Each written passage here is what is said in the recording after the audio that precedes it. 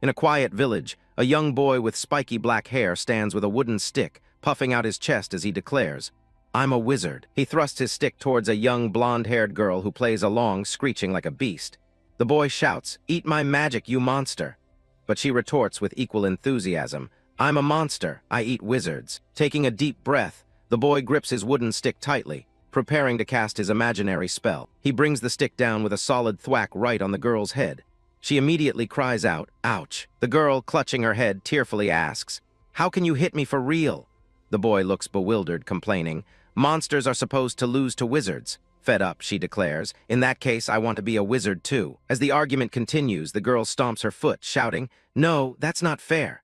From a short distance away, an old man with a long white beard watches them, chuckling to himself. Ho ho. The old man, flanked by two other villagers, approaches with a warm smile. "You sure are energetic in the morning, little ones." The children's faces light up as they recognize him, crying out, "Grandpa Rabbus." The boy, full of hope, quickly asks, "What do I need to do to become a wizard?" Elder Rabbus's voice replies from off-screen, stating bluntly, "You can't become one just because you want to." An imposing image of a hooded figure surrounded by a golden magic circle appears as Rabbus explains the world's hierarchy. Wizards are the apex of humanity. They're nobles and knights who inherited the ability to use mysterious powers from our ancestors. Rabbus looks at the children with a hint of pity. "So, unfortunately, you two can't become wizards."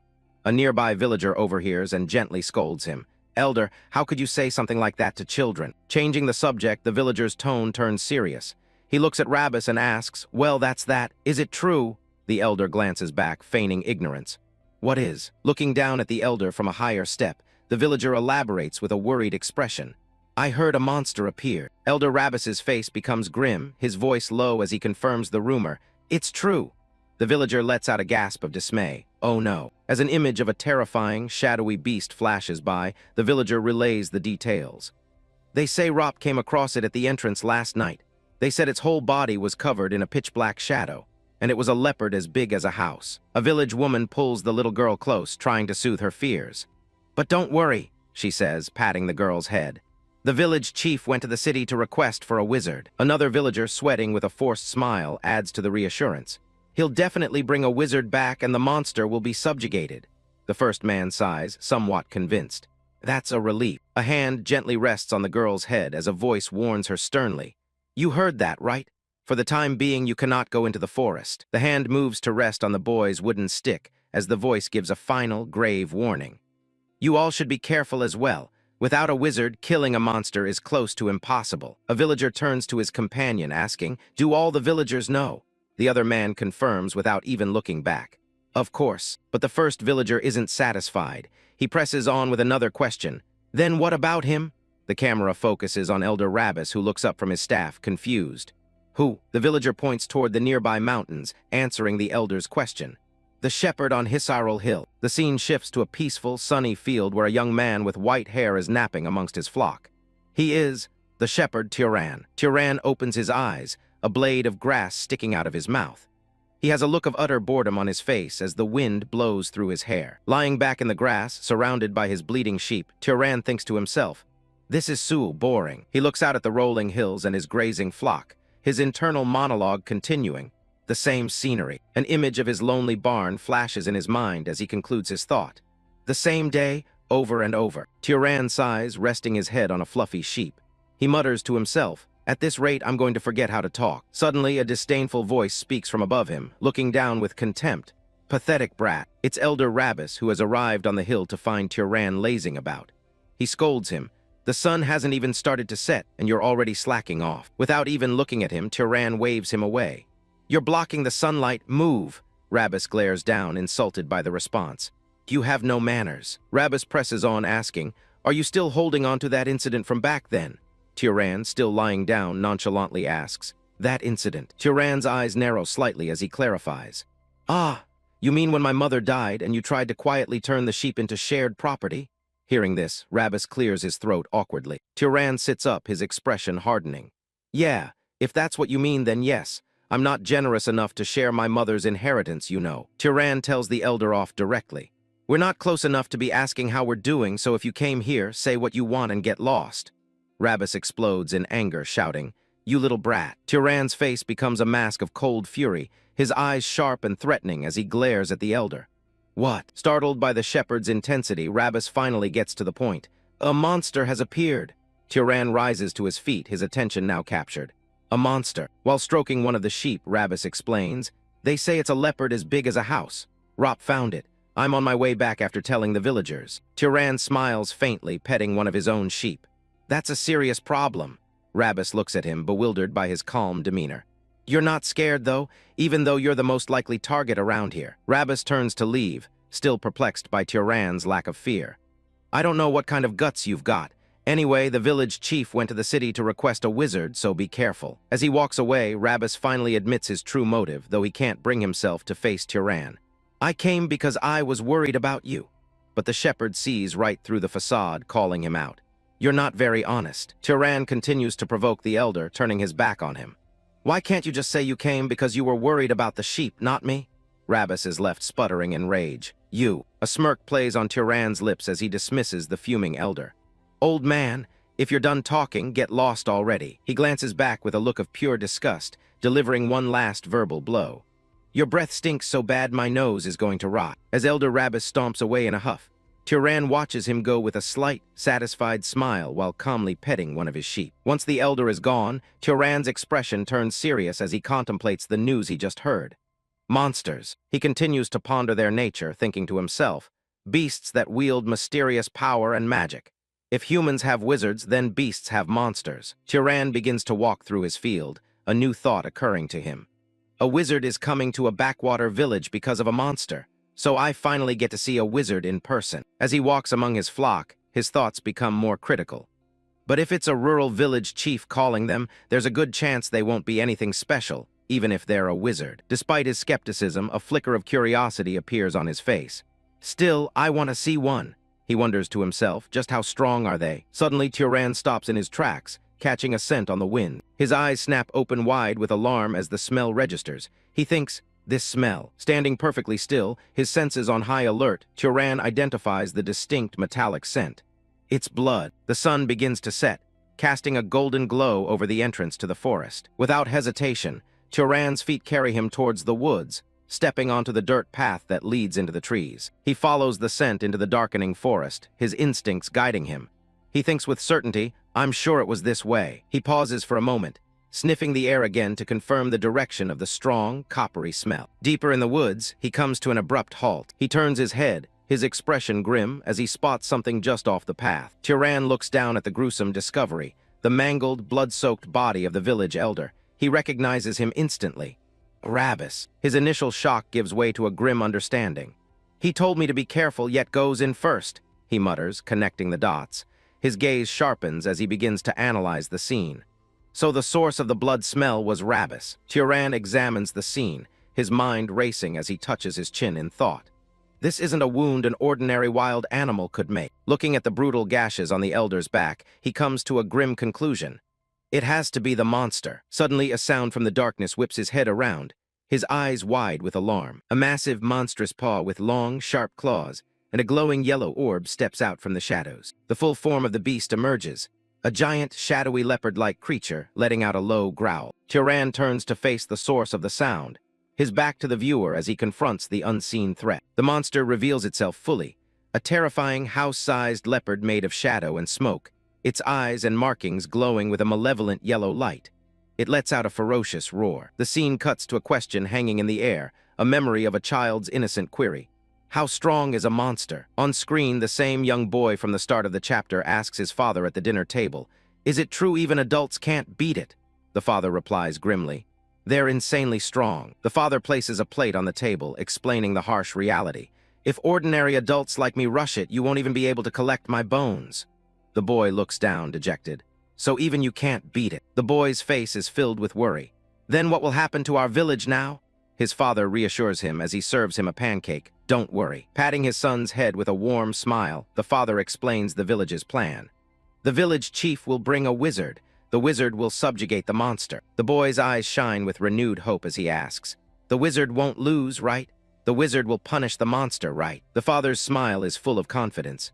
Of course, they're great beings born with the power of magic. With the conviction of a fairy tale, he declares, They'll kill the monster with a single word, as an image of the roaring beast flashes on screen. Back in the present, Turan stands perfectly still, his expression unreadable as he faces the massive shadow leopard. A deadly glint appears in his eye, sharp and focused, as he sizes up the creature before him. The command, die, echoes through the air as the monster lunges forward, only to be abruptly pushed back by an invisible force, its confusion palpable. A close-up shows the monster's head as golden energy crackles around its roaring maw, gathering for a strike. Turan focuses his will, a powerful red aura beginning to pulse around him as he prepares to unleash his magic. Turan looks slightly perplexed as he adjusts the collar of his shirt.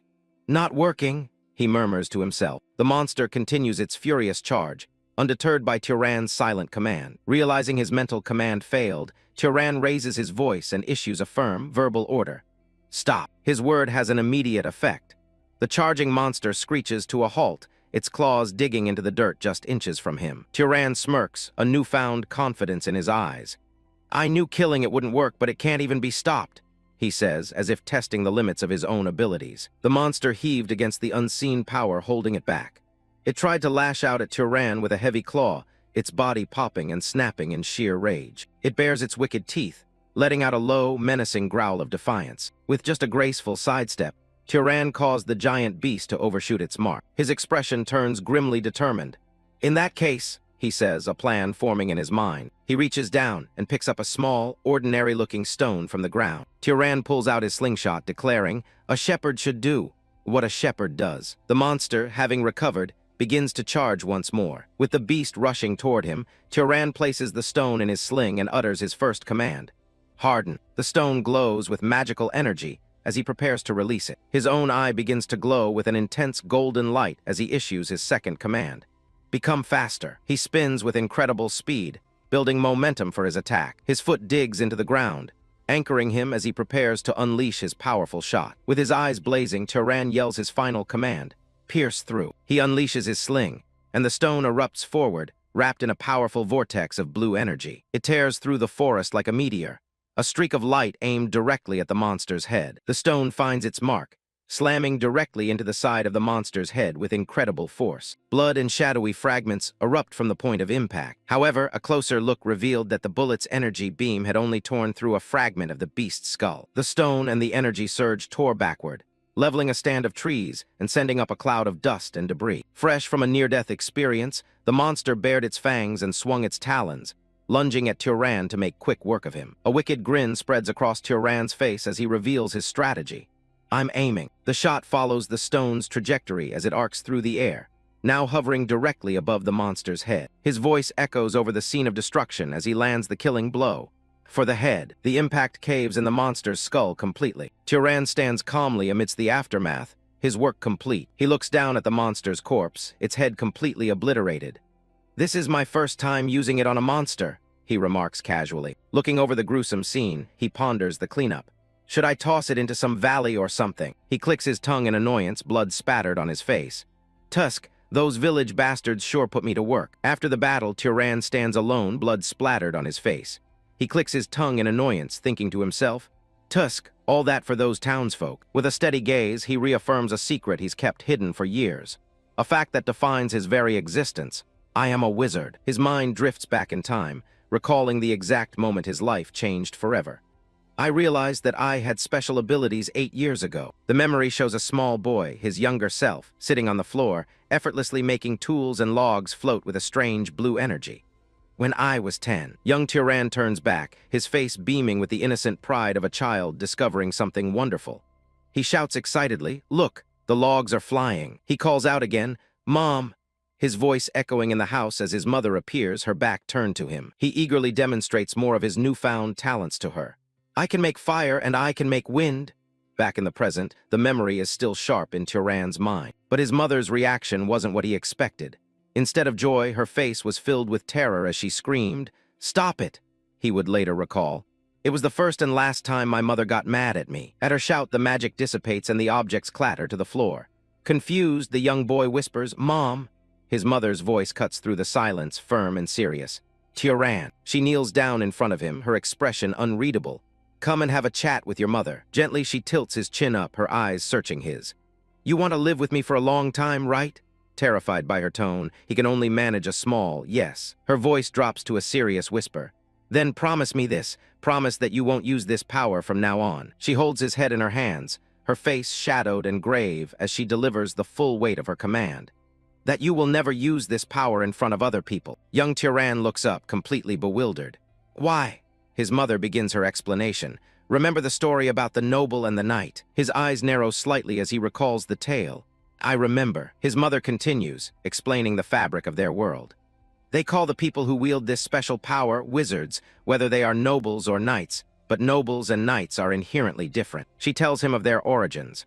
Nobles are descendants of the divine people, the Freyans, who descended to save the old humans. Knights are the descendants of those nobles whose blood has been mixed with humans. He answers yes. With his confirmation, she says, you remember. Her back is to him now as she builds to her final point. That is why they differentiate between nobles and knights, even amongst wizards. I will tell you why you can't use this power, Turan. Finally, she reveals the terrible secret, showing him an image of his younger self with his father. You inherited the powers of your father, a knight. She explains the harsh reality of their world.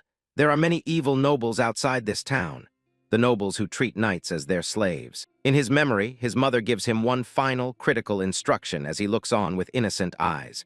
So remember this. Nobody can know that you are a wizard. Her face is filled with desperate hope as she asks, you can promise me that, right? The scene fades to black, and the story jumps forward in time. 8 years have passed since that day. Back in the present, Turan stands alone in his cabin, looking out the window. He thinks to himself, I have continued to uphold the promise with my mother. He grips the curtain, his resolve hardening. The promise will not be broken. He gazes outside, content with his quiet life. I have no desire to reveal myself as a wizard, or to descend the mountain. He is determined to live and die peacefully as a simple shepherd. Suddenly, a loud noise from outside shatters the silence, and his eyes snap open. Someone is pounding violently on his door, shouting his name. Turan, come out. Turan opens the door, his expression completely unfazed by the commotion. He's met by a mob of angry villagers, led by a large, muscular man with a thick mustache and an aggressive posture. Turan lets out a theatrical yawn, looking thoroughly bored by their presence. So, he stands before the group and calmly repeats their accusation back to them. You're saying I killed Rabbis. The leader of the villagers clenches his fist, shouting, yes, how shameless of you. The brutish man gets right in Turan's face, yelling the outrageous lie. You hurt that old man, Rabbis, and threw him out to be eaten by monsters. Turan says nothing, his expression unreadable as the villager brute grabs the front of his tunic. His eyes narrow as he sees right through their pathetic attempt to frame him. I see why you want to frame me. The other villagers look on, confused by his calm demeanor, one of them asking, what? Turan calmly lays out their cowardly motives. The oldest man in the village died alone, instead of the young men who were too scared to fight the monster. I can see why you think this is the best way out of that. He looks at them with utter contempt, a slight smirk on his face. That's the easiest way for you to shift blame from yourselves to me. Enraged at having his cowardice exposed, the leader of the villagers screams Turan's name and throws a punch right at his face. But the punch never lands. Turan dodges with ease, the villager brute's fist flying past his head. As he moves, a single thought crosses his mind. Magic is convenient. Taking advantage of the brute's own momentum, Turan delivered a brutal headbutt straight to his face, knocking him out cold instantly. He explained his power to himself. As long as I have a fervent desire, it will manifest, but at the cost of my mana. No sooner had the thought crossed his mind than the rest of the villagers began lunging at him from all sides. All it took was a simple, whispered command, fall over. A villager trips over seemingly nothing, proving Turan's point. I don't need to start a fire. He uses this subtle magic to aid his physical attacks, tripping another man with a swift kick. Just a little bit. He easily disarms one of the men, ensuring his interference is subtle, so that it's not obvious. He strikes another, the man crying out in pain. Turan holds back, using just enough for them not to die. With cold determination, he moves through the crowd, his thoughts clear. I will dominate them. He weaves through the villagers, effortlessly dodging their clumsy attacks and striking them down one by one. The sounds of breaking would echo as their makeshift clubs are shattered and sent flying into the air. The leader of the mob lies unconscious on the ground. Turan reflects, and like that for 8 years, he stands calmly amidst the bodies of the defeated villagers, finishing his thought. I have hidden the fact that I am a wizard. Looking back at the groaning men on the ground, he scolds them. You should have used that strength for Rabbis' funeral. Just then, a group of women from the village appear. Turan asks them bluntly, are you here to fight too? One of them quickly waves her hands, stammering, "No, we." She finishes her sentence. "Came here to see you, Turan." Unimpressed, Turan remains silent for a beat before ordering, "Take these idiots down with you." Without another word, he turns and walks back into the solitude of his home. Alone again, he unties his hair, already thinking of the future complications. It's going to be chaos in the town again. They're going to use this as an excuse to rip me off when I go to trade. He sighs, already accepting the inevitable conflict. "Well, fine." He grabs a fresh tunic. "I can beat them up until I get a fair deal." He dismisses the thought, confident in his actions. "I gave them a proper whooping, so they shouldn't be back for a—" But his sentence is cut short by another series of loud knocks at his door. He stares at the door in disbelief, annoyance flashing across his face. They must be insane. The knocking continues, loud and insistent. Furious, Turan throws the door open, ready for another fight. "Who is it? Do you really want to?" But standing there isn't another villager. It's a tall, imposing stranger dressed in traveler's clothes, a sword at his hip. The man's rugged appearance, complete with a beard and a scar, tells Turan this is no ordinary visitor. Startled, Turan asks, who are you?" The stranger, Kjorn, speaks politely. "Excuse me. I thought I could ask for a favor in my travels, but I must have caught you at an inopportune moment." Turan pauses, his mind racing. "A traveler?" This is highly unusual for their remote village. Trying to appear normal, Turan replies, "Ah, no, I apologize. A few uninvited guests just came here moments ago." He immediately worries if his polite tone was convincing enough. "My mother taught me manners, but was that proper enough? I never talked nicely to anyone in that pathetic town, so this feels awkward." His thoughts drift to the man's weapon. Anyway, a traveler with a sword in this sleepy old town. This is definitely strange. Forcing a friendly smile, Turan offers, "If you're looking for an inn," but the man's stomach growls loudly, interrupting him. Turan lets out a small sigh, his resolve softening. He makes a decision and steps aside, inviting the stranger into his home. "Come in." He quickly prepares a meal for his unexpected guest, laying out a generous spread of bread, soup, cheese, and sausage on the table. Turan apologizes, saying, "We're not well off, so we don't have much." But the traveler, Kjorn, digs in heartily, exclaiming, "Oh, but this is a feast." The man looks up from his food, intrigued. "You surprise me, though. You've never met someone from outside the town?" Turan simply replies, "That's right." Turan explained his peaceful life. "I was born and raised on this hill and have lived as a shepherd all this time." As he spoke, Kjorn took a sip of water. Turan added, "It's also rare for this small town to get tourists." The traveler's eyes narrow slightly, a glint of suspicion appearing as he studies Turan. Unaware of the scrutiny, Turan calmly takes a sip from his own cup. Kjorn watches him for a moment longer before speaking a single word that catches Turan completely off guard. "Interesting." Turan looks up, confused. "Huh," Kjorn noted. "For someone who grew up here as a shepherd, you are quite well versed in manners. Your parents must have taught you well." Turan replied, "I learned from my mother, but she died a few years ago due to an illness." He offers his condolences, unaware of the turmoil inside Turan. "She raised a proud son like you, so I am sure she resides among the gods in a palace in the heavens." Turan gets up from the table, trying to move the conversation along. Kjorn says, "I want to thank you once again."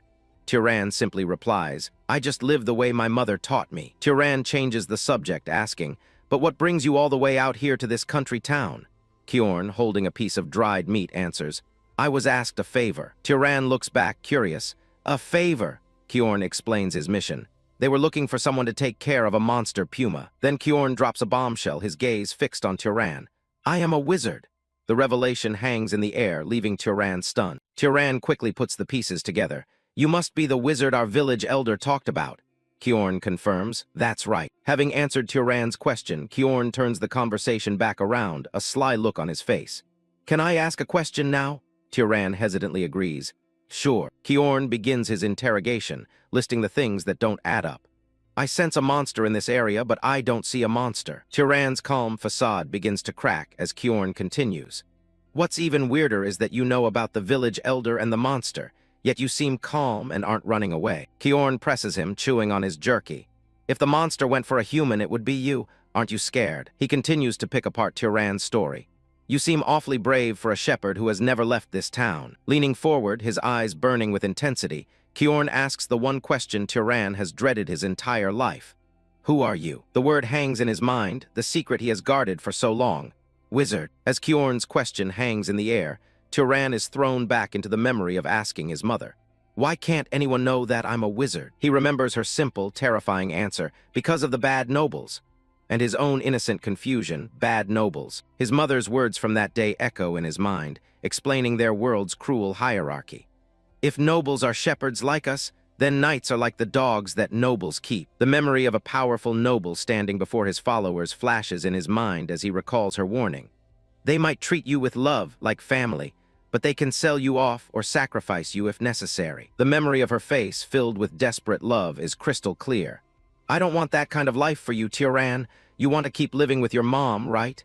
He had agreed without a moment's hesitation. Yes. His mother's voice rings in his memory, her words firm and unwavering. Then remember this. Nobody can know that you are a wizard. She had warned him of the greatest danger. Especially other wizards. If they find out, they will separate us and turn you into their shepherd dog to be discarded at any moment. Back in the present, Turan's expression hardens. He knows what he must do to uphold his promise. The chilling thought crosses his mind.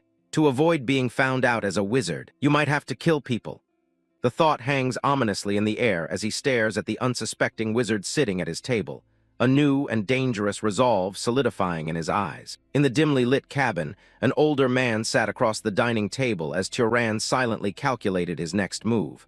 To keep the fact that I'm a wizard from getting out, he asserted to himself, I might have to kill him. The younger man's expression remained unchanged as he thought to himself. So this is what it comes to. His gaze was fixed and piercing. A cold silence hung in the air until the man's voice cut through it, demanding, "Why aren't you answering?" The man remained focused, his eyes locked onto Turan as he waited intently for an answer. He quickly broke into a wide, apologetic grin, scratching the back of his neck. "If you make a face like that, it just makes my joke awkward." A bead of sweat trickled down the younger man's face as he processed the words, questioning. "A joke." The young man stood, admitting, "I'm sorry, I don't really have a good sense of humor." But the older man quickly corrected him. "No, that's not it. I'm the one who should apologize. I think I flustered you." The young man explained, "It's my first time hearing a wizard joke, so it caught me off guard." The older man smiled, saying, "Your reaction was so entertaining that I took the teasing too far." He then extended his hand warmly. "Come to think of it, we still haven't introduced ourselves properly. Nice to meet you." With a friendly expression, he introduced himself. "I'm Kiorn, a wanderer." The younger man took his hand, replying, "I'm sorry, I should have introduced myself first." As they shook hands, he gave his own name. "I'm Turan, a shepherd." Over a shared meal, Turan mentioned his age. "I'm 18 years old this year." Kiorn replied with a surprising fact of his own, "And I'll be 75 this year." Turan looked surprised. "You really don't look that old." Kiorn explained, "Wizards age more slowly than ordinary people and they live longer." Turan grew curious. "How did you end up becoming a wanderer?" Kiorn answered, "After serving the Arabian family for 60 years, I left." Kiorn continued, a wistful look on his face. "In my later years, I wanted to roam from place to place without settling down." Turan smiled, remarking, "That's pretty romantic." Turan's smile remained as he reflected internally on the simple pleasure of sharing a harmless conversation. As he watched Kiorn grin, his thought continued, enjoying this time with a good person like this. The warm light of the candle illuminated the room as Turan came to a pleasant realization. He hadn't realized how much he missed simply sharing a harmless conversation with a good person, thinking to himself that he didn't realize it could be this enjoyable. Lost in conversation, they hadn't noticed how much time had passed until Kiorn looked towards the window, surprised. "Wow," he remarked, "it's already gotten this late." As the new day's light began to filter in, Kiorn stood up from the table. "You're right. I didn't even notice the sun coming up. I should get going." He placed a single, shining coin on the table. "This is Arabian silver. It's the purest among silver coins, so it should more than cover the cost of the meal." Turan accepted the payment, saying, "I'll accept it gratefully. I hope your hunt goes smoothly." Kiorn paused at the door, turning back to add, "Don't act like we'll never see each other again." With a final glance over his shoulder, Kiorn walked out into the dawn, joking, "I might come by a few more times to mooch off you on the way, you know." As morning broke, sunlight washed over the peaceful hillside overlooking the village. Out in the fields, Turan's sheep grazed quietly under the bright blue sky. Turan gave a single firm command, "Gather." Instantly, the sheep perked up, their heads turning in his direction. The entire flock obediently began to walk towards him, assembling as he stood watch. As he watched over his flock, Turan reflected on his encounter with Kiorn. "It's the first time I've met another wizard. But more than that, how long has it been since I had a conversation that felt this comfortable?" He gently stroked one of his sheep, thinking about the ease and humor that naturally seeped into his way of speaking. More than any adult I've ever met in my life. A memory surfaced of Kjorn returning with a small animal in his arms, announcing I'm back again. The thought concluded with certainty. He really was a good person. Standing amidst his flock, Turan mused. I always thought knights were just emotionless hunting dogs used by arrogant nobles. A gentle breeze rustled his hair as a new thought troubled him. Anyway, how do I tell him? The scene shifts to Kjorn as he begins to head into the forest, while Turan is still wondering how to tell him that there are no more monsters left on Hisaril Hill. Kjorn suddenly came to a halt. A wave of unease washed over him as he muttered to himself. That's strange. He surveyed the area, noticing the signs of destruction. There are traces of a battle, but I can't feel a monster's presence. His eyes followed a strange mark high up on a massive tree, making him wonder. Was the monster already hunted? He looked down from the tree to a spot on the ground where a faint light glowed, questioning, who in the world hunted it? Did the village chief leave it to another wizard besides me? After a moment of thought, Kjorn let out a sigh of relief. Either way, it's a relief. If someone killed the monster and made things safe, that's all that matters. Suddenly, Kjorn's eyes widened in alarm. A jolt of energy sent a shiver down his spine. He whipped his head around, alerted by a sudden, menacing presence behind him. From the dark earth, a monstrous clawed hand with a glowing yellow eye on its back began to emerge. A grotesque beast, a horrifying mess of teeth, flesh, and blood, burst forth with a terrifying roar. The creature towered over him, its shadowy form radiating malice. Kjorn stared in disbelief, recognizing the beast. A monster's. His face paled, sweat beading on his forehead as he questioned aloud. Who would do something like this? Without warning, the wraith's massive clawed hand swiped down towards him. Kjorn reacted instantly. A blast of energy from his hand meeting the creature's attack head-on. As he dodged another blow, his mind raced. If you don't absorb or disperse the mana from a dead monster's corpse, the monster turns into a wraith like this. A wizard who hunts monsters couldn't possibly not know that. He launched himself into the air, narrowly avoiding another savage strike from the wraith below. Flipping midair, he concluded, so the one who killed this monster was definitely a wizard. Then why did they leave it to become a wraith? Landing safely, he watched the creature warily. Did they not know it becomes a wraith if you don't absorb the mana? He immediately dismissed the idea. No. A novice knight who doesn't even know something that basic couldn't have killed a monster like this in the first place. He began to gather golden energy into his hands, wondering. Then, did they have some other intention? His face hardened with grim resolve as an arrow of pure energy coalesced in his hand.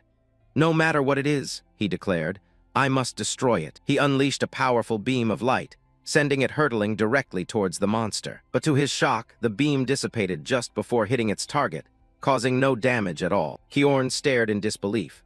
My magic was nullified. Does that mean that monster's mana is vastly stronger than mine? In the blink of an eye, the wraith vanished into a black mist. It disappeared, Kjorn exclaimed in shock. He frantically scanned the forest on high alert. Is it trying to counter magic with magic? Where is it? A dark, shadowy substance began to creep and bubble up from the ground right behind his feet. A shadowy tendril shot out from the ground, lashing at Kjorn like a whip. He blocked the attack, but the force of the blow sent him reeling, blood flying from his arm. Clutching his wounded arm, Kjorn realized the direness of his situation. This isn't a level a mere knight can contend with. At the very least, you'd need to be a lower-ranked noble to have a chance. He was thrown back by another brutal attack, his body skidding across the forest floor. Gasping for breath, he thought, to think I'd run into a monster wraith of this caliber in some remote mountain village. You really never know what life will throw at you. He stood firm before the looming beast, a sense of resignation settling over him. So this is as far as I go. He grit his teeth, sweat pouring down his face, but a determined smile spread across his lips. Clenching his jaw, he vowed, I'm not going to die obediently. Even if I die, I'll take you with me. Golden mana flared to life in his hand. I'll concentrate all my mana into my hand. If I stab it directly the moment it lunges at me. The wraith charged forward, its massive claws ready to tear him apart. With a defiant roar, Kjorn prepared to meet the attack head-on, his hand glowing with immense power. He leaped into the air, aiming his final, desperate attack at the heart of the beast. But just as he was about to strike, a small, brilliant spark of blue light appeared between him and the monster. The beam of light streaked directly toward the giant beast, easily tearing a massive hole through the wraith's body and sending a powerful shockwave rippling throughout the forest. Blown back by the force, Kjorn landed hard, his face a mask of utter shock and disbelief. He looked up to see the grotesque wraith still reeling before it came crashing down to the ground with a deafening thud. A calm voice cut through the chaos from behind him. Are you all right? Kjorn could only manage a startled gasp in reply. Kjorn turned to see Turan walking towards him, casually remarking, "A shepherd's joke is pretty startling too." Kjorn's eyes widened in utter disbelief as he gasped the young man's name. Turan! Meanwhile, Turan continued to close in, clutching his slingshot as he stepped into the clearing. The pieces clicked into place for Kjorn. "So you were a wizard," he stated, his voice a mix of shock and revelation. Turan simply confirmed it. "Yes, sir." Standing in the misty clearing, Kjorn questioned him directly. "Why didn't you tell me?" Turan remained silent. Kjorn then changed his line of questioning. "No, let me change the question. Why did you help me just now? You could have just walked away." A slight, enigmatic smile touched Turan's lips as he began to answer. "Because." The scene flashes back to their conversation in the cabin, the head of a wolf lying on the floor between them. In the flashback, Turan had asked, "Why are you going this far?" Kjorn, confused, replied, "What do you mean?" Turan elaborated, "I don't know what the village chief promised you, but with your skill, I feel like you could earn a lot more money more comfortably." Kjorn simply let out a small laugh. Kjorn then said, "They're pitiful people." Turan, looking up at him, asked, "In what way?" Kjorn explained his reasoning, living out here on the frontier, trembling in fear without even basic protection. Turan countered, "That isn't your fault, is it?" Looking at Turan with conviction, Kjorn stated his philosophy. "A wizard is, by nature, someone who inherited the power of a god. If so, then we should live with pride in protecting powerless commoners." He smiled warmly, adding, "Well, not every wizard thinks the way I do. Everyone has their own thoughts and their own way of living." Back in the present, a genuine smile spread across Turan's face as he remembered Kjorn's words. He repeated Kjorn's sentiment with a happy expression. "Doesn't everyone have their own way of living?" The wraith, recovering, slammed its fist into the ground, sending Kjorn flying back. As Turan rushed towards him, Kjorn shouted a warning. "Listen carefully. It's not a level we can handle." He continued urgently, "It's a monster you can't fight unless you're at least a noble. Go tell the village chief this immediately and help them evacuate." Kjorn turned back to face the terrifying creature, his hand igniting with fire as he yelled, "I'll hold it here." Even as a torrent of energy continued to surge from his hands, Kjorn understood his dire situation all too well. Bracing himself, he thought, "I talk big, but I don't know how much longer I can hold out." But Turan's calm voice cut through his thoughts. "It's okay." Kjorn could only respond with a confused, "What?" Turan pointed to a glowing blue mana stone on the ground, explaining, "If that attack landed just now, I think it'll be okay." Kjorn, bewildered, asked, "What are you talking about?" Kjorn stared at Turan in stunned silence, his mind racing. Is he saying that attack wasn't his full strength? A young knight hiding out in the mountains can hunt a wraith that even nobles have to deal with. A profound realization hit him. In that moment, the veteran knight Kjorn thought to himself, his eyes wide with shock. His internal monologue continued, acknowledging the gravity of the situation. What he's seeing right now isn't just some small connection he happened to make in a rural village. As stones began to levitate, glowing with blue energy, he knew this was far more significant thinking. Nor is it the reckless bravado of a young knight who ran from nobles. An immense torrent of blue mana erupted from Turan, swirling around him with incredible power. Kjorn understood then that this scene before his eyes could be the beginning of a wizard who will turn the world upside down. As Turan met his gaze with a confident smile, he spoke, his voice calm amidst the raging power. "I was curious about my limits too." As the giant wraith looms over him, Turan braces for a fight, a whirlwind of energy gathering around him. A confident smirk crosses his face. He wasn't afraid. In fact, he was excited, admitting, "I was curious about my limits too." But Kjorn appears, his hands blazing with power, yelling, "I won't allow you to do it. No matter how outstanding your talent is, that thing is a tough opponent." He insists, "We have to join forces." But his plea is cut short as the wraith lunges at an unprepared Turan. In an instant, a massive wave of energy erupts from Turan, blasting the creature back. Kjorn watches in disbelief, his own magic fatting from his hand. He thinks to himself, "No, right now, I'd only get in the way. I couldn't even react to that last attack." Clenching his fist, he accepts his current powerlessness. "At this moment, I'm not any help," he thinks. "What I need to do now." As another, even more immense, torrent of power explodes from Turan, Kjorn realizes his purpose. His true mission is make Turan's talent bloom. But even with all this power, Turan grits his teeth in frustration, muttering, "Damn it." His attack slams into the wraith but doesn't leave a scratch, sending him flying backward. "It's not working," he says, landing hard. From the sidelines, Kjorn shouts the critical piece of information Turan is missing. "You can't kill a wraith with physical attacks." The creature stomps towards him, its immense size blocking out the sky. Turan looks up and asks the obvious question, Then how do I kill it? Kiorn immediately gives him the answer, shouting as Turan reaches out a hand. With fire. As Turan's eyes widen in understanding, Kiorn adds another option. Or lightning. A moment later, a feeble fireball flickered and dissipated harmlessly on the wraith's shoulder. But Turan looks away, completely unimpressed, stating flatly, "It's not working." From off-panel, Kiorn yells back, "That's not the point." Kiorn realizes the boy is missing the absolute basics of magic. He thinks in a panic. To apply a wizard's power to another living being, establishing proper causality is a basic requirement. Don't tell me he doesn't even know the most basic common sense of a wizard. His eyes go wide as a shocking thought occurs to him. Could it be? The pieces fall into place, and the unbelievable truth dawns on Kiorn. He realizes he was the one who killed the monster and left it alone to become a wraith. So that means Turan has never absorbed mana in his life. Watching Turan battle the monster, Kiorn analyzed the boy's clumsy technique with a look of utter shock. He wondered in disbelief, how is he already this powerful? Before shouting out a tip. Don't just light a fire, manifest it first and then shoot. Just as he hit the ground after the monster's attack, Turan immediately regained his balance, preparing for a counterattack. Following Kiorn's advice, a vortex of fire erupted right in the palm of his hand. Kiorn watches from a distance, thinking to himself that while making a fire isn't hard for a wizard, controlling fire requires separate training. But Turan effortlessly creates a massive spiral of flame, shocking Kiorn, who can only think.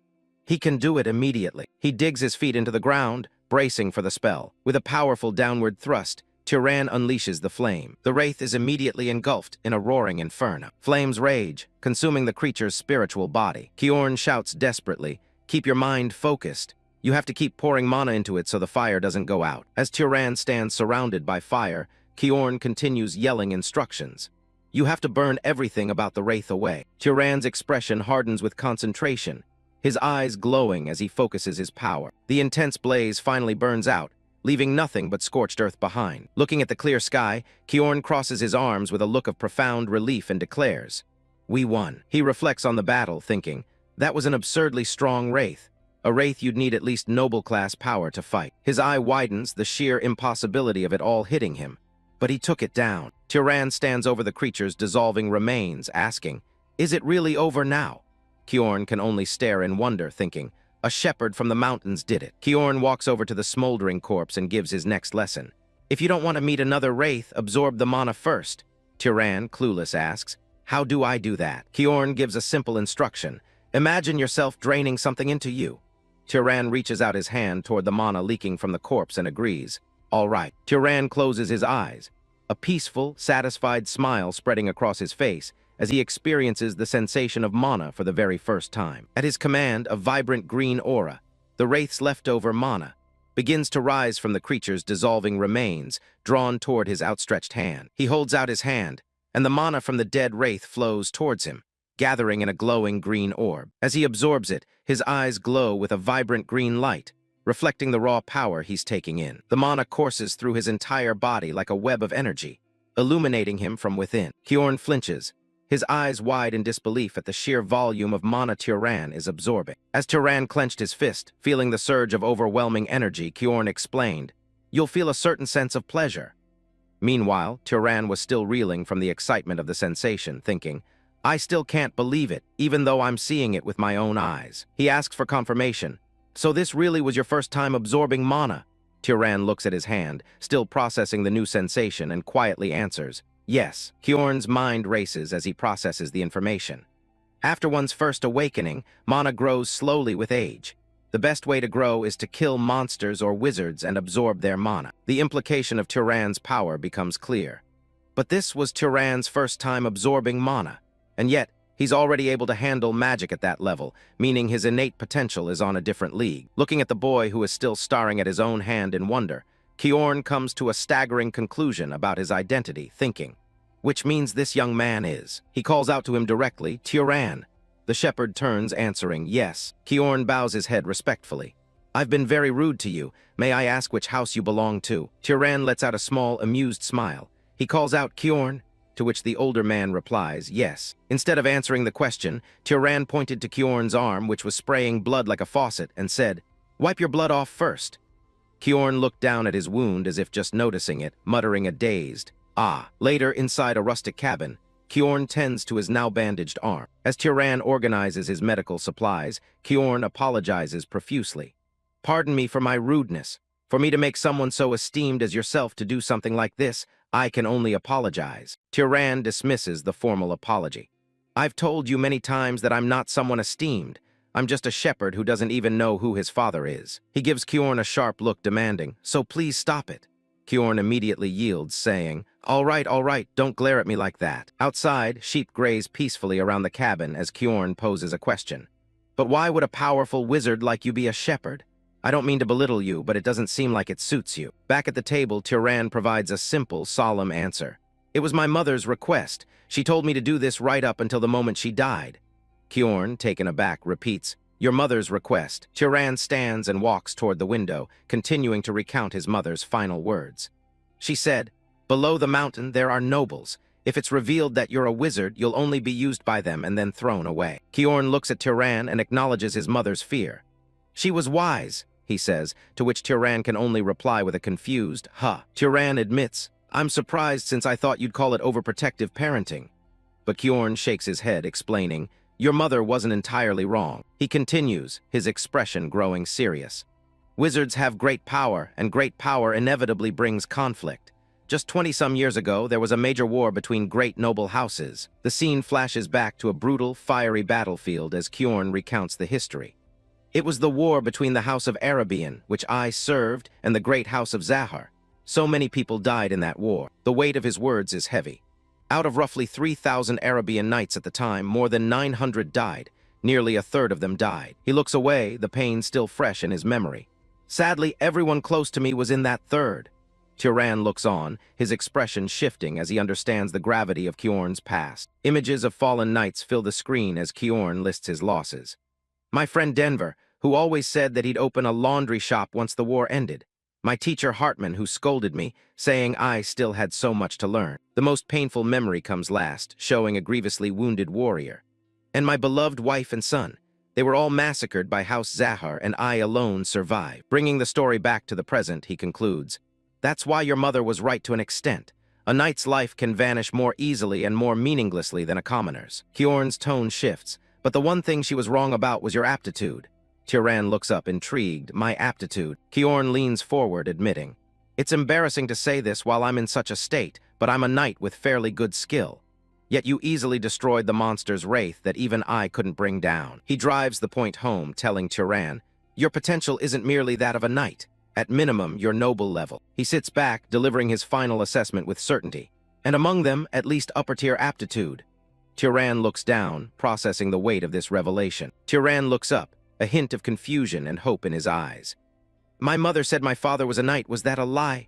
Kjorn explains, "On rare occasions, a child worse than a knight is born among nobles, or a noble-class child is born among knights." With this, Kjorn stands and offers his advice. "In that sense, I think it would be better for you to leave this hill and go out into the world." Turan simply asks, "Why?" From a view overlooking a large town, Kjorn gives his reason. "Because we humans need more nobles and knights. Humans still aren't the complete masters of the world." Kjorn suddenly remembers who he's talking to and apologizes. "Oh, sorry. I keep forgetting you don't know much about magic." He then explains a key concept, illustrated by a glowing, ornate heart. A bloodline ability is a trait nobles inherit from their ancestor, the Freyans. Whether or not you have a bloodline ability is also what separates nobles from knights. Summoning a small flame, Kjorn asks Turan to think about what makes him special. Was there any spell that felt unusually easy and simple when you used magic? Or some outstanding ability you have that doesn't need you to use magic? Turan clenches his fist, trying to clarify. "It's not that I'm strong, right?" Kjorn dismisses this, explaining, "Just having mana makes a wizard's physical abilities stronger." He's asking about an innate, unique talent, not the standard boost all wizards get. Turan thinks for a moment, then offers, "I have a good nose, and I'm pretty good at throwing stones." Kjorn immediately latches on to the first part. "If your sense of smell is exceptionally good, you can consider it a bloodline ability." He continues to analyze, saying, "Being skilled with thrown weapons is one of House Arabian's traits. It's a fairly common trait, though." They continued their conversation about the world of magic, with Turan occasionally urging him on, "Go on, tell me more." To which Kjorn would simply reply, "All right." After a long conversation, Turan began to feel uneasy as Kjorn's face darkened with a horrifying realization. He stammered, I see. Confused by the sudden change, Turan asked hesitantly. Sir, as Kjorn turns away, clenching his fist in sudden anguish, Turan asks, why are you suddenly acting like this? Kjorn looked back at him, his eyes shining with curiosity, yet he answered grimly. I think I know, he said. Turan pressed further. Which house are my abilities closest to? Turan asks the question, which house is that? As Kjorn's expression turns to stone. From the doorway of the cabin, Kjorn reveals the truth. A great house. The image of his dead family flashes in his mind as he speaks their name. Known as pursuers or hunters, he spits out the name of his mortal enemies, his own face screaming in agony in his memories. House Zahar, the one that fought a war with House Arabian. Turan's face was a mask of sheer shock and disbelief, as the chapter drew to a close amidst absolute chaos, leaving a haunting question hanging over everything they had just discussed. A single name echoed in Turan's mind, a name that changed everything. House Zahar, the great House Zahar. The weight of those words sent a chill down his spine. His gaze fell upon the man he'd saved, his voice trembling as he asked, You're telling me I'm from the same bloodline as the Elder's enemies? His mind raced. What should I say to him? Should I apologize? But these are the actions of relatives I've never met who are practically strangers. A calm voice broke through his turmoil. Turan.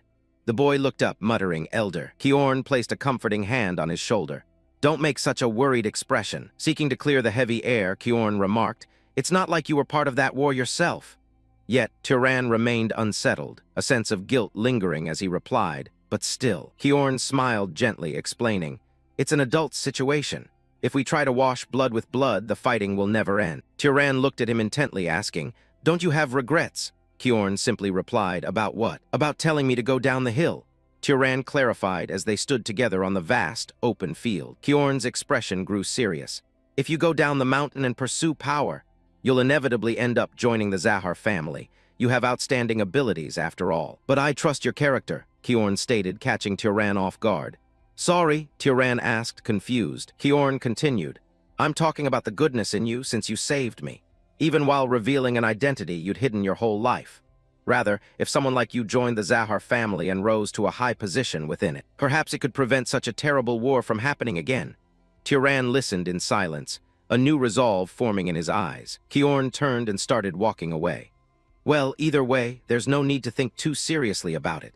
After all, it's not like you've decided right now whether or not to join the Zahar family. But Turan's voice cut through the air, firm and clear.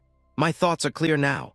Kjorn stopped, turning back with a curious ahem. Looking directly at the elder, Turan declared with a small smile, I want to try going down the mountain. A proud smile spread across Kjorn's face as he said, It's good that you've thought it through, but Turan cut him off, but not right away. I'll head down once your injury heals, elder, Turan promised. Kjorn was touched by his kindness.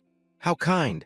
I'm merely a bit scratched. Truly, you're a really good person. And so, while Kjorn recovered, Turan's training began. The quiet days were filled with new knowledge. As his body recovered, Kjorn began to teach Turan the fundamentals of magic. To use magic, you absolutely need mana. That's why mana is commonly called the key to omnipotence. Turan repeated the phrase, the key to omnipotence, Kjorn clarified.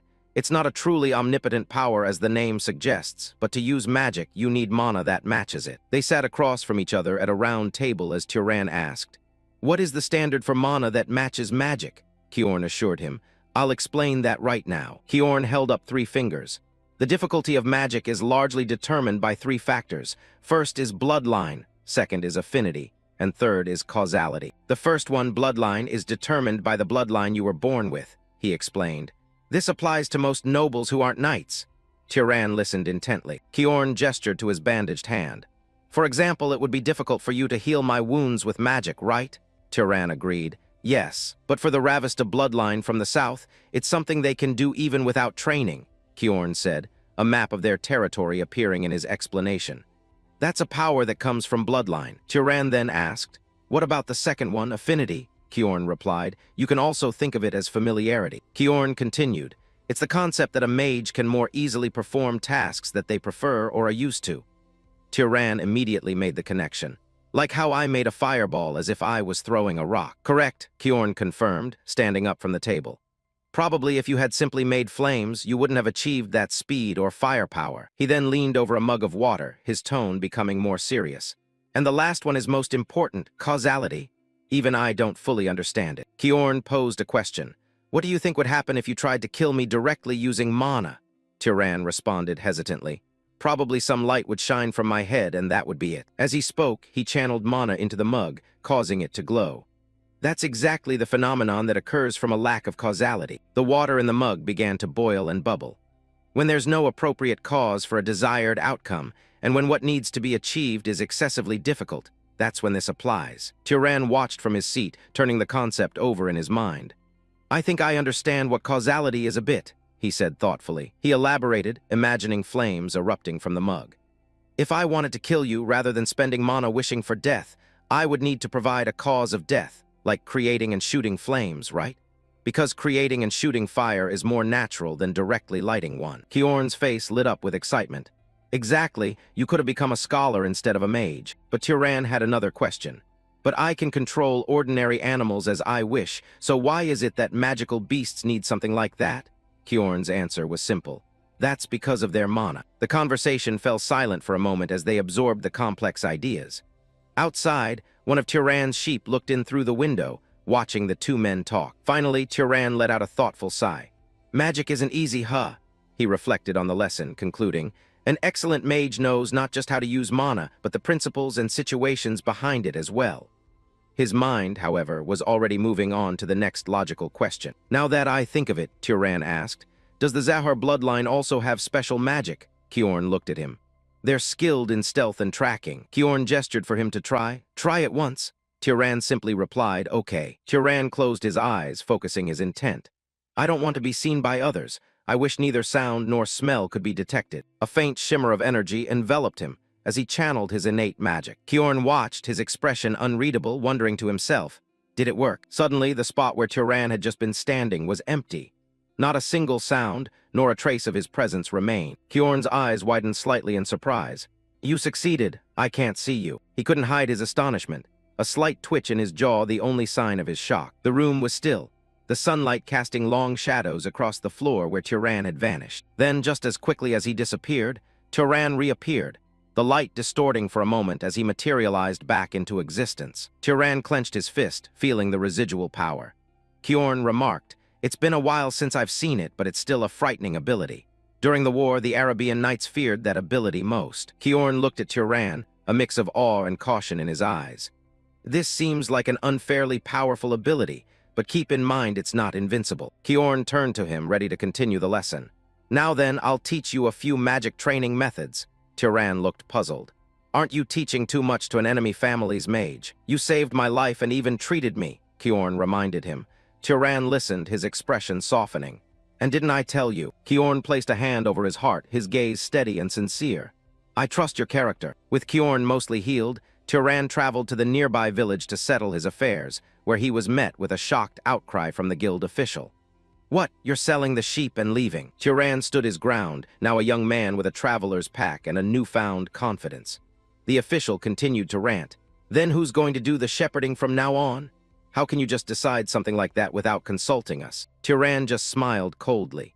You guys should figure out how to find a shepherd yourselves. How does it matter to you what I do with my belongings? He gave the trembling villagers a final ultimatum. Anyway, I hope you'll buy the sheep at a fair price. Otherwise, I'm going to release them all and leave. He added with a chilling smile, you're free to capture them, but you'll probably have quite a hard time doing it. The other villagers looked to their leader, one of them stammering, V-Village? Chief. The village chief weighed his options, gritting his teeth. This bastard is someone who keeps his word. There's nothing that will come from irritating him. Defeated, he reluctantly handed over a pouch of coins. Fine, I get it. With his business concluded, Turan walked away with Kjorn, who dismissed the entire ordeal with a wave. Leave or stay, do whatever you want. As they walked, Turan brought up a loose end. Now that I think of it, those villagers, they still owe you compensation after everything. Should I go collect it? Kjorn shook his head. I had no intention of receiving it, and it was you who caught the magical beast, wasn't it? Turan smiled, accepting the answer. All right, then now. They reached a crossroads at the edge of the forest. We must part ways here. Kjorn faced Turan and explained his decision. I'm sorry for declining your offer to travel together. I feel more comfortable being on my own. Turan politely waved his hand. It's really no problem at all. Then, with a slight bow, he added, Thank you for everything, Elder. With a gentle smile, Kjorn said his farewell. Turan, take care. Turan smiled back warmly. "Elder, I hope we can meet again with smiling faces." And so the boy watched Kjorn's retreating figure for a long time, as the old knight walked away. Only later did he realize why he didn't want the old knight to speak to him formally. A flashback to his childhood, happily running through the fields with his mother. Although he never lacked affection from her, the boy had secretly been yearning for a father figure, someone who could be a role model for what kind of man the boy should become. With his farewells said, Turan began his solo journey, his footsteps kicking up dust in a barren wasteland. The wind howled through the desolate canyon, a lonely and imposing landscape stretching out before him. He pulled up his hood to shield himself from the harsh winds and continued his solitary march forward. The strong gusts whipped around him, but he pushed on, undeterred by the harsh environment. But then his eyes snapped open. His sharp senses suddenly alerted him to a nearby presence. He spotted a group of hooded figures in the distance. Are they traveling merchants that go from village to village? He wondered. Good, he thought, changing his direction to head straight for them. Let's ask for directions. He walked towards the group, who stopped and turned to face him as he approached. The man at the front with a rugged beard and an eye patch spoke first. Who are you to block our path? Turan replied calmly. I'm traveling alone. May I ask about the nearest city? One of the hooded figures answered, If you follow the road we came from, you'll reach a city called Mure. Turan nodded, though a flicker of confusion crossed his face. I see. He turned to leave, his back to the group. Thank you for telling me. But a firm voice stopped him in his tracks. Wait! One of the men stepped forward, blocking his path. The man sneered, You're just going to leave after getting information. Turan replied simply, What? His eye narrowing, Turan asked, Then, the man's smile widened. If you receive something, you should give something in return. Suddenly, the sound of steel being drawn filled the air as the men surrounded him, their swords pointed. The leader demanded, First, take off that bulging bag. Turan glanced at the menacing figures. Bandits, one of them cackled from behind him.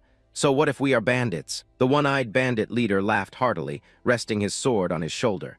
Let's call it recklessness. This is a wasteland where no one would find it strange if someone died, right? The point of a blade pressed against Turan's throat. Take off your bag and cloak while we're being nice, the bandit threatened. Killing you and stripping you down would get unnecessarily bloody and take a lot of work. Turan's expression remained calm. I see. Bandits who even kill people. His thoughts drifted back to his conversations with Kjorn in the quiet cabin, their lessons on magic filling his mind. He remembered the feeling of the fireball taking shape in his hands, the principles of causality Kjorn had so patiently explained. He recalled Kjorn's words, the weight of his trust, and the path that lay before him. A slow, predatory smile spread across Turan's face, his eyes gleaming with a dangerous light. I'll have to use you guys for practice. Surrounded, Turan let a grin spread across his face, thinking to himself, Guess I'll use you guys for practice. The bandits let out a contemptuous scoff at his attitude. Turan's words were drowned out by the bandits' mocking laughter. One of them jeered, This lunatic talks as if he's some kind of wizard or something. And another chimed in, Right on, boss. In response, Turan simply raised his hand, as a faint green energy began to gather around his palm. He uttered a single word, Wind. In an instant, a powerful gust erupted outwards, sending the bandits screaming as they were thrown off their feet. Turan analyzed his new power, realizing, So instead of just generating wind out of air, shaping it with my hand and amplifying it uses far less mana. The bandits struggled to their feet, completely stunned. What the hell? One of them gasped. Turan, too, was surprised by his own strength, thinking, I didn't know I could whip up wind this strong with so little mana. He wasn't finished. Turan pulled out a small vial and with a flick of his finger, drew the water out of it with his magic. The water droplets instantly froze in midair, forming a sharp and deadly ice shard. He held out his hand, and several more ice shards materialized, hovering around him like deadly projectiles. Seeing this, the bandit's face filled with pure terror. In a flash, one of the ice shards shot forward, piercing straight through a bandit's body as he let out a final scream. Turan looked at the ice still swirling around his hand, unimpressed. Wasn't this supposed to be a skill that's useful when there's a lot of water nearby? He thought. Honestly, just throwing stones feels faster and stronger. One of the surviving bandits fell to his knees, begging for his life. We didn't know you were a wizard. Please just forgive us this once. While the leader fell to his knees, begging and promising, We'll give you anything you want. Please just spare our lives. The rest of them took advantage of his distraction, preparing to launch a sneak attack. Turan knew exactly what these treacherous bandits were plotting. He simply raised his foot and slammed it hard onto the sand. With a heavy thud, the sand behind him instantly surged upward, forming jagged stone pillars that impaled the treacherous thugs in an instant. Their devious trick was cut short. The leader could only look up in utter despair, whispering, "Impossible." Before them, Turan stood unharmed, while the rest of their group were impaled on massive stone pillars that shot up from the ground. The bandit leader's last thought was a shocked question. They're all dead. Now only the leader remained.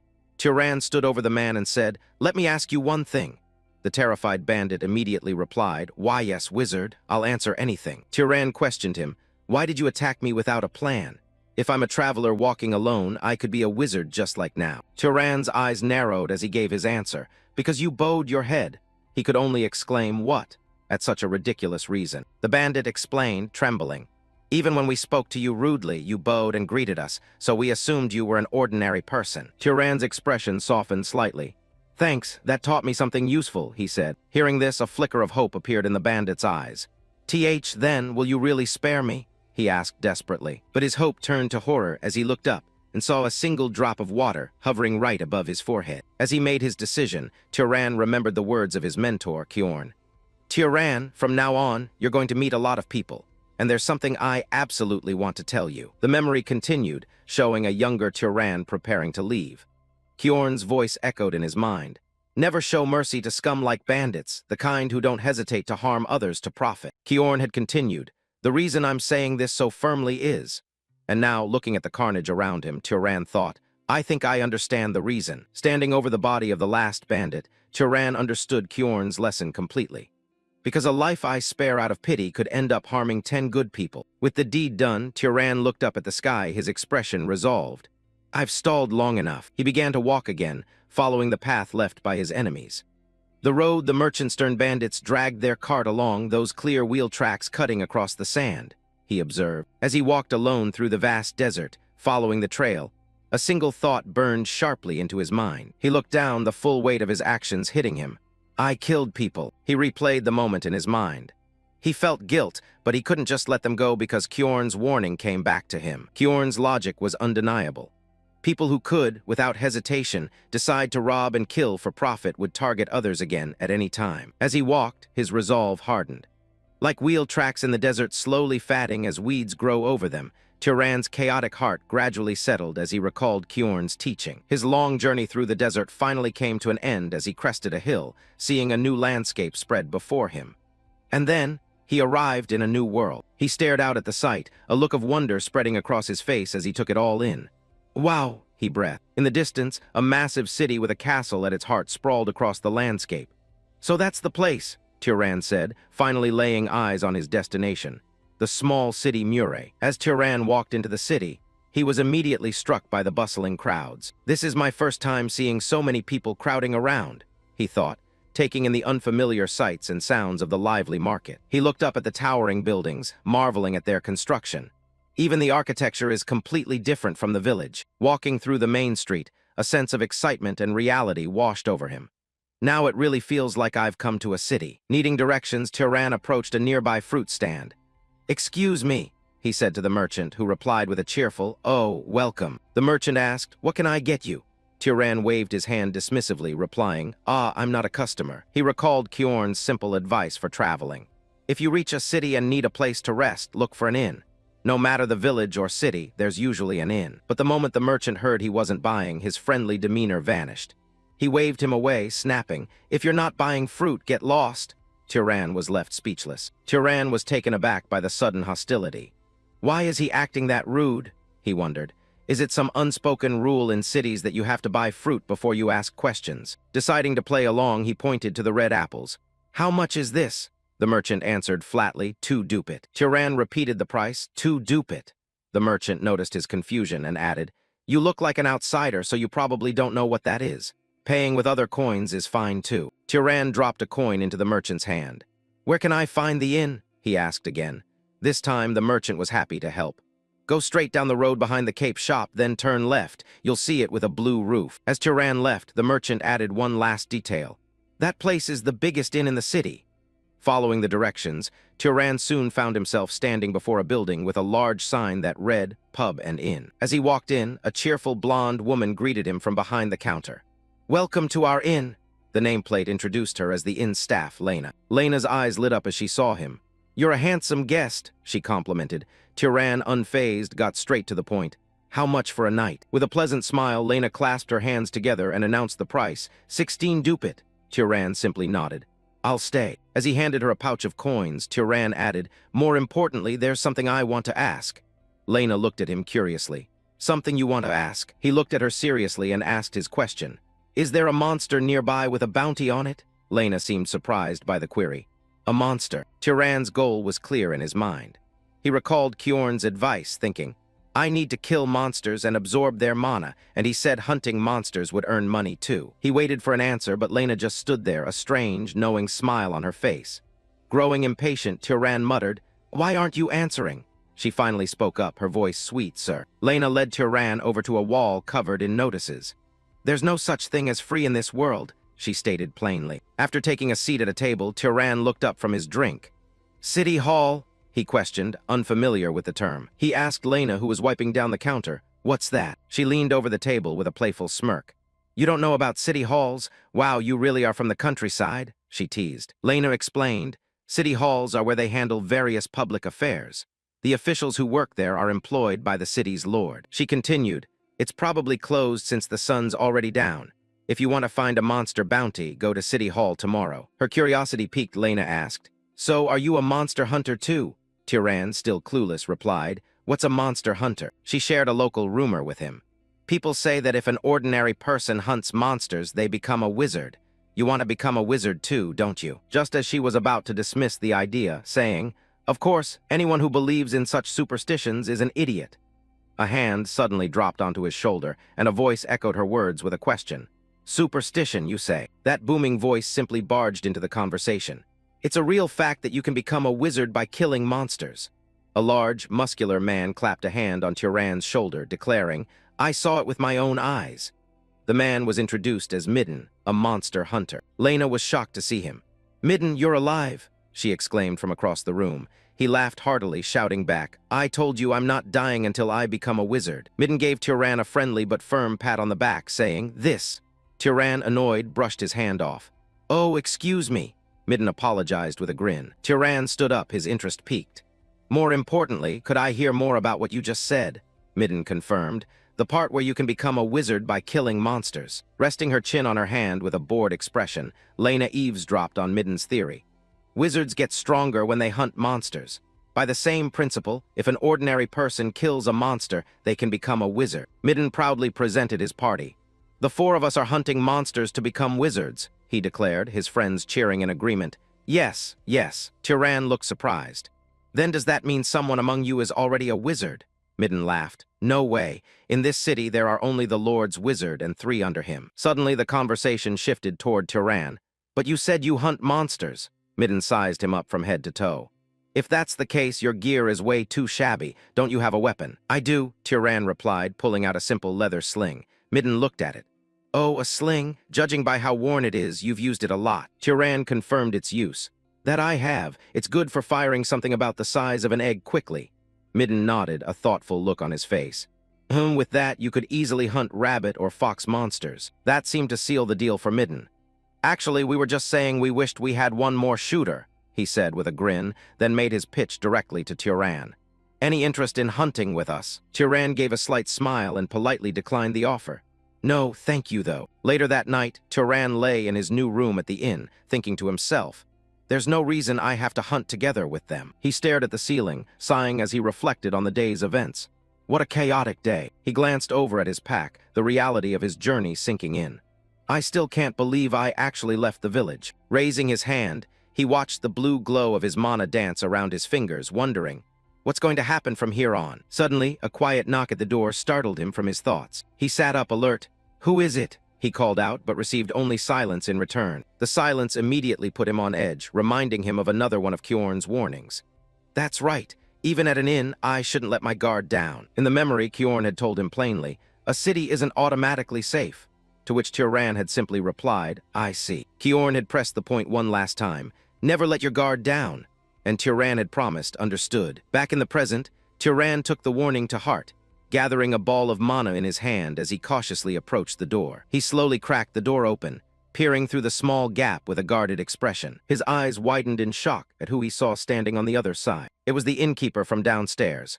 Elena, he asked, completely surprised. She greeted him with a warm smile. Were you asleep? She stepped inside, explaining, I thought the room might be cold, so I came to keep you warm. Turan could only stare, utterly confused. What? He asked her, what do you mean by that? In response, Lena just gave him a suggestive smile and began to untie the ribbon of her dress. With a sly smile, the inn-maid Lena looked up at Turan and asked, What do you mean by that? Turan stood by the door, his expression unreadable as he replied, It's exactly what it sounds like. Confused, Lena repeated his words back to him. It's exactly what it sounds like. She took a step closer, making her intentions clear. For a small amount of money, I'll do whatever you want. Turan, however, remained unmoved. What if there's nothing I want? Lena moved in closer, touching his chest as she whispered, Don't lie. I can tell just by looking at your face. At her words, Turan's face went completely placid, taking on the serene, untroubled expression of a stone Buddha. Lena's confident demeanor instantly vanished, replaced by a look of utter shock and bewilderment. A memory flashed through Turan's mind, an older man, perhaps his master, shouting a desperate warning. Don't do it. He remembered the man's lecture, the bleating of sheep in the background. You always have to be careful with maids and prostitutes in general. Most of them carry sexually transmitted diseases. The memory continued, the man's stern face warning him. We have strong disease resistance, so it's not a problem for us. But if you're careless, you could pass it on when you're with another woman. Don't let desire trap you into doing something you'll regret. Shaking off the memory, Lena stomped down the stairs, clearly frustrated by his rejection. Turan watched her go, thinking to himself, So cities aren't easy to live in either. The fruit shop earlier and now Lena too. He fell back onto his bed, contemplating the nature of the city. To think they put a price on even small bits of information and conversation. Cities really are pretty cold-hearted. Meanwhile, in another room, one of the hunters had a question for his boss. Boss, I've got something I'm curious about. As the group headed upstairs, the young hunter asked, Why were you trying to bring that guy along earlier? Honestly, he didn't look like he'd be much help. Thanks to his enhanced hearing as a wizard, Turan caught every single word of their conversation. The leader smirked as he explained, That's right. With a cocky mouth like that, he'll make the perfect bait for monsters. But then, his demeanor softened as he revealed his true intentions. It's because he reminds me of myself when I was young. Hearing he hunts with a weapon like that made me worry. The man, monster hunter Midden, smiled genuinely. If he's at least next to me, I figured he might survive a little longer. His subordinate could only sigh, Seriously, you're too good-hearted, boss. Back in Turan's room, as he reflected on that conversation, a faint smile played across his lips while he lay in the dark. Well, his earlier cynicism began to fade, replaced by a newfound warmth. Maybe the city isn't all that cold-hearted after all. The next day, with a new perspective, Turan made his way to a large, official-looking building in the city center, the bounty office. Stepping inside, he was met by a man with a neat mustache sitting behind a desk. The guild official looked up from his paperwork and offered a polite, if tired, greeting. Greetings. How may I help? Turan stood before the official's desk and asked directly, Are you an official? The man responded with a hint of sarcasm. Then what do I look like? Turan stated his purpose plainly. I came to hunt monsters. The official echoed the word, a hint of surprise in his voice. Monsters. His mind flashed back to a conversation with his master, Kjorn. The grizzled man had warned him, the world won't be kind to you. Turan had simply asked, Why is that? Surrounded by their flock of sheep, Kjorn had explained his logic. Because if you think about it the other way around, there's no reason it has to be kind. If you want people to treat you kindly, the method is simple. The memory of Kjorn's final piece of advice echoed in his thoughts. Reveal that you're a wizard, then ordinary people will bow their heads. Back in the present, the official slid a bounty notice across the desk toward Turan, featuring the black silhouette of a bird. Turan picked up the paper, his expression neutral. The official added a condition. You can't take it with you, so look and hand it back. Looking at the crude drawing of the monster, Turan inquired, Is it a crow monster? The official retorted dryly, Does that look like a cat to you? The official gave him a critical instruction. It's unlikely, but if you kill a monster, bring its corpse into the city. If a wizard doesn't disperse the mana, it becomes a wraith. He continued with a stern warning. If you kill a monster and leave it abandoned under city law, the maximum penalty is execution. But Turan's gaze was sharp as he simply replied, I know that. A horrifying image of a twisted, monstrous creature flashed in his mind. He thought to himself, I know what happens when a monster becomes a wraith. I can't repeat the same mistake. Turan voiced his confusion about the system. But don't knights usually hunt monsters? The official countered with a lecture. Do you honestly think they're people with that kind of spare time? He tapped the paper dismissively. A knight's job is to maintain public order in the city, hunting monsters outside the city. That's for thugs like you to handle, the official finished, not even bothering to look as Turan turned and walked away. The official watched him go, muttering to himself with a sigh. He left. Another corpse is going to pile up outside the city. Out in the wilderness, the fearsome crow monster opened its glowing, lifeless eye. But in the next moment, the creature lay dead. A gaping, bloody hole blasted straight through its chest. Suddenly, back at the office, the guild official looked up, his eyes wide with disbelief. A cold sweat ran down his face as he stammered, "This can't be." How in the world? The entire office staff gathered around the fresh corpse of the crow monster, which now lay on a white sheet in the middle of the floor. One of them shouted in astonishment, "You brought it back this fast?" Staring at Turan, who remained perfectly calm, the head official asked the question on everyone's mind. "Did you kill it alone?" Turan's reply was short and confident. "Indeed." As the official stammered in shock, Turan calmly asked, "How do I receive the bounty?" The flustered official replied, "We have to give it to you, of course." While another man scrambled in the background, the official quickly presented him with a heavy pouch of coins. "Here it is. You must have worked hard, so please go get some rest." Turan accepted it, simply saying, "Thank you." As Turan left, the officials gathered around the corpse in amazement. That's incredible. The blade wings are still intact. Is it even possible to bring back a blade crow in this condition? The lead official stared at the door Turan had just walked through, a look of profound shock on his face. He turned around, startled to see Turan still standing there. You're still here?" he asked, completely bewildered. With the other officials looking on in stunned silence, Turan asked a question that defied all logic. "Are there any other monsters worth hunting?" The official could only respond with a dumbfounded, "What?" Turan's gaze was intense, almost predatory as he pressed the official. "Don't tell me. You can still hunt more." Later, back at the inn, Turan sat before a massive feast. A voice from off-panel exclaimed, "These are the most expensive items on our menu." Lena presented the spread with a flourish. Her entire demeanor changed now that she knew his secret. "I never dreamed that someone like you could defeat 30 monsters in just 3 days, she gushed. As Turan happily chewed on a sausage, Lena leaned in conspiratorially. "You must have made a lot of money, right?" Turan paused his meal, his expression turning serious for a moment. He looked up and stated, "Money isn't my only goal." As he thought back to his hunts, he elaborated in his mind. "More precisely, the goal is the monster's mana." Scenes of him absorbing the green, ethereal energy from the corpses of his prey flashed through his memory. He continued his internal monologue, recalling the surge of power he felt after each kill. "Thanks to that, I definitely got stronger." He clenched his fist, feeling the new power within him. He mused silently. "Compared to when I met Kjorn, my mana has increased severalfold." But his expression became troubled as he realized the truth. "Though, I can feel a limit. With only weak monsters' mana, it might be hard to get any stronger." His train of thought was broken as he looked over at Lena, who began to speak hesitantly. "Actually," Turan looked back and asked curtly, "What?" Looking down at the now empty table, he asked in disbelief, "You didn't steal a bite of this, did you?" Lena could only respond with a stutter, "You ate it all by yourself." The muscular man with the white bandana wiped sweat from his brow, a grin on his face. "You're skinny, but you really can eat." Lena smiled beside him, adding, "I made it for the first time in a while, so I'm happy you enjoyed it." Turan stood up from the table, his back to them. "It was really delicious," he said. The innkeeper's voice called out cheerfully from behind, "Then next time I'll make it even better." But just as Turan was about to walk away, a hand suddenly clamped down on his shoulder, stopping him cold. It wasn't the innkeeper. A group of rough-looking men had surrounded him, their leader leaning in with a smirk. "You eating something tasty by yourself?" The man's grip tightened on Turan's shoulder as he sneered. "You skinny runt, I heard you've been making a lot of money lately. How about giving some charity to your partners?" Before he could finish his sentence, Turan's hand moved like lightning, slapping him hard across the face. The man stumbled back, his companions yelling in shock. "Be bastard," he cursed, holding his stinging cheek. Turan simply brought his hands together as if in prayer, his expression calm.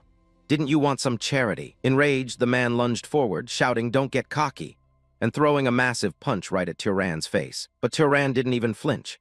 With terrifying speed, he parried the blow, his own fist slamming into the man's face with a sickening crack. As the first man fell, another charged in with a wooden stool raised high, screaming. He didn't even bother dodging. It wasn't worth the effort.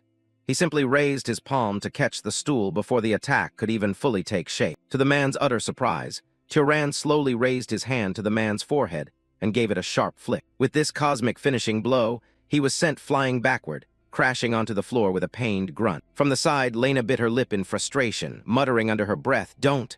Don't!" Finally, she couldn't take it anymore and screamed, her eyes squeezed shut. Fight in the inn. Just then, a muscular man with a bandana, Midden, strode in with his crew. He bowed deeply before Turan, his voice full of remorse. "I sincerely apologize." As Turan watched from his room's doorway, Midden continued his apology. "I gave both of them a proper scolding. This will never happen again." Midden explained the situation, his head still bowed. "We've been tight on money lately. I guess they got jealous when they saw you." He turned to his bruised subordinates and yelled, "You two apologize already." The two men bowed their heads in shame, muttering a quiet, sorry." Turan looked at Midden and asked, "Are things that hard?" Midden replied with a weary sigh, "We've just been limited." He clenched his fist, admitting the grim reality of their situation. "In about 3 days, I don't think we'll be able to pay the room fee, but that's our problem." Interrupting him, Turan held out his hand, a pouch of money resting in his palm. "Here." Midden stared at the pouch, bewildered. "Why?" Turan explained. "This is repayment for the kindness you showed before when you said you were worried and tried to bring me along." Midden stammered, "How did you know?" Turan simply stated his philosophy. There's no such thing as free. He then made his request. "Give me some information." Midden's face lit up, his spirit instantly returning. "Information is what I'm best at. I'll tell you everything I know." Sometime later, Turan prepared to leave the sprawling city behind him. Standing on a cliff overlooking the forest, he thought to himself, "This might be my last hunt in this city." He reflected on his recent exchange. "Midden gave me information about the next city, so it's about time I left for there." Remembering their conversation, he smiled faintly. "There was a lot more useful information than I expected, and Midden really is a good person. He doesn't feel as seasoned as Kjorn," Turan thought, a warm image of Midden appearing in his mind. "But that just makes him purer and kinder." Suddenly his thoughts were cut short. His eyes shot wide open in alarm. "Huh." He took a sharp breath, a foul metallic scent filling the air. His calm demeanor vanished. This smell. A wave of dread washed over him as he began to run, praying, "Please let my hunch be wrong." He shot through the forest like an arrow. As he ran, his hand brushed against a tree trunk, feeling the fresh, deep gouges of massive claws. He finally came to a stop in a clearing, the smell of blood now overwhelming. He stood motionless, his heart pounding. His worst fears were confirmed. A body lay slumped against a tree, soaked in a pool of its own blood. "This person," he thought, his voice catching in his throat. He instantly recognized the dead man's face, a cold knot forming in his stomach. "Isn't he from Midden's group?" Turan's expression darkened, a shadow falling over his face as the grim reality of the situation sank in. The scene was a nightmare. The lifeless, staring eye of a dead hunter, his face caked in blood. A bloody hand lay on the ground, just inches away from a few scattered coins, a tragic testament to their final moments. He knelt down, his hand resting on the mutilated corpse of the kind man he had just shared a drink with. He looked down at the horrifying sight, his voice trembling with shock and grief. "What in the world happened, Midden?" Kneeling in a forest clearing, Turan looks down at the bloodied body of his companion. "What in the world happened, Midden?" he asks, his expression grim. Suddenly a faint sound drifted from behind. "Ra, be bit." Turan spun around, startled. From behind a tree, one of Midden's men tried again, his voice barely a whisper. "Rabbit." With his dying breath, he mustered all his remaining strength to squeeze out a single, cryptic word. "Rabbit." Turan repeated it, his voice laced with confusion. A rabbit. The source of the carnage is revealed as a small, furry white creature is seen chewing, its mouth dripping with blood. Turan looks around at the field of bodies, a horrifying realization dawning on him. The word echoes in his mind. Monster. It's no ordinary rabbit. This creature is a demonic beast with razor-sharp ears and glowing red eyes, its innocent appearance hiding a monstrous nature. Turan rises to his feet, turning to confront the unexpected foe. In an instant, the rabbit monster lunges forward, attacking with blinding speed. Turan barely reacts in time, his eyes wide with shock at the creature's velocity. "It's fast," he thinks to himself. He dodges just in the nick of time, grimacing as the beast lands where he just stood. He thinks, "I almost got hit." Without a moment's hesitation, Turan drew his weapon, his leather sling spinning rapidly in his hand. He tensed his muscles and shifted his weight, firmly anchoring himself for a powerful counterstrike. Turan unleashes a wave of energy from his hand, sending it hurtling towards the distant rabbit. The blast splits into 3 separate projectiles, homing in on the monstrous creature. But the rabbit is too quick, effortlessly swatting away each of the energy blasts with its powerful paws. Turan observes the result of his attack, realizing what he's up against. He notes to himself, this one's used to defending against thrown weapon techniques. The rabbit stomps its foot, kicking up dust as it prepares to charge again. It leaps high into the air, dwarfing Turan as it prepares to crush him from above. The rabbit's glowing red eye reveals a flicker of surprise. Suddenly, Turan is gone. The rabbit lands on empty ground, looking around in confusion. It turns just in time to see Turan reappear behind it. Turan closed the distance in a flash, the blade in his hand glowing with immense power, ready to unleash a devastating strike at point-blank range. His attack lands squarely on the rabbit's face, causing it to screech in pain. K-kikikiki, knowing a single blow wouldn't be fatal, and that a prolonged melee fight was a death trap, Turan leveraged the momentum to kick away from the beast, widening the gap between them. The moment he touched down at a distance, he immediately cast an invisibility spell. The moment he finished vanishing, the monster lunged forward with terrifying speed, slamming directly into the tree trunk right where he had just disappeared. It tore the tree trunk to shreds and began clawing wildly at the empty air. Unable to find the one who had just stabbed it, the beast grew even more enraged and frantic.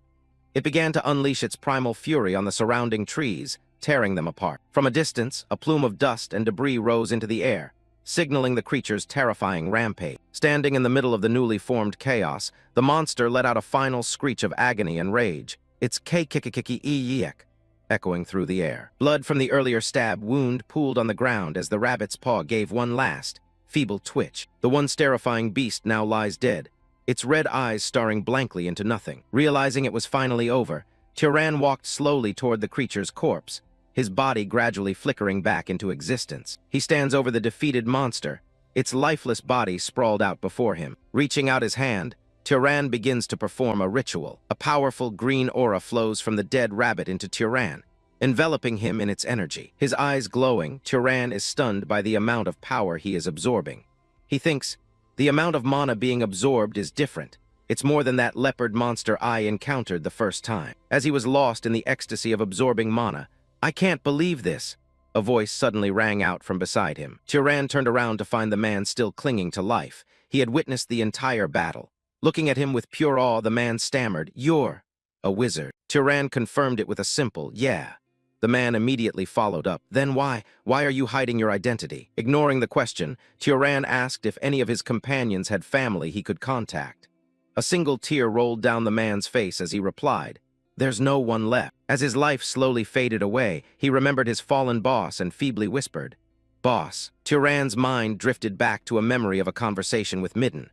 "There's a large city nearby called Orem," Midden said, "and there you'll find a place called the library." In the memory, Turan had asked, "A library?" Midden confirmed, "They say it has thousands of books." Midden had teased him, "The moment I say books, you finally look interested." Turan simply replied, "Do I?" The conversation in his memory continued. "But I heard not just anyone can enter the library," Turan had asked. "Then how do I get in?" Midden had explained the restriction. "Apparently only wizards are allowed in." In the memory, Turan had processed this information, saying, "I see." Back to the present, the echoes of that conversation still rang in Turan's mind. With newfound resolve, he declared, "I've made my decision." Midden asked feebly, "What do you mean by that?" Standing before 3 fresh graves he made for the fallen men, Turan makes a promise. "I'm going to that great city you mentioned, Orem." He says the name one last time, a final farewell to the friend who set him on this new path. Midden. He walks away from the gravesite, offering one last wish for his departed friend.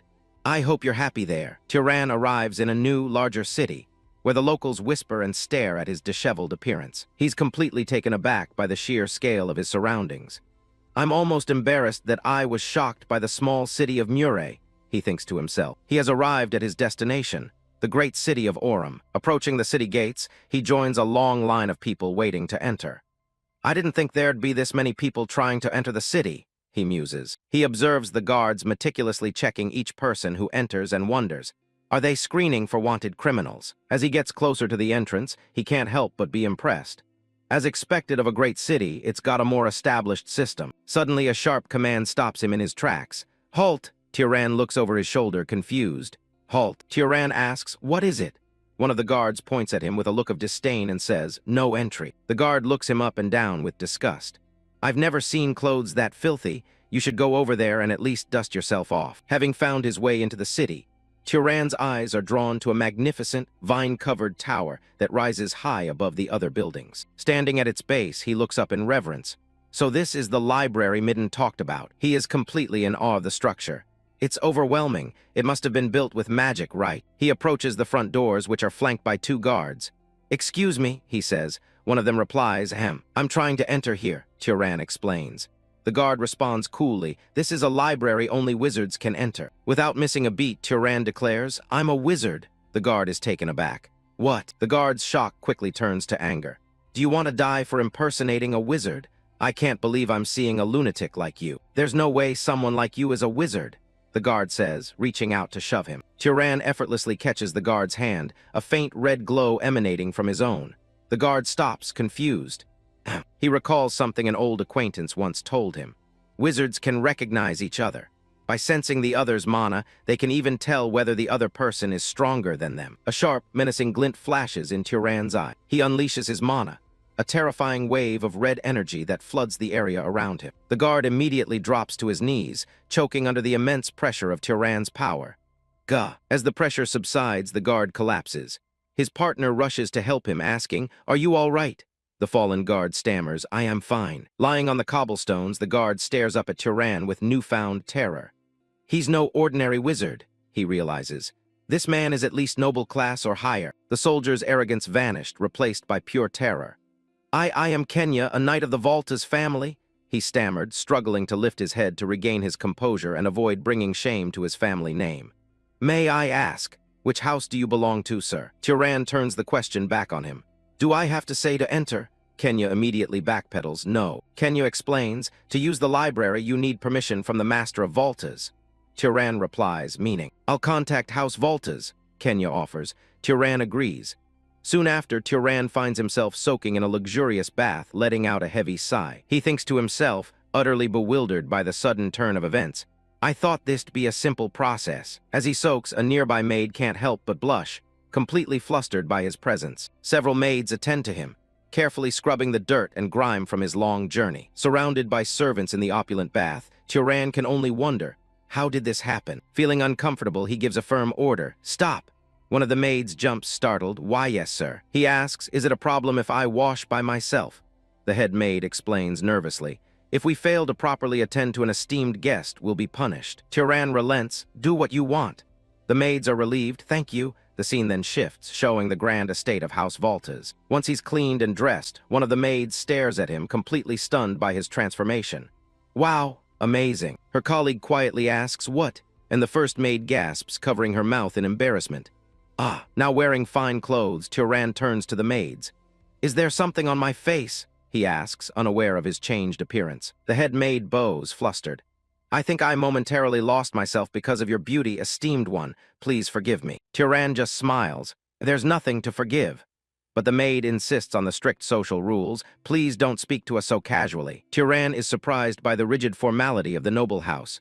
He thinks, "Wow, what's this?" As he waits in a grand hall, he hears footsteps approaching. A young woman with long, messy pink hair walks toward him. She eyes him with a mocking smirk. "So you're the guest who showed up looking like a beggar?" she asks. She continues her playful insults. "After washing you up and dressing you, you look like a prince."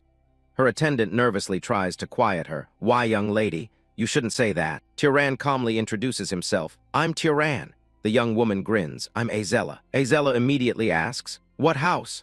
Turan politely declines to answer. For personal reasons, it's difficult to say. His secrecy only piques her interest. "Is that so?" she says, her smile widening. "That's a shame." A mischievous thought crosses Azella's mind. Hiding who he is, she thinks. Then maybe I'll play a little prank. Deciding to test him, she suddenly unleashes an immense wave of golden energy that erupts from her body, flooding the entire hall. Surrounded by a storm of her own power, Azella stares intently at Turan, her eyes glowing as she issues a challenge. "Show me." Turan is caught off guard, his face a mask of shock as he's battered by her energy. Her final words hang in the air, a demand he can't easily ignore. "Your mana." Turan stands in the center of the room, mana swirling around him like a storm. His eye glows with an intense blue light as his power peaks. A massive shockwave of mana erupts, shaking the very foundation of the hall. A guard shields the servants from the blast. As the light finally begins to fade, the energy dissipates against the ceiling, leaving a faint glow in the air. Turan takes a deep breath, letting his magic settle back down. Nearby, a girl watches him with a satisfied smirk. Azella claps her hands, feeling the crackle of residual energy in the air. She looks Turan over, clearly impressed by the display of raw power. Hisaril leans in close and playfully asks if he wants to marry her. The two stand alone on the ritual circle, the tension from the magic still lingering. Turan just stares back, completely deadpan and a little overwhelmed. She bursts out laughing, telling him it was just a joke to see his reaction. She mentions that the seat next to her is currently empty, though. Hisaril heads out with a grin, leaving the guy to be escorted by the maids. Turan watches her leave, his mind racing after that encounter. He stares into space, trying to process everything that just happened. He notices his hand is still trembling from the sheer force of their mana clash. He realizes that her power is easily on par with his, which is a sobering thought. He walks past the Volta's family crest on his way to meet the Lord. Turan finds himself in a massive, sunlight-filled office, standing before Rug Voltas. Rug welcomes him warmly, acknowledging his status as a young noble. Turan confirms his identity and his desire to use the library. Rug warns him that there are no secret power-ups or ancient spells hidden inside. Turan tells him he's fine with that. He's just there for the knowledge. Rug grants him access and tells him to rest up before starting tomorrow. The next day, Turan stands before the Sky Library, a massive tower covered in vines. The guards bow and confirm his entry pass as a guest of the house. The heavy golden doors creak open, revealing the path inside. Turan steps through the threshold and can't help but be amazed. A giant spiral staircase winds up toward a brilliant light at the very top. Shelves upon shelves of books fill the massive, multi-level chamber. He walks into the silent hall, feeling like he's stepped into another world. A small voice greets him, making him look around. A little girl in oversized white robes pops up, introducing herself as the librarian. She says she's been ordered to explain the rules for using this place. Turan is skeptical, wondering if a kid is really the one in charge of all this. The librarian leans right into his personal space, making him feel a bit awkward. He asks if she's actually read all of these, and she says finding what people need is her specialty. She asks what he's in the mood for, maybe romance or some history. She jokes about finding him something erotic,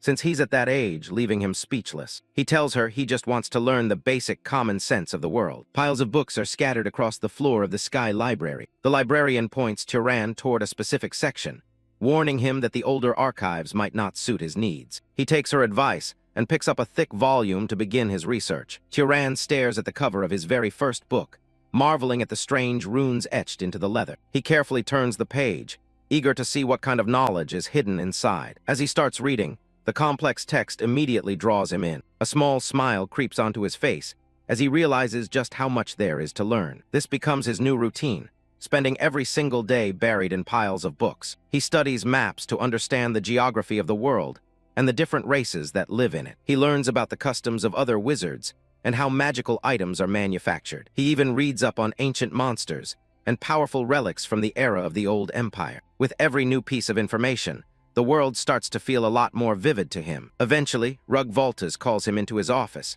noting how well he's been using the library. The Lord reminds him that granting access was a big favor, separate from his noble treatment. Now it's time to pay it back, and Rug has a specific task for him to handle. A monster has appeared north of Orem and has been attacking travelers on the main road. Rug mentions that 4 knights were already sent to deal with it, but they were all killed and eaten. He explains that a noble needs to step in personally, but his own house is short-staffed at the moment. Turan agrees without a second thought, saying that protecting people is a wizard's responsibility. He suddenly recalled Marvin Voltas's words and wondered why the kingdom's wizards weren't exactly thrilled about getting their hands dirty with stuff like this. The situation is urgent because the monster has been blocking an important trade route for 10 days. Turan realizes Rug had this entire hunt planned before he even arrived in the city. Before long, a small army is assembled and ready to head out into the northern woods. The group marches out of the city gates, leaving the safety of the walls behind. As they walk, Hisaril stretches her arms,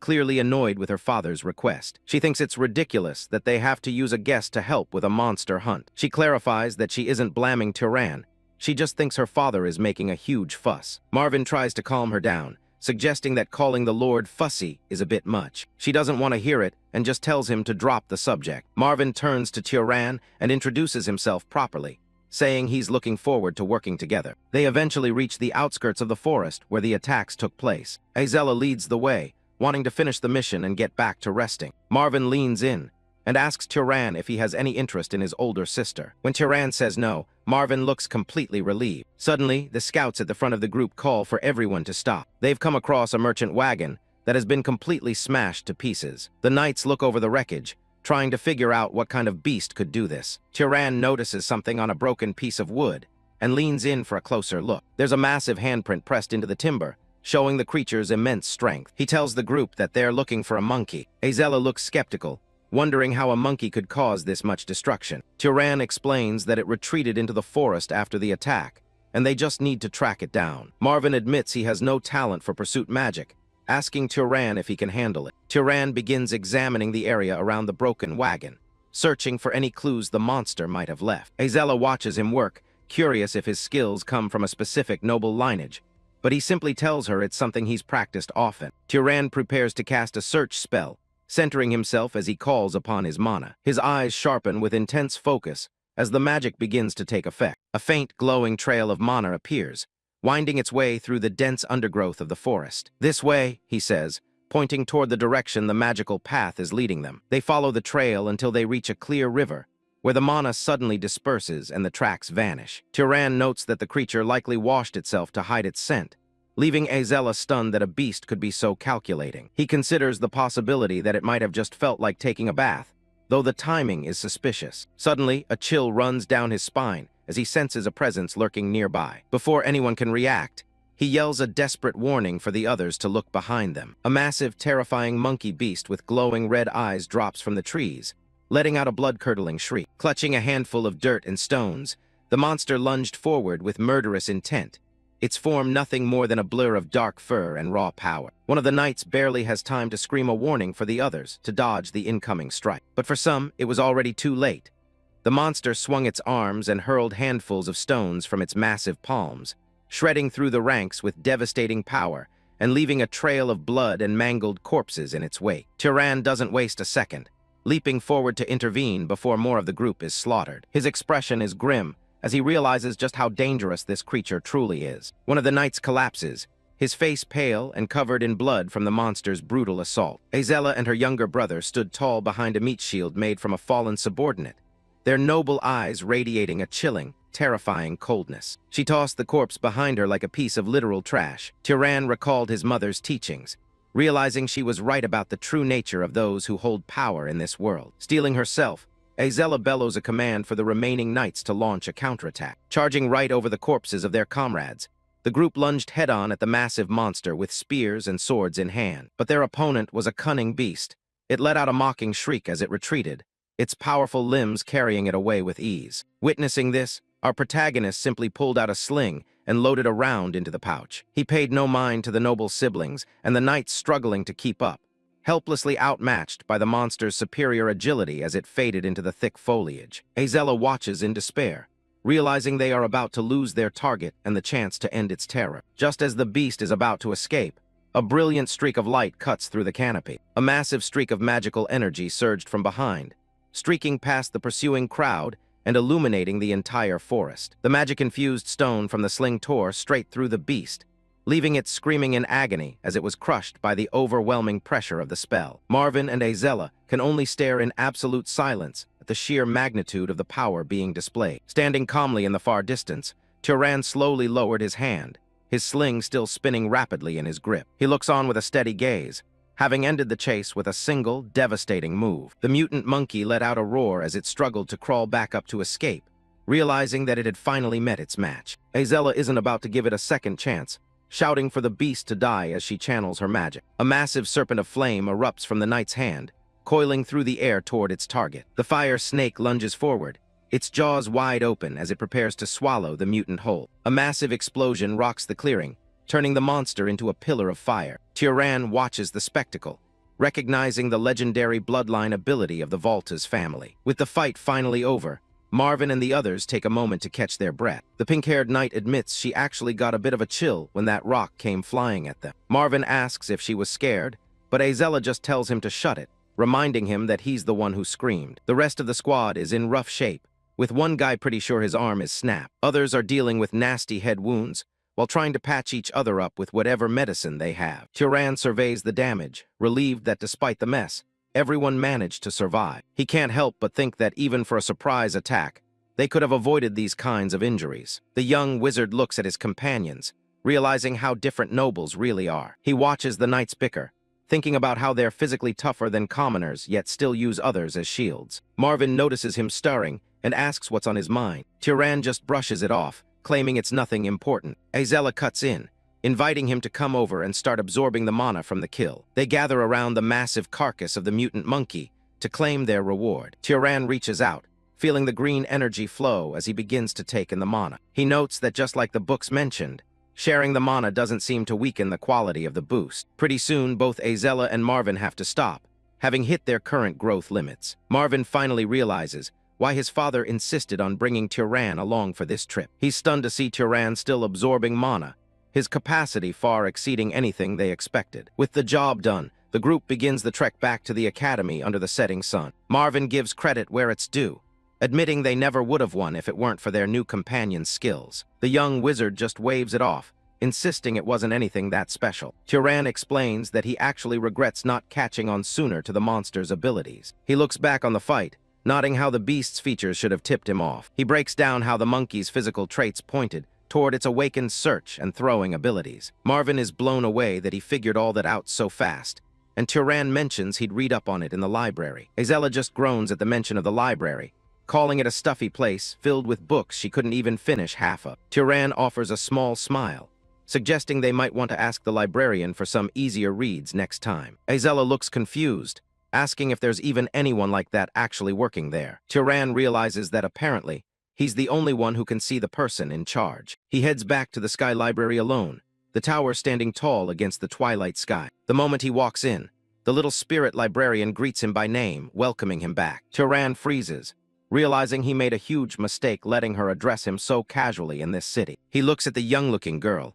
thinking about how her appearance doesn't fit the role at all. He finally asks the question that's been bugging him. How does she even know who he is? The librarian looks at him with wide, curious eyes. A sly smirk plays on her lips, as if she's been waiting for him to ask. The spirit librarian lounges on a table, unimpressed that it took him this long to catch on. Turan admits he only put it together after checking his permit. She explains that as long as it's within the library, she can see everything that happens. Books start floating from the shelves, as the young wizard asks what he should even call her. The girl says she doesn't really have a name, so he's free to choose whatever fits. She floats right up to him with a teasing suggestion, but Turan shuts it down, deciding to stick with librarian. She finds his sudden politeness a bit awkward after how he's been treating her lately. She points out that he's been using her help and calling her around for days now. Turan holds up a hand, telling her to back off because her closeness is a bit much to handle. He wonders if she's some ancient wizard from the old empire who's stuck here. The girl clarifies that she wasn't ever a person,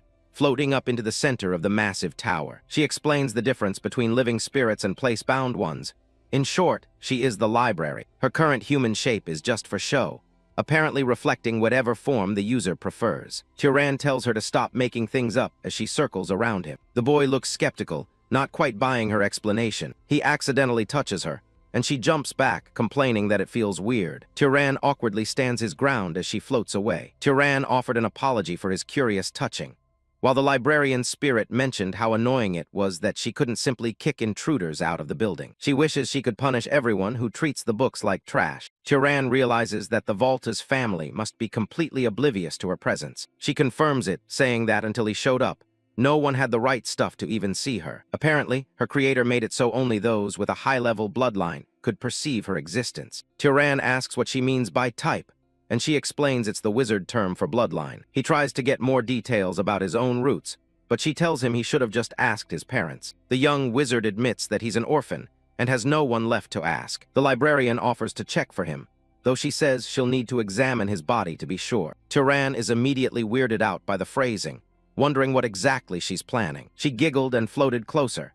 Seeing that look on her face, he shivered and asked if this was really how things were supposed to go. Suddenly, her hand plunges straight into his chest, making the boy let out a terrified yell. She cheerfully declares that they're now connected, while Turan tells her to stop saying creepy things. He's surprised to find that despite how it looked, it doesn't actually hurt at all. She identifies the big chunks of his lineage as being from the pursuer and hunter lines. Suddenly, her eye widens as she realizes there's something else hidden deep inside him. Turan is stunned to hear that his bloodline is a complex mix. She explains that he's the product of two very different families. The librarian admits she doesn't know what the third part is yet, as it's still locked away. She reassures him that locked bloodlines aren't that rare, and will likely open up as he gets stronger. Turan looks down, thinking about his mother and the secrets she might have kept. He remembers her being far too educated and well-spoken to be a simple commoner. Looking back at a memory of her, he wonders if she was actually a descendant of a noble family. The wizard thanks the spirit for the info, but she begs him to stay for at least another month. Now that he knows the truth about the library spirit, Turan's days of reading in solitude are officially over. Turan digs deeper into his studies, constantly questioning the spirit about the unseen forces of nature. Day after day, the library transforms into a classroom where the librarian breaks down complex concepts for him. Her knowledge is vast, encompassing even the secrets within books that were plundered or lost over thousands of years. The spirit shows him how to shape water into a lens, allowing him to see what the naked eye cannot. For Turan, understanding the fundamental laws of nature in such simple terms is a gift beyond compare. He learns about microorganisms, the tiny invisible culprits behind diseases, and the natural process of decay. His education continues with the basics of physics, from how light bends to the fundamental properties of matter. He studies how friction generates heat, and the biological mechanics of how living things get injured and heal. Ready to put theory into practice, Turan decides to start his magical experiments with the principle of decay. He focuses his mana on a fresh apple, visualizing the germs he learned about. In an instant, the fruit withers and rots under his touch, proving his new understanding of the world. He's amazed that simply knowing the underlying principles allows him to achieve massive results with very little mana. Changing how he perceives the world has sharpened his magical intuition to a whole new level. Turan muses that powerful noble houses likely keep this kind of scientific knowledge secret to maintain their dominance. The spirit listens as he concludes that monopolizing information is the reason the general level of magic has declined over time. Eventually, the time comes for Turan to leave the tower and continue his journey. The librarian is shocked, but Turan explains that the Volta's family has been dropping hints that his stay is over. Heartbroken, she bursts into tears and begs him to take her along on his adventures. She wails on the floor, clinging to his boots in a desperate attempt to stop him from leaving her alone again. He asked if she could even survive out there, while the girl turned around and promised she would take much better care of him if he just stayed in the tower. Turan gives her a flat, unimpressed refusal, knowing he can't stay cooped up forever. The spirit huffs, annoyed that he won't give her the satisfaction of a sentimental goodbye. She tells him to go seek the god's legacy and maybe find a spirit out there who actually knows more than she does. Turan reaches the exit, promising he'll drop by to visit from time to time. She turns her back to him, acting like she doesn't care whether he comes back or not. The young wizard gives her a soft, appreciative smile before heading out the door. He reassures her that he'll be back eventually, since there are still countless books he hasn't finished reading. Under a bright, clear sky, the next chapter of his life begins. With his gear packed, Turan leaves the safety of the Volta's estate behind. Guided by a map from the library, he sets his sights on the Emerald Desert, east of Aurum. He starts the long trek toward the Zahar family's territory, leaving his old life in the dust. Turan looks forward with a determined expression, ready to find the truth about his parents and his heritage. Turan's destination is Zahar. He's determined to find clues about his parents. He knows the clues won't just vanish after 18 years, so there's no need to rush. Settling down by a campfire, he takes a moment to rest as the day fades. Continuing his journey, Turan walks past the grim remains of creatures littering the path. A sudden sound in the distance makes him stop in his track. A horse's frantic neighing echoes through the dense woods. Turan creeps through the undergrowth to get a better look at what's happening. He spots a red horse charging forward, with a young man named Aziz lying unconscious on the ground behind it. The horse has a saddle, and it's clear it's not a wild animal. Tilly is trying to protect her master. The enemies are frustrated that a mere beast is giving them so much trouble. Turan's eyes widen as he realizes who the attackers are. They're dark elves, and they don't look like they're here for a friendly chat. One of the elves raises his hands, summoning a sickly purple energy. A dark, bubbling sludge begins to seep from the ground beneath them. Turan recognizes the dark magic immediately. This is necromancy. He hesitates for a second, wondering if he should jump in, especially since he doesn't know who started the fight. But then he sees something that makes his stomach turn. One of the dark elves is casually biting into the flesh of a fallen knight. They're talking about their meal like it's nothing, even arguing over who gets what. Disgusted by the cannibalism, Turan decides he's seen enough. He activates his concealment skill and vanishes from sight. The elves are too busy complaining about how hairy their victims are to notice anything is wrong. Suddenly, a beam of energy tears right through one of them. The survivor looks around in shock as his partner is taken out in an instant. Panicking, the surviving elf calls upon more shadows from the earth. His eyes glow with malice as he prepares to hunt down his unseen attacker. He summons a pack of spirit beasts, ordered to gather around and find the intruder. A projectile whistles through the air, aimed right at the remaining elf. One of his summoned beasts takes the hit instead, shattering under the force. The dark elf screams for the bastard to show himself. A massive wave of mana slams into the ground,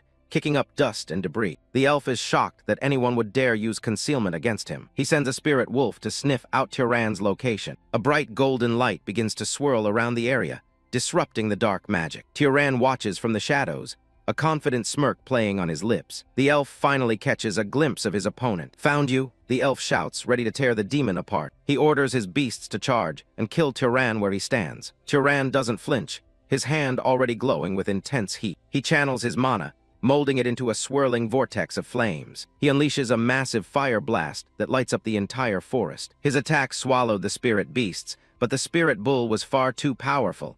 It continued to thunder forward. Turan is sent flying back from the force of the beast's assault. He manages to land, thinking it's a good thing he already thinned out their numbers. But he doesn't have a second to breathe before the next attack comes. A spirit wolf sinks its teeth deep into his arm, drawing blood. Turan doesn't hesitate, delivering a powerful kick to knock the beast away. He barely has time to react, as a much larger shadow looms over him. The massive spirit bull charges with enough force to shatter stone. The impact is brutal, sending Turan tumbling backward through the brush. He hits the ground hard, coughing up blood as his vision blurs. The spirit beasts close in, towering over the fallen wizard. The dark elf laughs, mocking Turan for daring to kill one of his kind. Out of nowhere, Tilly charges in and delivers a heavy kick straight to the elf's head. The red horse doesn't stop there, stomping on the necromancer as he tries to scramble away. Without their master's focus, the spirit beasts falter, their forms flickering. Tilly continues her relentless assault, giving her master's savior a much-needed opening. The dark elf is furious,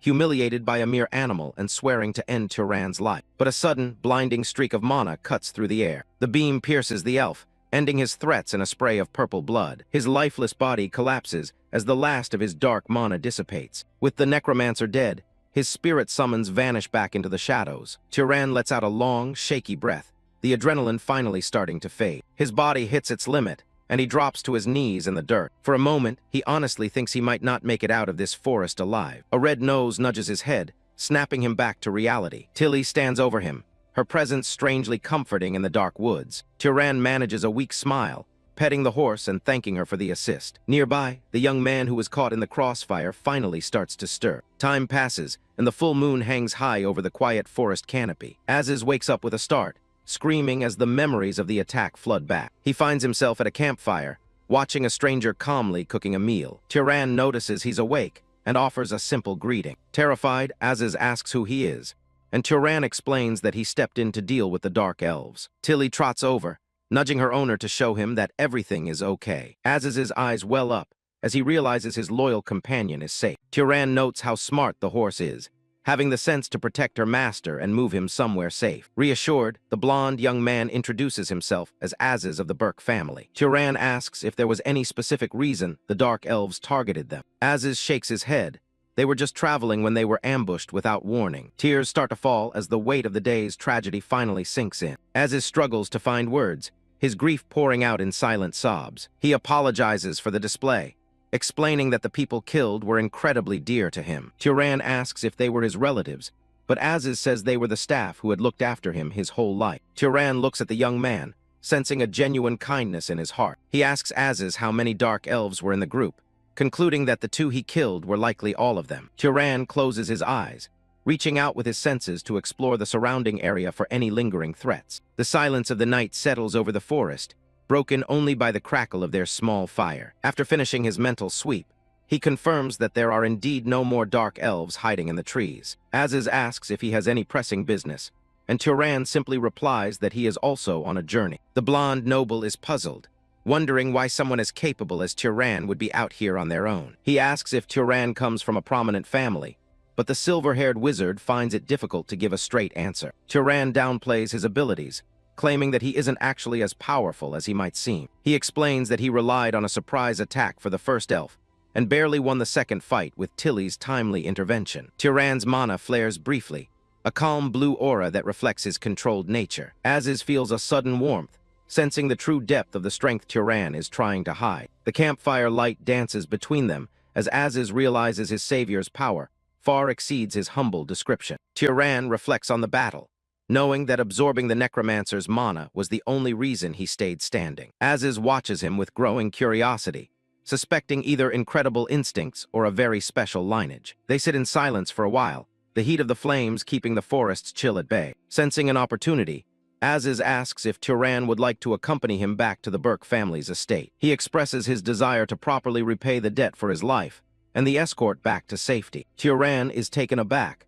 not having expected any sort of compensation for his actions. Aziz beams with pride as he explains his family's role as vassals to the great House of Arabian. He details their history as master enchantment artisans, famous for creating powerful magic artifacts over many generations. To show his gratitude, he offers to have a custom magic tool crafted specifically for Turan's needs. Aziz and Turan take a moment to pay their respects at a fresh grave in the forest. Aziz is still beating himself up over not being able to bring everyone back home. He turns to Turan and gives him a sincere thank you. He's just glad Turan didn't laugh at him for being emotional. Aziz admits that in his world, a noble crying over fallen soldiers is usually seen as pathetic. Turan doesn't get that logic and asks why being sad would be a bad thing. Aziz explains that it's just the way his father raised him. He was taught that mourning is a weakness, since those who die in battle supposedly go straight to the gods. According to his family, a real noble is supposed to just move on and ignore the sacrifices. Aziz looks at the grave and realizes that if strength means not caring about family, he'll never be strong. Turan gives him a small smile, telling him that's not weakness, it's just being kind. Since they're sticking together, Aziz suggests they stop with the formal talk and just be casual. Turan is down, nodding that they seem to be around the same age anyway. Just waiting for that, Aziz flashed a huge grin and held out his hand, officially calling Turan his brother. Turan takes a second to process it before repeating the word back. They seal the deal with a handshake, finally on the same page. Turan suggests a short break and notices a weird box on the ground. He's curious about what kind of gear Aziz is lugging around. Aziz opens it up to reveal a magic refrigerated box full of fresh food. Turan is stunned that the thing actually stays ice cold in the middle of a forest. Aziz explains it keeps food fresh for a week, and you can even heat stuff up if it gets too cold. Then he shows off a magic kettle that pours water with just a button press. He's even got a magic circle that can set up a shelter as long as they have some wood. And for security, he's got an alarm item that goes off if anyone gets too close. Aziz isn't done. His clothes are even magic items with a self-cleaning function. Turan is speechless, since he always thought magic items were supposed to be super rare. He tells Aziz that the outfit alone is worth more than his life, but Aziz just laughs it off. The noble promises to reward him with something way better once they reach his home. Aziz is determined to make it happen, even if his family elders try to block it. He looks Turan in the eye, convinced that no item is as impressive as what Turan can do. Aziz starts counting off all the different magic types he's seen Turan use so far, from controlling animals and freezing things to levitation and liquid manipulation. It's a long list. After listing everything from instant death to lightning, he asks if Turan has some kind of broken bloodline ability. Turan stays quiet, knowing his powers are just something that happens. Aziz waves his hands and jokes it off, remembering they agreed not to pry into family secrets. He changes the subject to age, guessing Turan is at least in his late 20s. He nearly loses it when Turan reveals he's not even 19 yet. But the real shocker is when Aziz casually mentions he's turning 43 this year. Aziz admitted he should have recognized Turan's level sooner, after seeing him take down 2 necromancers. He can't believe there are actually 2 geniuses like Turan in the world. He mentions a second cousin, whose bloodline is on a whole different level. And apparently, this cousin is right around Turan's age. Hearing about this genius cousin, Turan wonders if he can ask her to craft a magic item for him. Aziz clarifies that she's from the main family line, not his branch. Turan puts the pieces together, asking if she's who he thinks she is, and Aziz confirms it. She's known as the Princess of Arabian, and word is she's the top candidate to lead the entire lineage one day. The 2 of them continue their trek across the vast plains. Aziz explains that in major mage families, the title of leader isn't just handed down to a biological child. You have to earn it. Since there are dozens of talented relatives in every generation, someone stronger than the heir is bound to pop up. But among all the patriarch's children, Mesa was born with a talent that overshadowed everyone else. In just 10 years, she's already mastered her family's unique magic and every combat style imaginable. Even though she's only 21, her raw power is already on par with the family's most senior members. She even inherited their great uncle's massive mana pool when he passed, leaving the rest of the family with just the leftovers. Turan realizes there's a good reason. These great lineages stay at the top of the food chain. Aziz points toward the horizon, announcing that they've finally made it. Turan looks up, getting his first glimpse of the destination. They step through the rustling tall grass at the edge of the territory. This is the plains of Dakin, the very heart of Arabian territory. Tucked away inside is Zabalin, the massive castle and stronghold of the Burke family. As they approach the gates, a woman rushes out in a panic, calling out for her son. Aziz runs to meet her, giving his mother a massive hug. Turan watches from the side, still trying to wrap his head around the fact that this kid is actually 43. The family butler reminds Aziz to act his age and show some dignity, but the matriarch is just happy he's safe. Aziz quickly introduces Turan as the new friend he met during his travels in the south. He tells his mother that Turan is the hero who risked everything to save his life when he was nearly dead. The matriarch asks what could have possibly gone so wrong, and Aziz tells her about the necromancer attack. She flies into a rage at the mention of dark elves, threatening to lead an army herself to wipe them out. The butler has to step in and calm her down before she makes a scene in front of everyone. Once things settle, he turns his attention to Turan, asking which noble family he hails from. Turan hesitates, making the butler wonder if the question is that difficult to answer. Turan admits that he doesn't actually have a clear answer to give them. He comes clean about being born to a commoner mother and having no idea who his father is. Aziz is shocked because Turan never mentioned being a commoner before, but Turan doesn't see it as a point of pride. The matriarch's tone shifts instantly as she acknowledges that he's just a nameless commoner. She promises to reward him fairly for saving her son, since he's the family's greatest treasure. However, she refuses to let him stay in the mansion, offering to put him up in a city inn instead. Aziz is horrified that his mother would treat his savior like this, but she isn't budging. She explains that with a high-profile guest currently staying with them, they can't risk letting an unknown stranger inside. She asks Aziz to just understand the situation, while Turan takes the rejection in stride. Suddenly, a voice from the shadows tells the matriarch that she doesn't need to go that far on her account. The newcomer argues that anyone who saved Aziz probably isn't planning an assassination. A tall silhouette appears at the end of the hall,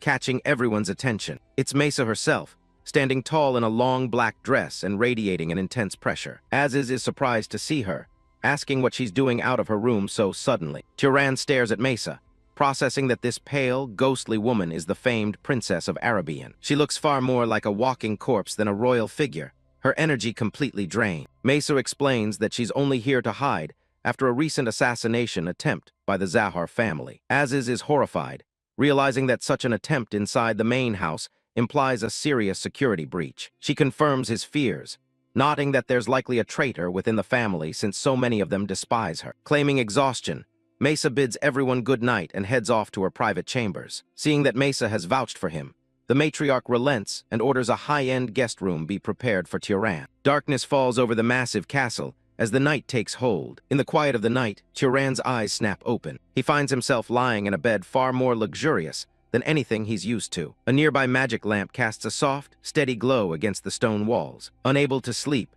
Turan decides to wander through the castle's silent corridors. He pauses, his gaze fixed on the intricate details of the architecture. Aziz spots him and walks over, surprised to see him up and about so early in the morning. Turan points out the magic lamp, and Aziz laughs, explaining that they're just basic items kids make for practice. Aziz offers him one as a gift, but Turan politely declines, thinking it would be too much of a bother. Suddenly, a massive bolt of lightning crackles across the sky outside. Turan looks toward the window, drawn by the raw power radiating from the storm. Aziz explains that Mesa is just doing her usual morning training, noting how incredibly diligent she is. They stand together watching the light show, which Turan recognizes as the Arabian bloodline magic. Even though he's proud of his own heritage, Aziz admits that Mesa's storm lineage power makes her look like a literal god. Turan's curiosity is piqued. He wants to see exactly what the next head of Arabian is capable of. Sensing his interest, Aziz suggests that they go down and get a closer look at her training session. Turan is hesitant, thinking it might be inappropriate for an unverified outsider to just approach her. Aziz brushes off his concerns, promising to vouch for him and insisting he's clearly not an assassin. He confesses his own ulterior motive. He wants to see a comparison of power between Turan and his cousin. Turan realizes that Aziz's real goal is to use him as a benchmark for Mesa's strength. Aziz admits that he's still bothered by how badly she outperformed him during their childhood training. They walk out onto a terrace, where the silhouette of the princess stands against the dawn sky. Mesa senses their arrival and turns around with a startled look. She recognizes Az's, but asks for the name of the silver-haired man standing beside him. After Turan introduces himself, she asks why they've decided to interrupt her session so suddenly. Az's claims they were just impressed by her magic and wanted to join her for a bit. Mesa lets out a mocking laugh, reminding him of how their last joint training went. She brings up the time he spent a week failing a spell she mastered in 2 tries, which sent him running off in tears. Az's is mortified, as Turan fails to hide his amusement at the story. After snapping at Turan, Az's hypes him up, calling him an absolute monster with talent unlike anything he's ever seen. Intrigued by the high praise, Mesa suggests a much more direct way to test that talent. She looks Turan straight in the eye and asks if he's up for a fight. Turan remains silent, carefully measuring the intense pressure she's giving off. A spark of blue magical energy flickers in Mesa's eye, signaling her readiness for combat. The air above them crackles with static as Turan looks up at the gathering storm. Above the castle, the storm reaches a fever pitch as massive bolts of lightning illuminate the dark clouds. Mesa stands at the center of the electrical discharge, her form wreathed in crackling yellow energy. The sheer magnitude of her power is terrifying, her glowing blue eyes cutting through the shadow of her silhouette. Turan is caught in the pressure of her aura, his hair blowing back as he grits his teeth against the magical weight. His eyes widen as he takes in the full extent of the Arabian princess's lineage magic. As suddenly as it began, the storm dissipates, leaving behind a clear blue morning sky. The 3 of them stand on the terrace in the aftermath, the silence of the dawn replacing the roar of the thunder. Turan is left breathless, a single bead of sweat rolling down his cheek as he recovers from the intensity. He looks toward Mesa, clearly shaken by the demonstration of power he just witnessed. Mesa looks back at him with a cold, unimpressed expression, her eyes still holding a hint of their former glow. She delivers a stinging verdict, telling Turan that he's nowhere near the level required to face her in a real fight. Mesa doesn't think Turan is even worth her time in a duel. Az's agrees that his friend doesn't have the same level of raw mana as she does, but he points out that Turan's true strength lies in how fast he masters new spells. He claims the guy is a level of genius he's never seen before. He even taunts the princess, asking if she thinks she could reach that same height. Mesa decides she's heard enough and wants to see this supposed talent for herself. Turan suggests a simple bet.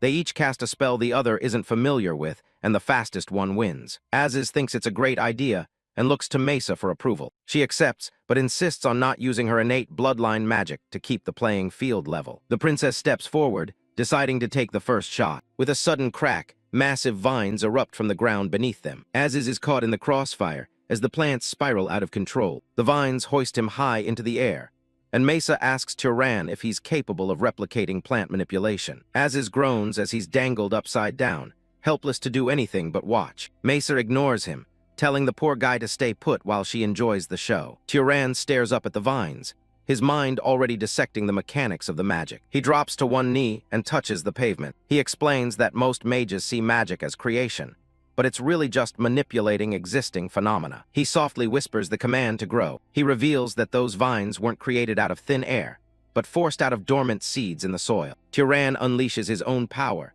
causing a massive cluster of vines to surge upward in an instant. The princess is left speechless by his speed and precision. Az's can't believe his eyes as Turan executes a high-level spell with 0 effort. Mesa realizes he didn't just copy her.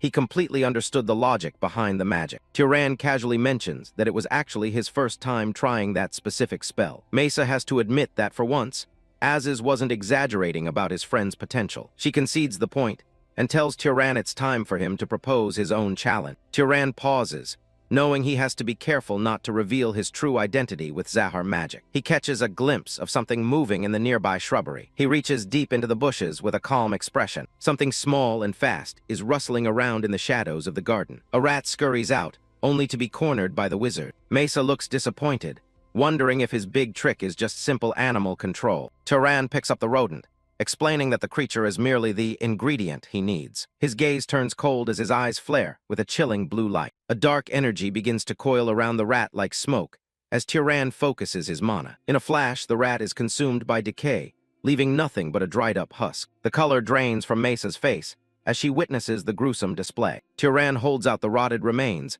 simply stating that he's finished. Mesa hides her unease and tells him she's ready for her turn. She gives a small gesture with her hand, calling up her own mana. She locks onto another rat, determined to match his disturbing feat. A small rat frantically tries to escape across the stone floor. Mesa grabs the rodent, a golden aura of mana beginning to envelop her hand. The animal screeches in terror as the magical energy intensifies. Mesa grits her teeth, wondering how Turan could perform such complex magic so effortlessly. Ashes, a young man with messy blonde hair, watches with disgust as Turan explains that the gruesome spell was just the first thing that came to mind. Turan observes the princess closely, suspecting that even the great Arabian family might be unfamiliar with the true nature of causality. Ashes suggests they call it a day and give the victory to Turan, since she's clearly having a hard time. Mesa snaps at him to shut up, her pride refusing to let her give in so easily. She knows that the causality factor is an extremely complex element to master in any spell. She focuses all her will, her eyes glowing with a cold, blue light as she tries to visualize the outcome. From above, the tension in the courtyard is palpable as the three of them wait for the spell to take hold. Mesa pushes herself even further, desperate to succeed no matter the cost. Without understanding the underlying logic, she's forced to flood the rat with a massive, inefficient amount of mana to trigger the effect. Her gaze turns haunting as she mentally commands the rodent to rot while it's still alive. Finally, the spell finally connects, and the rat begins to wither in her grasp. The creature collapses into a shriveled husk, the life completely drained from its tiny frame. Ashes is left in shock at the success, while Turan maintains his usual, unreadable expression. Mesa stands there trembling and panting, holding up the gruesome proof of her accomplishment. Her eyes go wide and vacant as the massive mana strain starts to take its toll on her fragile body. Without warning, her legs give out and she hits the ground hard, the dead rat falling beside her. Ashes rushes to her side in a panic, calling out her name and begging her to open her eyes. Turan watches calmly, nodding that mana depletion alone shouldn't cause someone to lose consciousness like this. He looks down at the fragile girl, sensing that her condition is far more serious than just simple exhaustion. A sudden realization hits him as he analyzes the state of her remaining energy. He notices how thin and frail her hand is, realizing her mana wasn't just for magic. It was the only thing keeping her body functional. Turan frantically asked if there were any healing mages nearby who could save her. Turan picks her up and takes charge, ordering Ashes to fetch water, salt, and find the adults to meet them at her room. As he carries her, he's struck by how light she is, realizing the mana she used just to stand has been completely exhausted. He makes his way toward the main building, leaving the courtyard behind. Sometime later, Mesa begins to stir in her bed, let out a faint groan of pain. An older woman in a simple tunic hovers over her, frantic with worry about her well-being. Mesa finds herself back in her bedroom, where the woman explains that Ashes reported her fainting during magic training. The princess remains silent, staring blankly as she processes the failure of her own body. The woman asks if the stranger did anything to hurt her during their session. Mesa immediately defends Turan, insisting that the fault lies entirely with her own mistake. She tells everyone to get out, her head throbbing from the after-effects of the mana burn. The woman places a tray on the bedside table, hopping to coax her into eating. She reminds Mesa that she can't just rely on magic to sustain herself and needs real food for her health. With a heavy, worried sigh, the woman prepares to leave the girl to her thoughts. Mesa softly thanks the auntie as she watches her walk toward the door. Left alone, she looks down at the tray, her expression uncharacteristically vulnerable. She sits in the quiet room with her meal, the weight of her family's expectations and her own weakness clearly pressing down on her. Mesa takes the bowl of soup from her caretaker, her expression still distant and weary. She eats slowly, the simple task of holding the spoon seeming to take all the strength she has left. Every sip is a struggle, as she tries to focus on something other than her own exhaustion. Suddenly, her eyes widen in fear as a dark memory, or vision, begins to bleed into her consciousness. Ghastly, blood-streaked figures from her past reach out to her, pleading for salvation and speaking of their unbearable pain. The bowl slips from her hand and shatters on the floor as she retches, the horrific images overwhelming her senses. She grips the bedsheets with a trembling hand, trying to ground herself in the present. Mesa curls into a ball and clutches her head, the phantom voices of those she couldn't save still ringing in her ears. In her mind's eye, she sees a landscape of ruin and smoke, a silent testament to a tragedy she can't escape. Deep within the Beck family's basement, Turan stands before a massive angel statue in the temple of the limping goddess. A man nearby sheathes his heavy blade, his movements deliberate and practiced as he speaks of the temple's impenetrable strength. The man, Haramberg, warns Turan that the walls here are as solid as seasoned muscle, and that he should abandon any hope of escape. Turan looks on with a flat expression, nodding to himself that he hadn't even considered trying to break out. Haram reinforces the idea of the basement's solidity, and Turan gives a simple, non-committal nod in response. Haram stares intensely at the young man, his gaze heavy with a stern, unyielding authority. Turan watches him quietly, wondering if the older man is simply bragging about the security of his prison. A sudden sharp sound catches Turan's attention,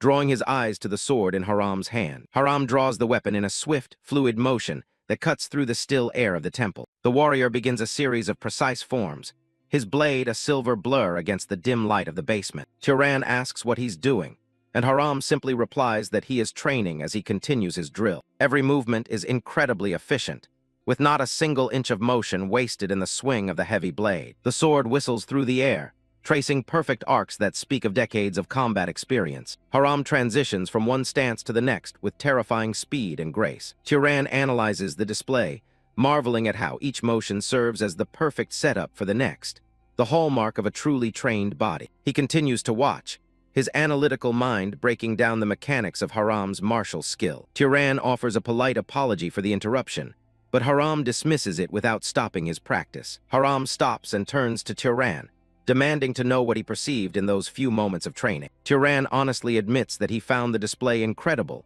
his eyes still fixed on the heavy sword. Haram looks at him for a moment, absorbing the praise before sheathing his weapon. He notes that most nobles dismiss martial arts as insignificant, preferring the distant safety of magic over physical combat. He continues his forms, arguing that magic is often just a crutch used by those with weak bodies who rely on cheap tricks. Turan listened intently and then softly offered his own perspective, nodding that unless one possesses a bloodline built for war, they usually choose the efficiency of mana. Then he concluded that focusing on pure magical power is often just a pragmatic choice for the physically frail. Turan's thoughts briefly drift to the brutal reality of trials where one must face their enemies head-on, whether they are prepared or not. Haram suddenly holds out the hilt of his sword toward the young man, surprising him. He tells Turan to take the weapon and hold it for himself. Turan looked skeptical, questioning why Haram would hand a weapon to a suspicious person, but the warrior seemed completely unconcerned. Haram tells him that a sword is just a piece of iron until it's wielded by a capable body,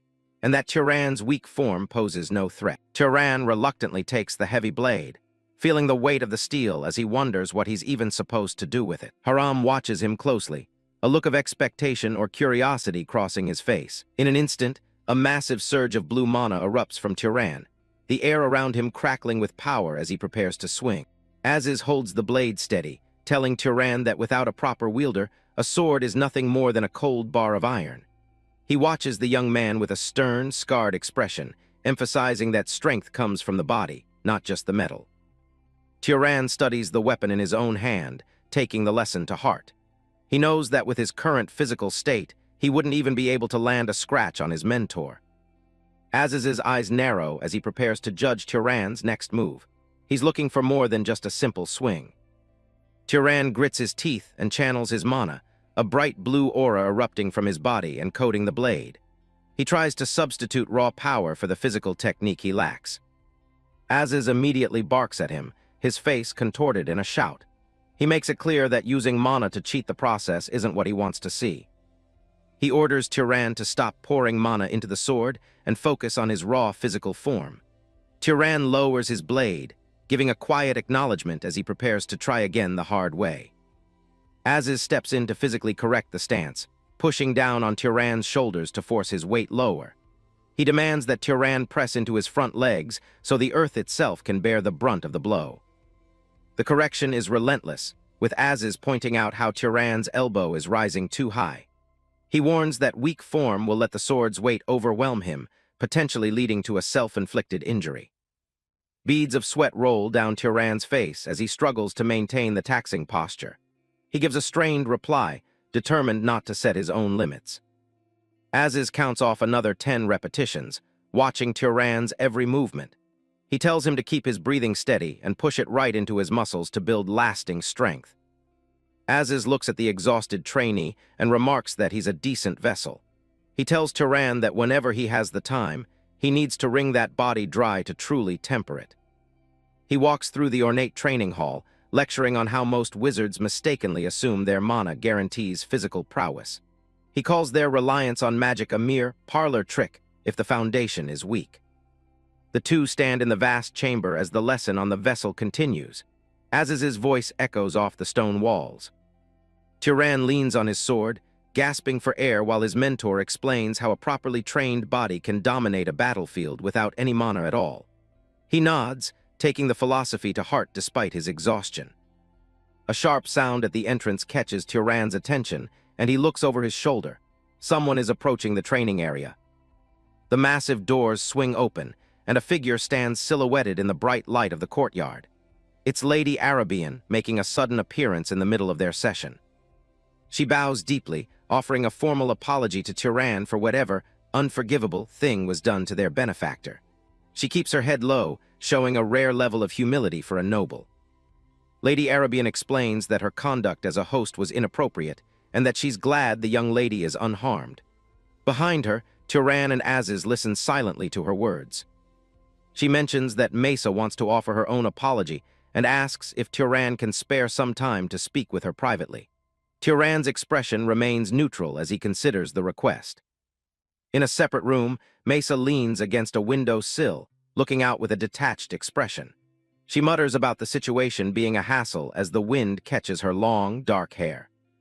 Turan enters the room, and she immediately starts her scripted apology for causing an unnecessary commotion.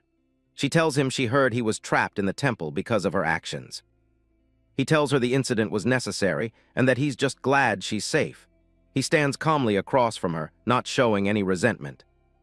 Mesa's curiosity quickly takes over, and she pivots the conversation to the magic he used the day before, the one that made animals rot. She asks if it's some kind of undisclosed bloodline magic. She's suspicious because the mana consumption seemed far too low for such a powerful effect. She openly wonders if he lied to her about how it works. Turan waves it off, telling her she could do it just as easily if she understood the core principle. He gestures with his hands, inviting her to look beyond the surface level of the spell. Mesa, assuming he's holding out for a price, muttering that he won't teach it for free. She stands with her back to him, clearly weighing her options. She points out that without revealing the method, there's no proof it isn't just hidden bloodline magic. She looks over her shoulder, trying to catch his reaction. Turan gives a light shrug and says he doesn't really care whether he wins the argument or not. His indifference seems to bother her. That answer hits a nerve, and she snaps at him, demanding to know how she's supposed to look if things just end like this. She wants a clear resolution to their rivalry. She offers a deal. If he tells her the secret of that magic, she'll teach him one of the Arabian family's secret arts in return. It's a significant trade for a noble house. Turan's grin widens as he accepts the offer. He says he has no objections to those terms. The two face each other in the lavishly decorated study, ready to begin their exchange of knowledge. The tension between them seems to have shifted into a tentative partnership. Turan explains that the rot is actually just a form of bioenhancement. He points out that he's using microorganisms that are too small for the naked eye to see. Mesa looks at the rat she had been experimenting on, realization dawning on her. She finally understands why her own attempt was so inefficient compared to his. She admits it's her loss and acknowledges that she only succeeded through clumsy brute force in the end. She looks down at her gloved hands, conceding the point. Turan tells her he already considered that a part of their wager. He stands calmly as they continue their discussion. He explains that when discussing magic skills, the amount of mana someone recklessly pours out shouldn't be the deciding factor. He's teaching her to value efficiency and logic over raw power. Mesa pulls her collar up and looks away, asking if he can tell Aziz that the duel was a draw. She clearly doesn't want the man getting cocky about a win. She decides Turan needs proper compensation for his lesson and starts rummaging through a nearby drawer. She finds something she thinks will serve her purpose. She pulls out a simple wooden comb, claiming that it'll do the job for what she has in mind. She holds it up to the light, showing it to him. After that, she began to brush her hair. A few strands followed the motion of the comb, lifting off her shoulder as if by magic. She showed Turan how her hair was drawn to the comb and asked him how he would explain this phenomenon. Turan watched with a curious expression as the strands followed her hand. Turan stands calmly before Mesa, explaining that the strange phenomenon she felt was simply static electricity. He breaks down the science behind the secret art, making it sound like a simple principle rather than magic. Mesa's eyes widen in genuine shock as she realizes he knows things she's never even considered. She stares at him, stunned by his depth of knowledge and the realization that she was outmatched in understanding. She looks down at the comb, muttering about how profound the concept actually is. Turan remains composed, waiting for her to process the explanation while she grapples with her own ignorance. She finally looks up and tells him she'll think more about how to repay him, determined to find something he doesn't already know. Turan accepts the terms with a simple nod, and they agree to continue their mutual exchange of knowledge. Mesa suggests that they train together from now on until she comes up with a proper way to settle her debt. She looks at him with a serious, competitive gaze, already planning their next session. She's quick to clarify that it's only to repay her debt, not because she actually needs his help. Turan just smiles, well acquainted with her prideful attitude and the way she hides her interest. Turan agrees to the arrangement, suggesting they meet in the garden every evening starting the next day. Mesa seems satisfied with the plan as they finalize their training schedule. The scene shifts to a banquet table overflowing with an incredible variety of stews, roasted meats, and fresh vegetables. It's a lavish spread prepared for a grand occasion. They are gathered in a grand, sun-drenched dining hall for a formal banquet hosted by Lady Arabian. The atmosphere is quiet and dignified despite the abundance of food on the long table. Milo, the blonde-haired son of the house, looks over the table in disbelief. He remarks that even his own birthdays never saw a feast prepared this lavishly. He continues his surprise, noting that anyone who saw this would think the Lord of Arabian himself had come to visit. He seems genuinely impressed and a bit confused by the scale of the meal. Turan senses the motive behind the hospitality, realizing there's no way this is just an ordinary meal. Lady Arabian tells Milo to be quiet, maintaining her composed demeanor as she looks toward Turan. Lady Arabian brings the conversation back to their earlier discussion about a reward. She mentions that her son promised a powerful magic tool as the price for his own life. She asks Turan if he has something specific in mind that he needs. He takes a moment to consider the offer, his expression thoughtful. He tells them he wants something focused on defense. He looks around the table, explaining his reasoning to the group with a calm voice. He points out that while it's easy to harm others with magic, protecting oneself is a much harder task. He specifically requests an item that can guard against surprise attacks. Lady Arabian notes that he's made similar items before, and it shouldn't be difficult. However, he admits they don't have anything ready to hand over right now. Milo asks if he may be the one to make it for Turan. Lady Arabian warns him to stop if he's not planning on dragging their house's honor through the mud. Haram Berg, sitting across from him, confidently declaring that he will be the one to create the tool. He explains that he just finished a commission from the main house and has plenty of spare time. Lady Arabian looks at her son, questioning his methods.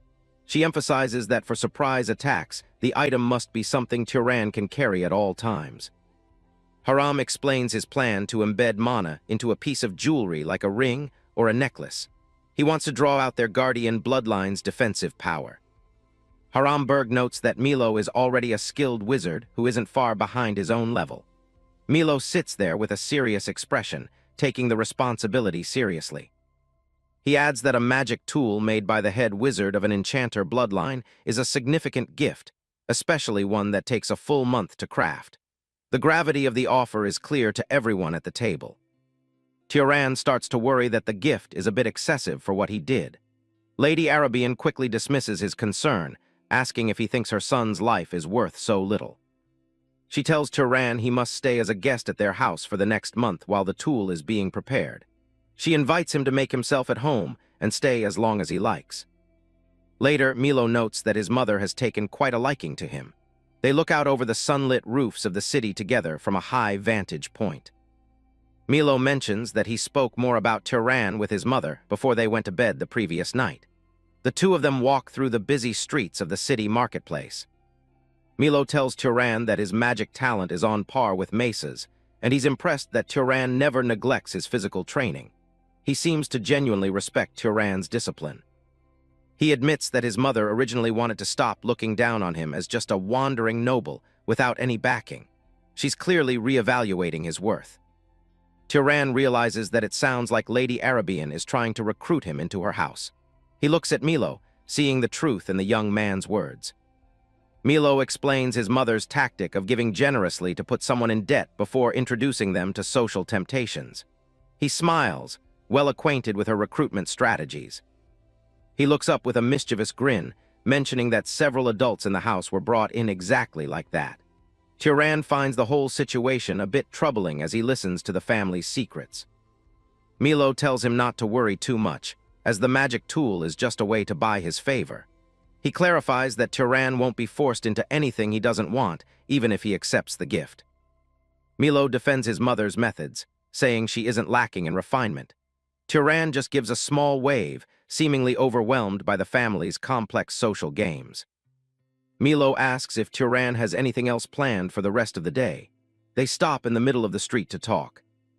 Turan mentions that he promised to train with Mesa in the evening, but wonders why Milo is asking. He looks at his companion with a neutral expression. Milo realizes they still have a significant amount of time before the sun sets. His eyes light up as a new idea comes to him. Milo slings an arm around Turan's shoulder, insisting that he come on patrol with him instead. He promises that Zavillan has plenty of things to enjoy, even if it isn't the capital. He teases Turan, asking if he really intended to spend the whole day holed up in a corner training magic. He seems determined to show him a good time. Turan's expression is blank as he admits that was exactly his plan. He doesn't seem particularly interested in the local entertainment. Milo drags the reluctant Turan through the city streets, telling him that life is too short not to enjoy it. Turan is pulled along, looking like he'd rather be anywhere else. The scene shifts to a spinning roulette wheel in one of the city's entertainment districts. The blur of colors and the sound of the ball suggest they've arrived at a place of gambling. Turan and Milo arrive at the entrance of a bustling entertainment hall. Milo looks back with a grin, eager to show Turan the sights of Zavillan. Inside the hall, Milo talks animatedly about the games and shows available. Turan looks around with a neutral expression, unimpressed by the gambling and noise. They walk through a crowded marketplace where vendors call out their wares, and a horse carriage rolls past on the cobblestones.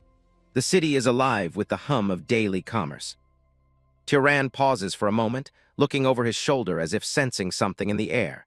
He remains observant even in the middle of the crowd. He stops in front of a wall covered in notices and wanted posters.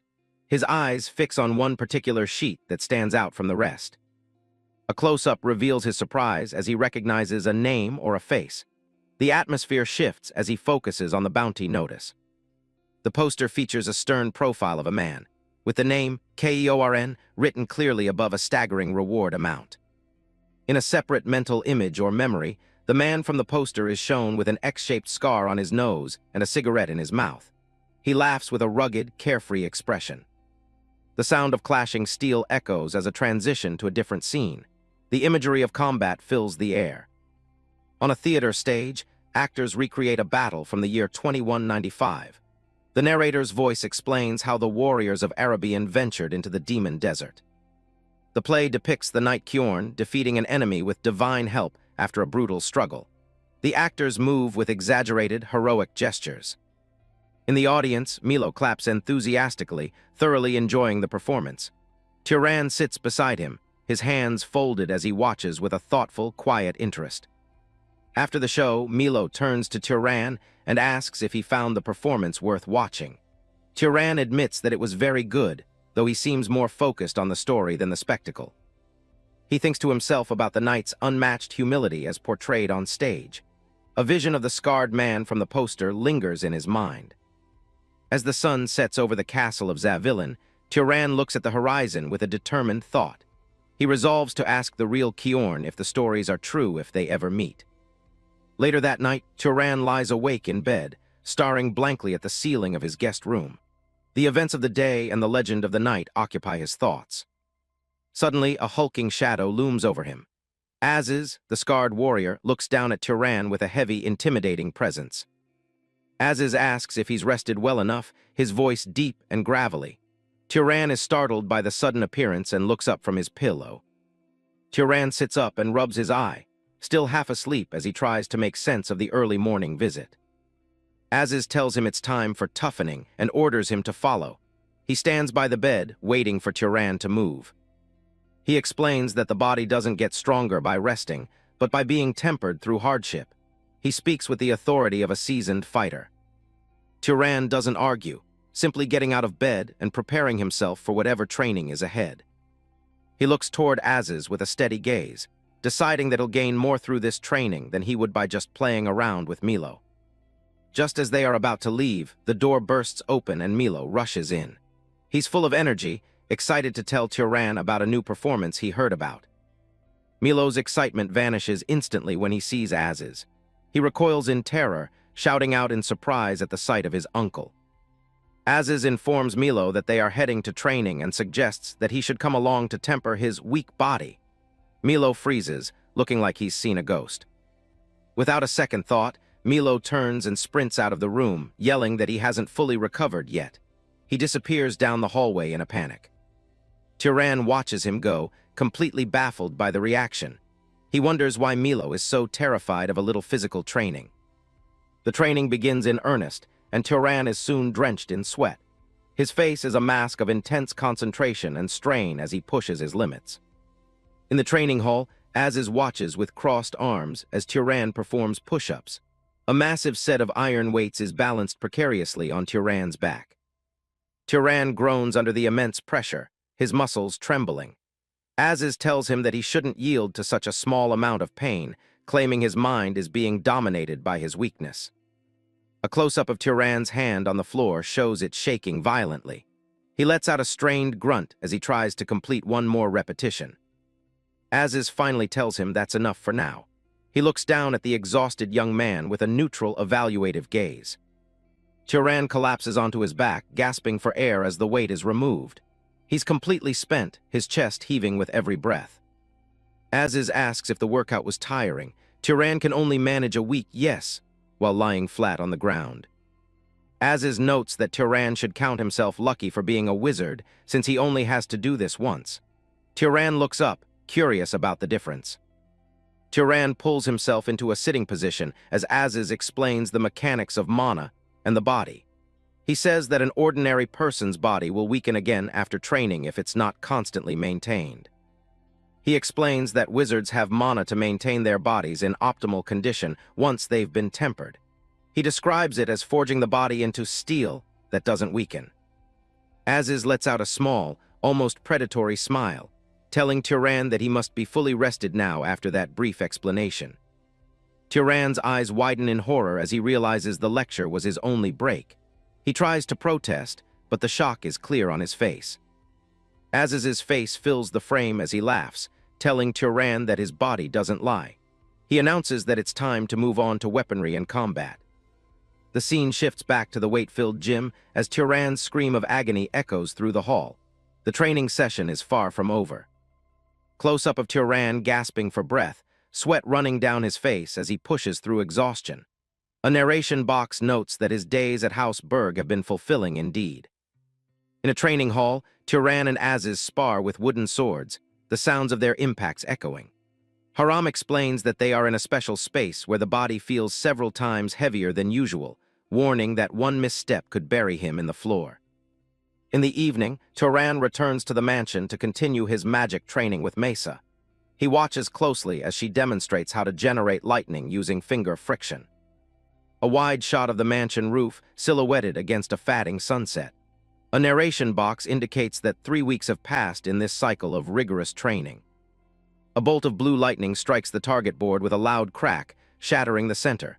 The impact sends splinters flying as the energy dissipates. Turan looks down at his hand, sparks still dancing across his fingertips. He stares at the target with a neutral expression, nodding that he missed his mark once again. Mesa stands nearby, her long black hair catching the evening light as she watches him.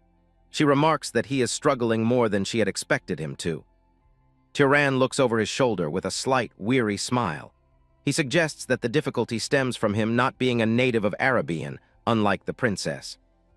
The two stand in the courtyard, their figures long shadows on the stone ground. Mesa admits that it is difficult for her to teach him, as she never had to consciously think about how to aim her lightning. Melissa asked if it wasn't just a matter of shooting it to hit the mark, looking skeptical. Turan countered that the task was significantly harder than one might think. Mesa's head turns sharply at the sound of someone shouting her name. Her expression shifts into one of alertness as the interruption breaks her concentration. Ashes, clad in a traveling cloak, marches across the courtyard toward them. He calls out to Mesa, having finally located her and Turan in the garden. Turan turns to look at the newcomer, his expression curious but guarded. He watches the man approach, wondering about the urgency of the visit. Mesa stands her ground, her arms crossed as she stares coldly at Ashes. She tells him that their business is none of his concern and asks what brought him there. She reminds Ashes that she explicitly told the main house not to approach her while she was recovering. Ashes remains steadfast despite her icy tone. Ashes ignores the rebuke, focusing on his duty. He informs her that the patriarch has summoned her immediately. Mesa asks for the reason, warning Ashes that he will be punished if he disturbed her for a trivial matter. Ashes looks up, his face grim as he prepares to deliver the news. Ashes reveals that dark elves have been rampaging extensively throughout the southern regions. The news hangs heavy in the air as the sun continues to set. He continues, stating that 3 cities have already fallen and the leadership is preparing to assemble an expedition force. Turan and Mesa stand frozen by the severity of the report. A mental image of the threat appears, showing a horde of monstrous dark elves with glowing yellow eyes. They loom out of the shadows, looking like a terrifying and unstoppable army. A dramatic close-up of Turan's face as the reality of the situation sinks in. Large text above him announces that the enemy has finally appeared. Turan and Mesa are standing in the estate garden at sunset. An attendant bows as Mesa waves him away, promising she'll be back shortly. Mesa sighs, her gaze lingering on the horizon. She decides it's time for her to head out as well. Before leaving, she turns back to Turan. She casually mentions it's time to collect payment for showing him that disgusting decomposition magic earlier. She claps her hands together with a sharp sound, drawing his full attention. Her expression is serious now. She leans in, asking Turan if he knows that electricity actually flows through the human body. Turan looks back at her, clearly skeptical of the concept. It's not the kind of magic he's used to hearing about. Mesa smirks, enjoying his reaction. She explains that this knowledge is a closely guarded secret of the Arabian family. She offers a deal. His debt will be paid if she teaches him how to master this properly. She notes it will definitely be a huge help to his combat training. She starts the lecture, explaining how every sight and sensation is just a tiny electrical signal sent to the brain. Whether it's through the eyes or the nose, it's all just data traveling through pathways. Turan closes his eyes, absorbing the theory as she continues. It's a completely different way of looking at the body. A visual of an eye crackling with blue energy illustrates her point. Those tiny electrical signals are the key to everything. She explains that this electricity flows throughout the entire body, like a network of lightning. The focus shifts to the legs, showing the glowing pathways of the nervous system. If you can control the flow, you control the machine. She suggests that if one can accelerate those signals, their physical response time would explode. A massive surge of blue lightning coils through the body's frame. Turan opens his eyes, and a star-like spark of blue mana ignites in his pupil as lightning arcs across his face. He's trying to tap into that current. The two stand opposite each other in the silent courtyard as the sun continues to dip. A blue butterfly flutters between them. Mesa begins to move, her image already beginning to blur. She starts to flicker like a glitch in reality. In a flash, her image warps and shifts right in front of him. She asks him how he likes the demonstration. Turan can only laugh, sweat beading on his forehead. He's stunned by the sheer speed she just displayed. He decides to give it a shot, his own head crackling with unstable blue sparks as he tries to force the mana into his nerves. It's a violent, buzzing sensation. The feedback is immediate. Turan doubles over, grunting in pain as his body recoils from the reckless surge. It's like his brain just short-circuited. Mesa watches him with a knowing look. She points out that he simply poured out his mana way too recklessly for a first try. She warns him that a headache is inevitable while he adjusts, but she promises that once he gets used to it, he'll be able to maintain that state for quite a while. Turan rubs his head, feeling the burn. He realizes this technique is far more valuable than anything he could have given her in return. With a light click of her boots, Mesa leaps backward, heading for the high palace walls. She calls back that this is just an investment because he actually seems to have some talent. She doesn't bet on losing horses. Turan watches from below as she effortlessly vaults into the air, a trail of white wind behind her. She warns him that if he learns an even more incredible spell in the future, she'll collect it all back, along with his debt for today. He's left standing alone, staring up at the empty sky where she vanished into the sunset. A high-pitched hawk's cry echoes through the air as the scene shifts away from the palace. A bird of prey soars high above a sprawling stone city under a clear blue sky. A few feathers drift down through the air. This is Morgan City, the bustling heart of the Dakin Plains. A massive army is lined up in the streets, looking like a black tide. The citizens are out in force, arms raised and cheering wildly. "Glory to Arabian!" echoes through the stone streets as soldiers march past. Turan stands in the crowd with the Berg family. He observes that while this is just a departure ceremony to hunt dark elves, the enthusiasm makes it feel like a victory parade. Milo's eyes light up as he spots a familiar face among the mounted soldiers. He starts waving enthusiastically, calling out to Mason in the departing ranks. The energy of the crowd is infectious. His father immediately grabbed the boy's arm, pulling him back. He sternly reminded Milo to maintain his composure and dignity as a noble of the Berg house. A booming voice cuts through the crowd's cheering. The head of the house is finally making his entrance, and the atmosphere shifts instantly. Soldiers stand at stiff attention, their boots clicking on the pavement as a powerful presence approaches through the gateway.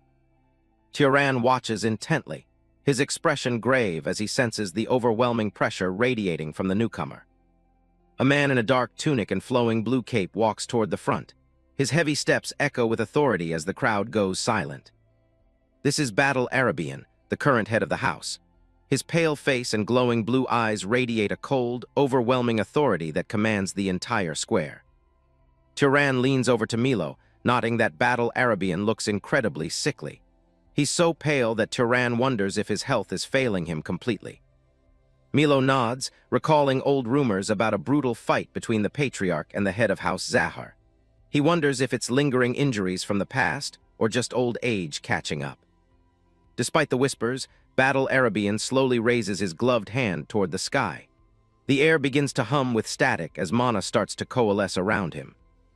The people in the crowd look up in absolute awe, their faces lit by a flickering golden light. They wait with bated breath for a display of the legendary Arabian power.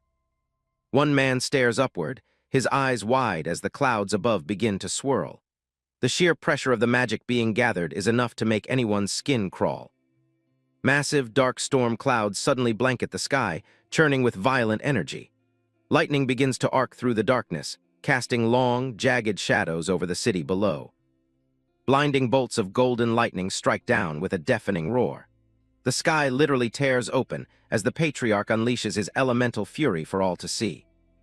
The crowd erupts into frantic cheers, shouting for the glory of House Arabian. Some fall to their knees, praying for the Lord of Thunder to protect his descendants. Turan watches the display from the edge of the square, his eyes fixed on the man at the center of the storm. Even in a weakened state, battle's power is enough to command the elements themselves. The lightning illuminates the entire city, turning night into day with a single pulse of mana. It's a terrifying reminder of the absolute pinnacle of magic a human can reach. Turan stares intensely, his mind racing as he processes what he just saw. He realizes the gap between them, but there's a flicker of resolve in his eyes. One day, he'll reach that level too. Later, a hand holds out a sturdy, braided bracelet featuring a glowing blue core in the center.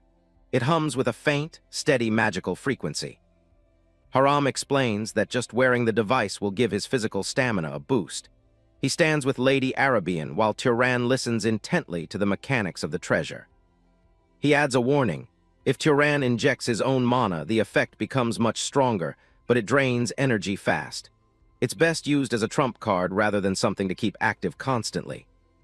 Turan takes the bracelet, turning it over in his hand with a look of genuine surprise.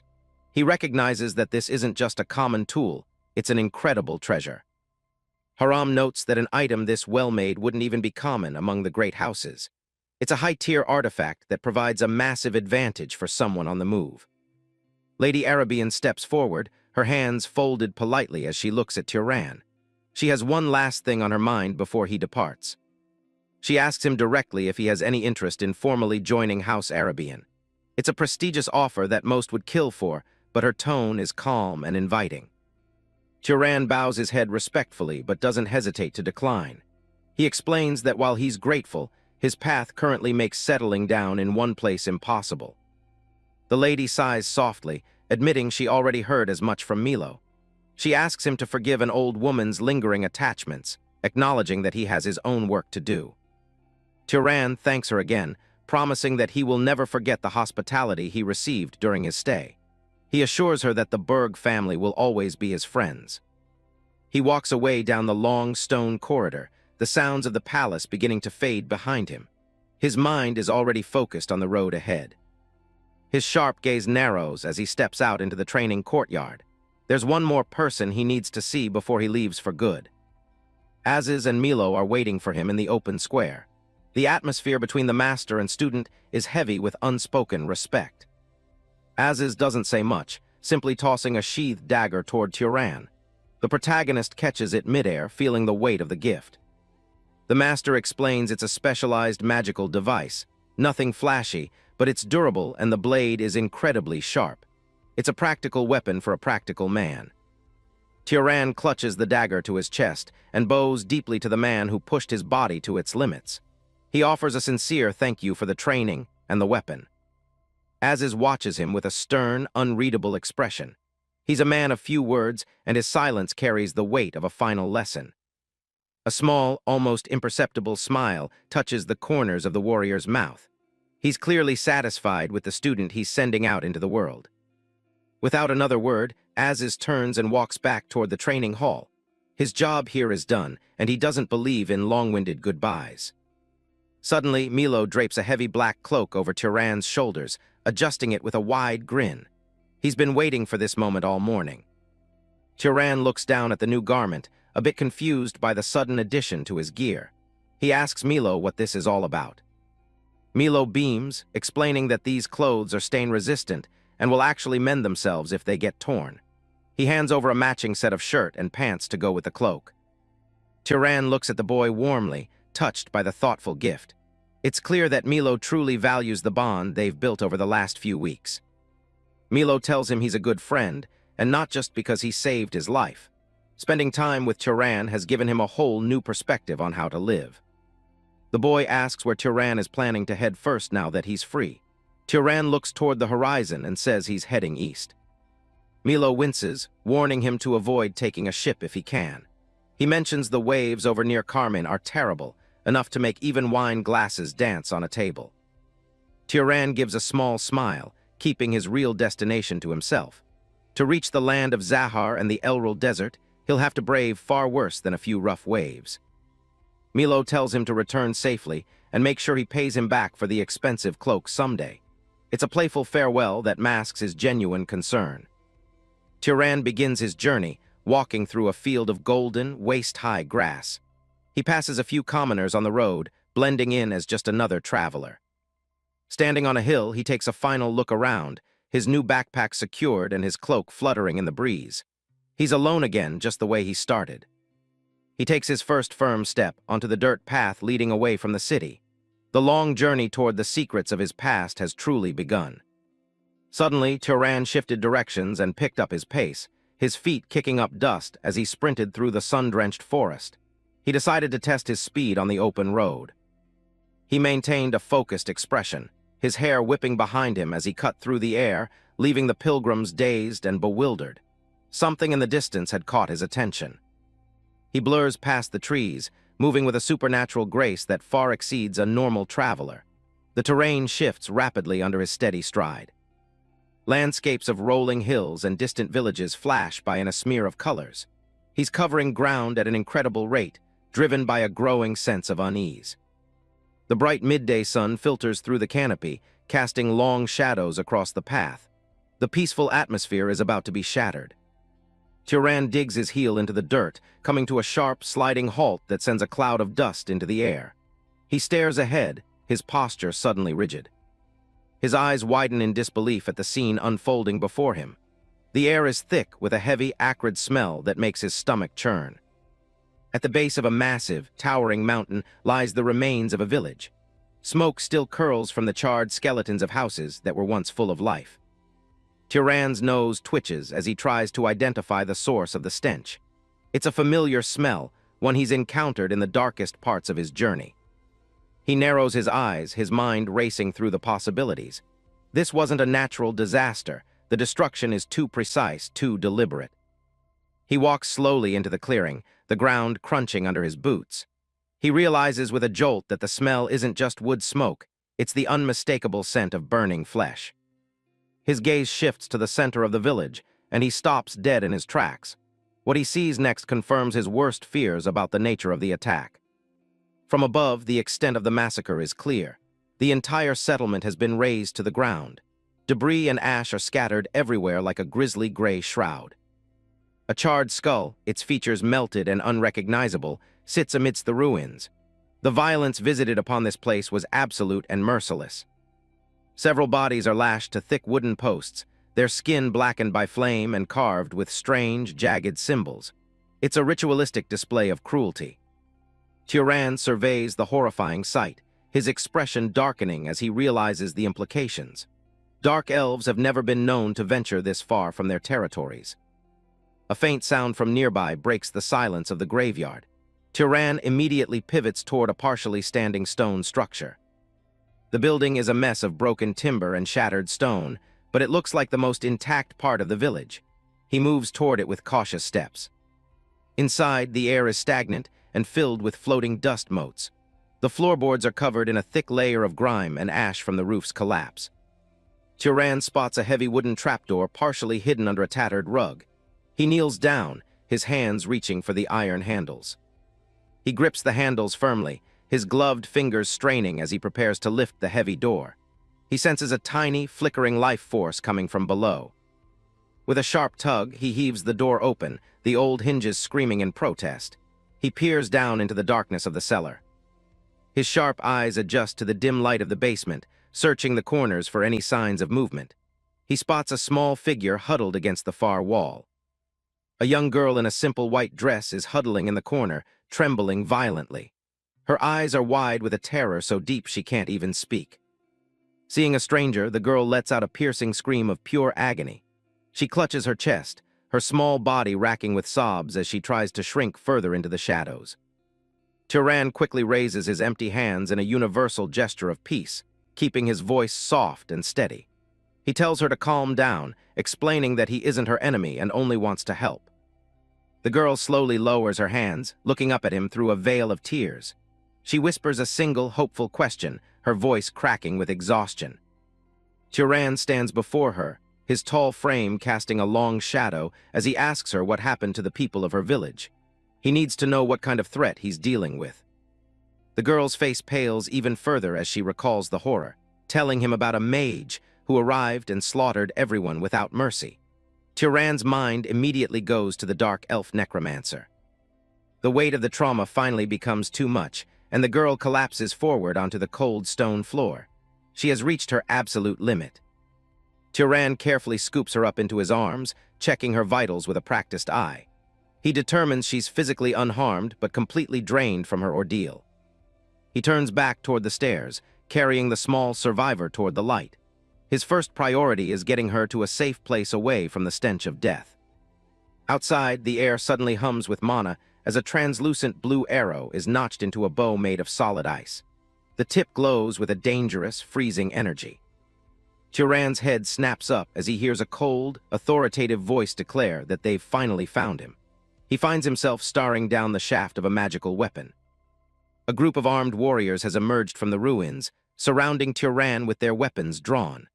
Blonde Archer stands at their head, her ice bow aimed squarely at his chest.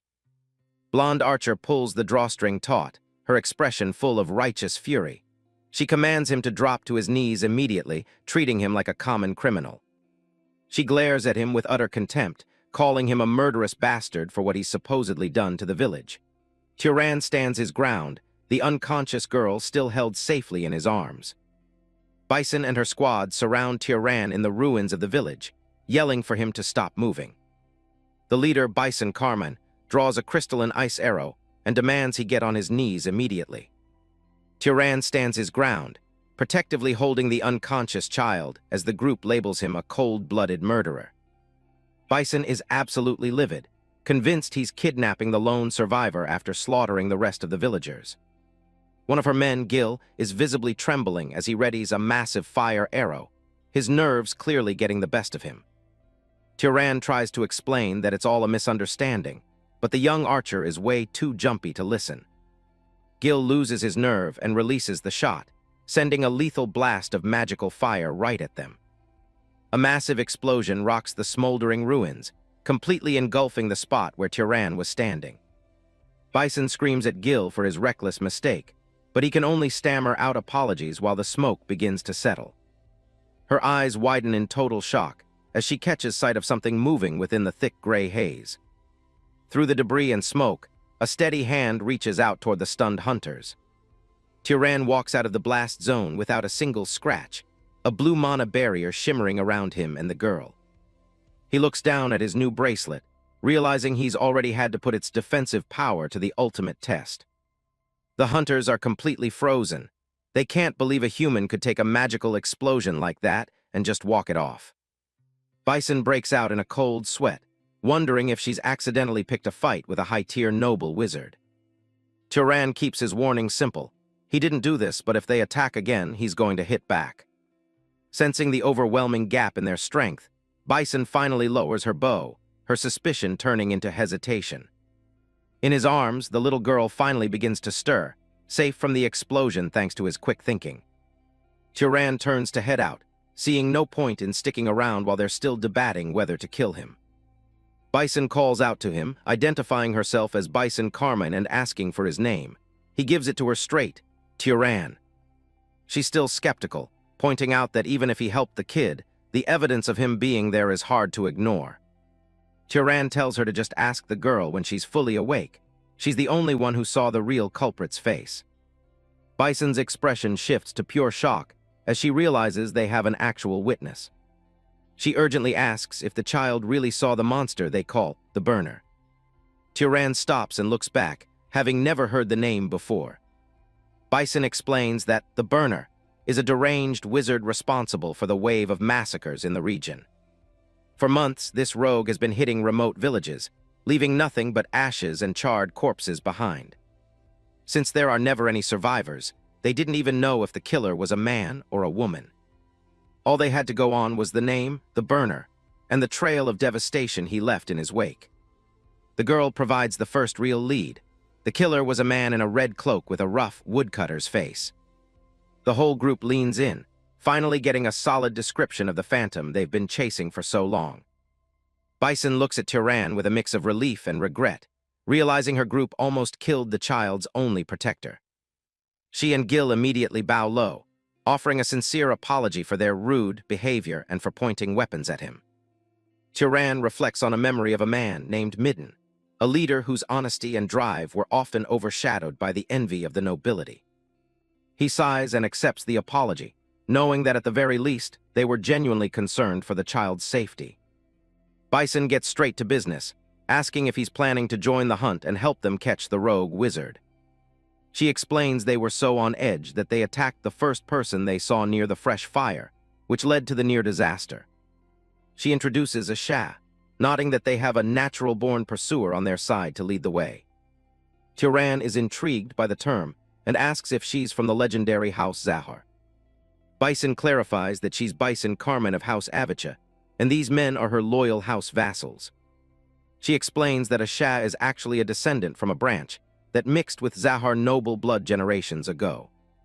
While their magic is weak, they are unmatched in search magic, a lineage her house calls the primordial bloodline. Bison shifts the focus back to the mission, making a direct request to Turan as they stand before the ruins. She asks him if he'll join her squad and help them track down the rogue wizard known as the Burner. She offers him the full bounty and her own share of mana, knowing he's trying to build a reputation in this land. Turan inquires about the target's power, and Bison warns him that the guy is at least a noble-level wizard. She elaborates on the threat, mentioning that the Burner has already wiped out several villages, even those defended by multiple knights. Turan takes in the grim details, his gaze fixed on the mounting evidence of the rogue's brutality. He realizes this is exactly the kind of high-stakes fight he needs to keep growing, since common monsters aren't a challenge anymore. He gives his consent, and Bison lets out a smile of pure relief, glad to have his strength on their side. Before heading out, they make a detour to a nearby village to secure a safe place for the survivor girl. Turan hands over a heavy pouch of gold to a villager, providing more than enough to raise the child until she's an adult. He tells the man he'll be back in a few years to check on her, showing a rare moment of compassion. The villager is floored by the amount of money, staring at the bag in disbelief as the group prepares to leave. With the girl safe, the party moves out, leaving the charred remains of the village behind them. Asha, the group's scout, paused and closed her eyes, focusing her bloodline's heightened senses to find their target's trail. Her eyes snap open as she locks onto a trace of mana, her tracking ability flaring to life. As they trek through the dense forest, Bison asks for an update, and Asha notes they need to look around more. They navigate the wilderness under Asha's guidance, with the tracker pointing them toward a specific path. She spots clear footprints in the dirt, confirming that someone recently passed through this area. A broken branch catches her eye, another clue that their target is close and moving deeper into the woods. Asha pauses to sniff the air, her pursuer trait picking up the unmistakable scent of cold ash. She gets down low to examine the ground, and Bison asks what exactly she's managed to find. Asha reports finding footprints of an adult male that eventually led them right to the smell of burnt wood. She glances at Turan, noting that his scent would have made him an easy target if he hadn't changed his clothes. Turan watches her work, impressed by her quiet professionalism and how efficiently she handles the hunt. Suddenly, Asha's eyes widen as she catches a fresh scent, signaling that the target is nearby. She bolts forward without warning, leaving Bison to call out for her to wait and stay with the group. They eventually reach the base of a massive, rocky cliffside deep within the mountain range. Nestled into the jagged rocks is the entrance to a dark and forbidding cave. Bison directs Turan to stay at the front with her, while the rest of the squad follows closely behind. A small orb of blue light is conjured to cut through the oppressive darkness of the cavern. The group enters the tunnel with weapons ready, their footsteps echoing softly against the damp stone.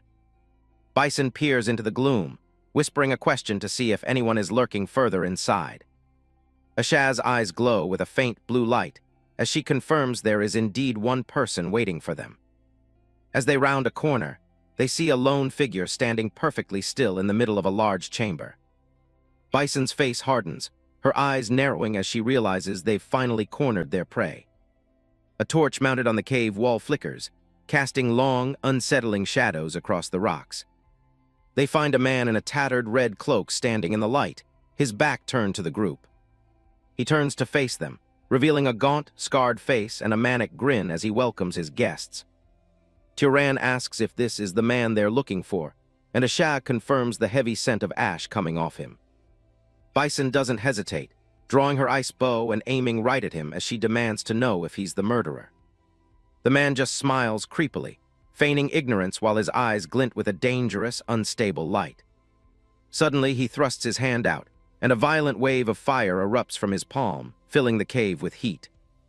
The rogue wizard unleashes a violent explosion of fire, the force of the blast shaking the very foundation of the cave. Members of the squad are thrown back, as the cavern is engulfed in a sea of blinding, searing heat. Turan stands his ground, his bandaged hand raised to conjure a shimmering mana barrier that deflects the flames. Behind him, Bison keeps her composure, her ice bow drawn and ready as the inferno washes over their defenses. The rogue's eyes widen in disbelief as he watches his most powerful attack be nullified by a simple shield. Bison takes advantage of the opening, letting fly a massive ice arrow that cuts through the heat like a frozen spear. The flying projectile impaled the burner's leg with sickening force, spraying blood across the cavern floor. The rogue falls to his knees, the magical ice instantly beginning to freeze his flesh and hinder his movements. He glares up with a mixture of pain and manic fury, his expression twisted by his failing attempt at murder. In a final act of desperation, he slams his palm onto the ground, channeling his remaining mana into the earth. A massive hand of solid rock erupts from the cave floor, its stone fingers reaching out to crush the intruders. Turan leaps away with clinical grace, realizing the target is proficient in both pyromancy and geomancy. The giant stone construct slams down where Turan stood, sending shards of rock flying in every direction. Mid-air, the wizard twists his body, preparing a counterattack while the terrain continues to shift violently around him. The burner looks up, his face illuminated by a sudden, intense glow of blue mana from above. Turan descends like a predator, a precise beam of energy carving a deep gash through the rogue's chest and robe. The criminal screams as he struck again, his body becoming a canvas for the relentless power of Turan's magic. Without a moment's pause, Turan gathers crackling arcs of lightning between his fingers, his gaze cold and focused. A violent bolt of electricity slams into the burner, sending his body into painful convulsions as the current takes hold. The rogue's eyes roll back as he's scorched by the discharge, his manic laughter finally silenced by the overwhelming force. The massive stone hand loses its anchor and collapses into a pile of lifeless boulders, the summoner's mana completely spent. Turan lands softly and walks toward the broken man, his silver hair settled as he assesses the outcome of the fight. Bison approaches with a shaky breath, looking at the charred and battered remains of their target in awe. Turan reaches down and retrieves a few small, dark seeds from the dirt, examining them as if they held a secret. He tells Bison he'll handle the interrogation and asks her to check on the rest of her squad for injuries. Bison agreed and wove threads of blue mana around the rogue's limbs, binding him in a magical cage to prevent any further escape. Once the man is fully restrained, Turan uses the tip of his dagger to prod him back into consciousness. The burner groans and stirs, his head lolling as he slowly opens his eyes to the reality of his capture. He looks up at Turan with a bloody, missing-toothed grin that is more disturbing than any threat. Turan presses the cold steel of his knife against the rogue's throat, warning him that any attempt to use mana will be his last. The captive scoffs, asking who they are and how they managed to find a place that he thought was untouchable. He falls silent for a second, a dark shadow passing over his face as he contemplates his failed mission. Turan doesn't tolerate the delay, sinking the blade into the man's shoulder to force a more direct response. He states coldly that mercy is a wasted concept on mass murderers, his eyes showing zero hesitation. The burner begins to ramble about a divine voice, claiming that God commanded him to burn the sinful to gain power. The villagers and Bison listen from a distance, their faces contorted with disgust at the rogue's delusional justifications. He insists that this horrific path is a secret method to gain a noble bloodline, one he believes is his destiny. He remains fixated on his goal, muttering that just a few more victims would have finalized his transformation. Bison concludes that the man is nothing more than a dangerous lunatic who has lost all touch with reality. She finds it tragic that someone would commit such atrocities for a prize that cannot be earned through blood. The wizard looks away, his thoughts turning toward the fundamental laws of growth and power in this world. A memory of the village man surfaces, reminding him that even commoners can grow strong through the standard path of hunting monsters. Another memory flashes through Turan's mind, a smiling man with a plaid headband who once spoke of witnessing the acquisition of magical power. The burner remains lost in his manic whispers, convinced that burning just a few more victims will finally grant him the high-tier bloodline he craves. Turan observes the bound prisoner with a cold intensity, recognizing that the man's twisted logic might actually be a window into a dark truth about their world. His bandaged hand tightens around the rogue's limb as he contemplates the horrific implications of what he has just discovered. Deep in the shadows of the cavern, Turan's silhouette looms as he comes to a chilling conclusion about the grim secrets that govern their reality. The execution is swift. A single, clean stroke cuts through the burner's throat, ending the criminal's reign of terror in an instant. The body collapses onto the cracked earth. Turan and Bison stand with their group, watching the life drain from the man who had caused so much suffering. One of the knights looks away, his hand covering his mouth as he struggles with the grim sight. Bison notices his discomfort and asks what's wrong. The knight mutters that killing a man who is tied up and defenseless feels more like slaughtering livestock than justice. He can't shake the hollow feeling of the execution. Bison doesn't share his sentiment. She tells him not to be foolish, reminding him that they all could have died if things had gone differently. She stares at the corpse, nodding that after all the people he murdered, death is far too light a punishment for him. Sparing him would have been an insult to his victims. Turan reaches down toward the ground where a small, weathered book lies near the body, his bandaged fingers close around the spine.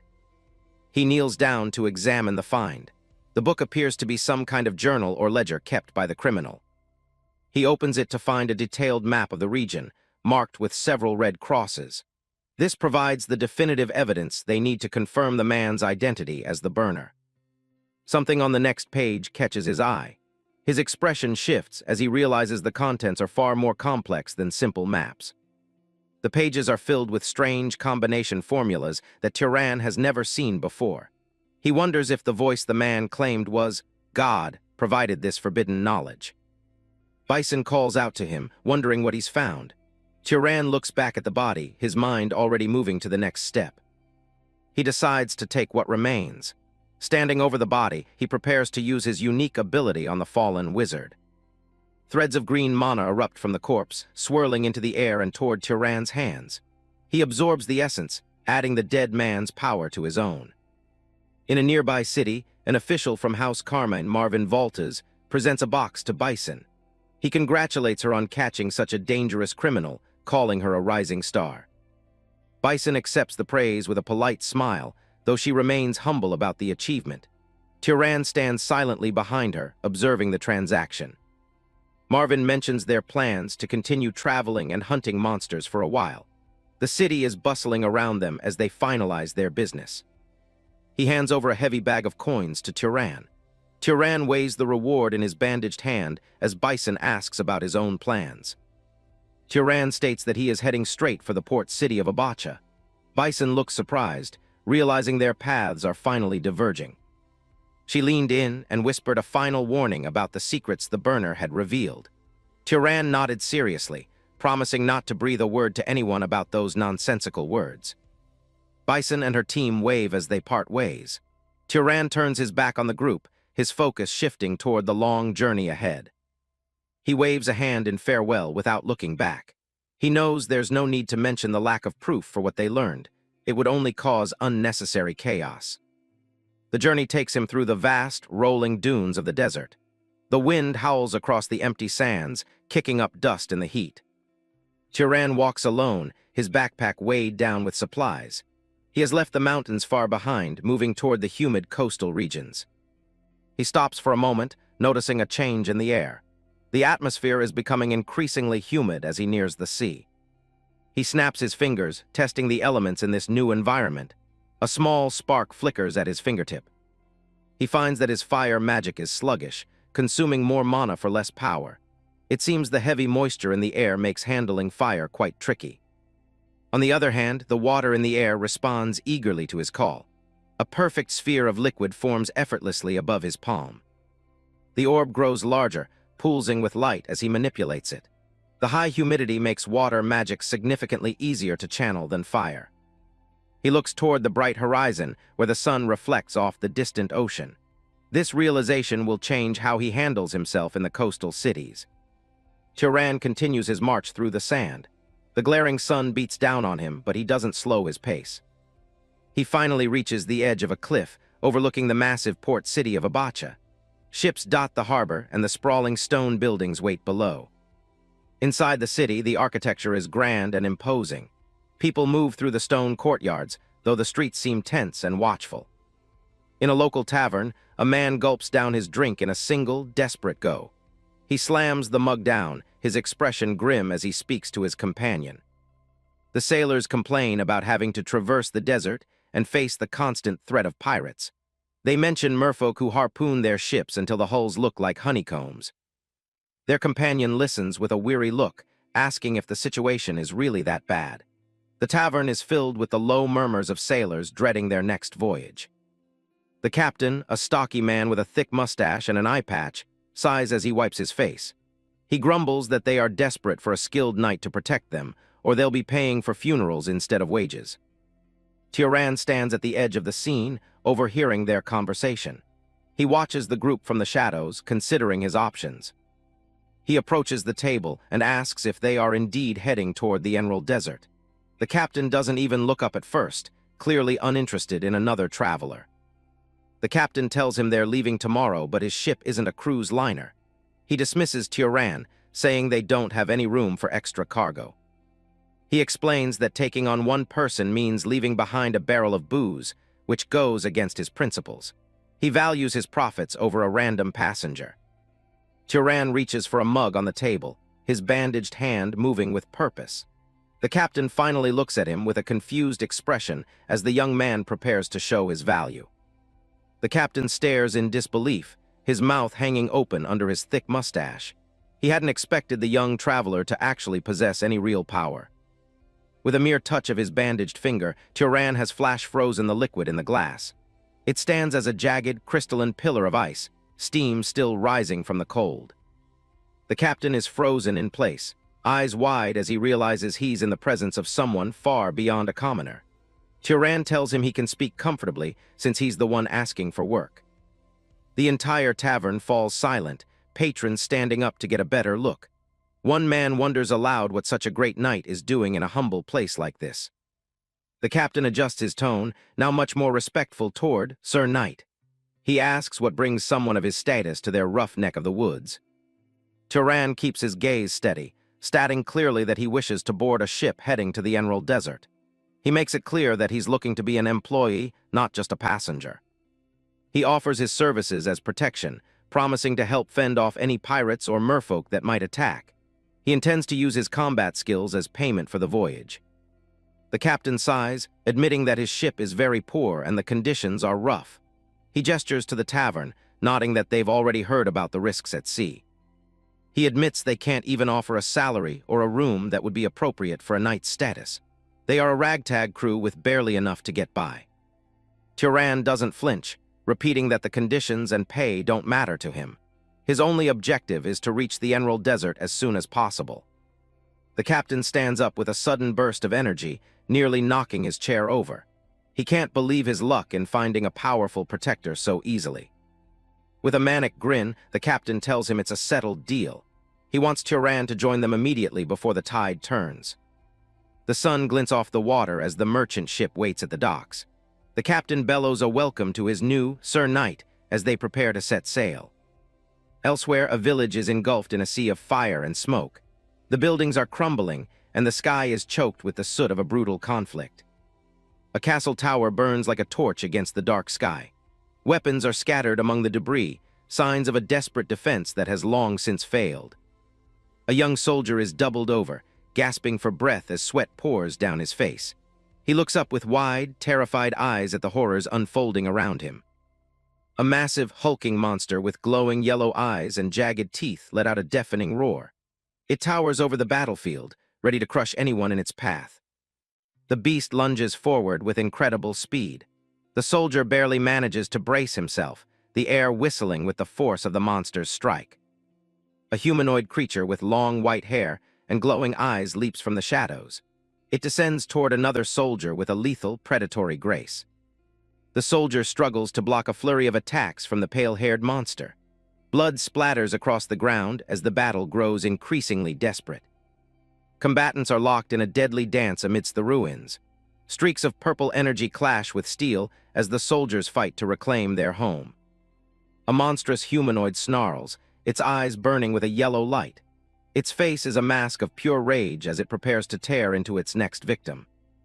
The young soldier grinds his teeth, his face contorted in a mix of fear and determination. He realizes they can't hold out much longer at this rate. Dark clouds swirl overhead, suddenly illuminated by cracks of golden lightning. The air hums with a sudden, overwhelming surge of magical energy. A massive bolt of yellow lightning slams into the battlefield with a deafening boom. Monsters are incinerated instantly, their forms dissolving in the blinding light.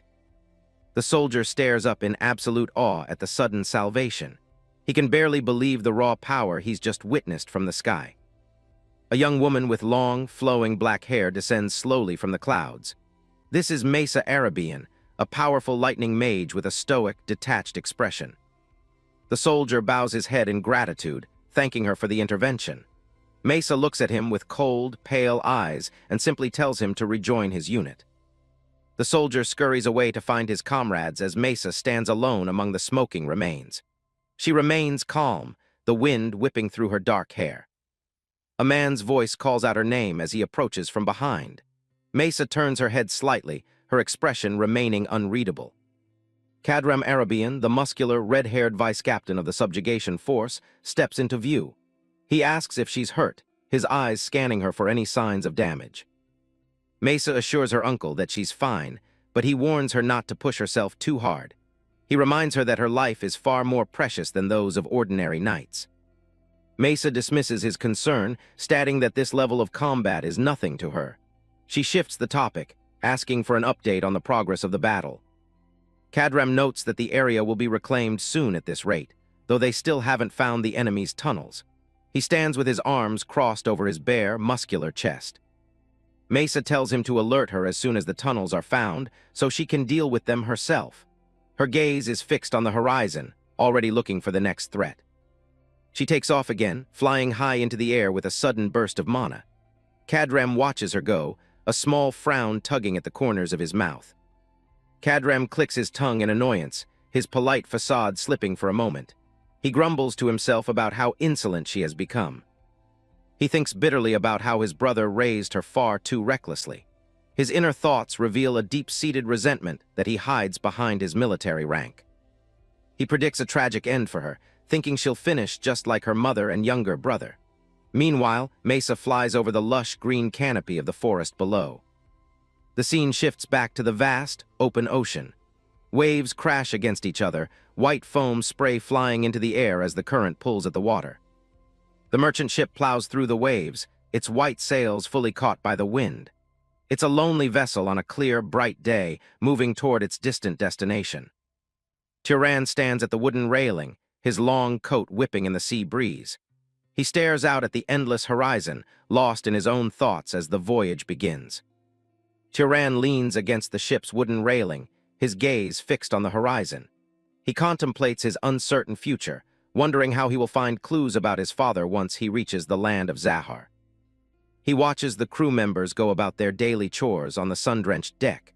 Despite the peaceful atmosphere, Turan knows that barging into Zahar without a plan could lead to disaster. He pulls out a small, worn piece of paper from his pocket. On it is a simple portrait of his mother, her soft smile a stark contrast to the harsh world he now navigates. Staring at the sketch, Turan feels a pang of doubt. He wonders how long it will take to uncover the truth of his heritage with only a few heirlooms and this single image to guide him. A heavy, calloused hand reaches out and firmly taps Turan on the shoulder, interrupting his deep meditation. The sudden contact breaks the silence of the sea breeze. The captain stands beside him with a wide, friendly grin beneath his mustache. He jokes that if Turan keeps staring at the water with such intensity, he'll eventually burn a hole right through the seabed. Turan turns to face the captain, a subtle smile touching his lips. He explains that he was simply lost in thought, marveling at the incredible vastness of the open ocean. The captain looks out over the deck as his men work, nodding that the sheer scale of the sea can often make landfolk feel nauseous. He asks Turan if he's managing to avoid any seasickness so far. Turan keeps his balance easily against the ship's sway and assures the captain that he is feeling perfectly fine. His constitution seems well suited for the life of a traveler. The captain leans in, mentioning that he heard Turan has been spending time learning the ropes from the ship's bosun. He seems impressed by the young man's initiative to learn seafaring skills. The captain remarks on how the bosun was quite excited to have a noble Sir Knight take such a keen interest in everything from knot tying to sail management. It's rare for a guest of his status to work so hard. Turan looks back with an earnest expression, explaining that he simply thought the knowledge would be practical for his future travels. He admits that he's found the work to be far more interesting than he initially anticipated. Suddenly, a loud shout echoes across the deck, announcing that it's mealtime. The crew members immediately drop what they're doing and start heading toward the lower deck. The captain claps his hands together with a booming laugh, urging everyone to get some food in their bellies before they return to work. He leads the way, his mood as bright as the midday sun. On a simple tin plate, a modest meal of preserved fish and pickled cabbage is served. It's the standard fare for a merchant crew, meant for sustenance rather than flavor. Turan sits on a crate in the cramped dining area, eating quietly alongside the sailors. He thinks to himself that while the food can't compare to land meals, the inclusion of pickled cabbage is a welcome relief. An older, bearded bosun sitting nearby explains that the cabbage is vital for their survival at sea. He warns that without it, they would have all succumbed to gum disease a long time ago. The bosun describes the gruesome symptoms of the disease, where a sailor's gums bleed until they eventually die. He notes that the only cure is regularly eating sour foods like the cabbage on their plates. He grins, admitting that while fresh fruit would be better, it spoils much too quickly on long voyages. The pickled cabbage might taste terrible, but it keeps the crew alive and healthy. Turan pauses with his fork, finding the piece of medical lore fascinating. He asks the bosun how such a specific remedy became common knowledge among sailors. The old man shrugs, speculating that someone must have discovered the connection long ago, and the knowledge simply spread.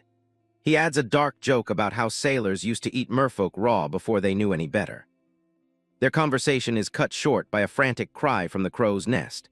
A sailor points toward the horizon, shouting that a medium-sized vessel has been spotted at 2 o'clock. High above the deck, the lookout peers through a long brass spyglass, his expression tense. Below him, the crew members start to scramble, murmuring about the possibility of pirates. Through the lens of the spyglass, a single-masted ship appears, cutting swiftly through the blue water. The lookout confirms that there is no house crest or merchant flag flying from its mast. The bosun looks up at the clear sky, a grim expression crossing his weathered face. He grumbles that things were going much too smoothly for such a nice day, and states his firm belief that the approaching ship is a pirate vessel. On the deck, the crew springs into action, opening large wooden barrels filled with an assortment of weapons. Sailors grab heavy axes, curved swords, and maces, their faces hardened for the coming fight. The bosun approaches the captain, asking if they should try to outrun the other vessel. He points out that the medium-sized ship is noticeably faster than their heavy merchant craft. The captain notes that if they are chased for too long, they will eventually be caught anyway. He suggests that their best chance might be docking at a nearby island if the wind stays in their favor. The captain presses the spyglass to his eye, his brow furrowed as he assesses the distance and speed of the hostile ship. He remains silent for a long moment, calculating their odds.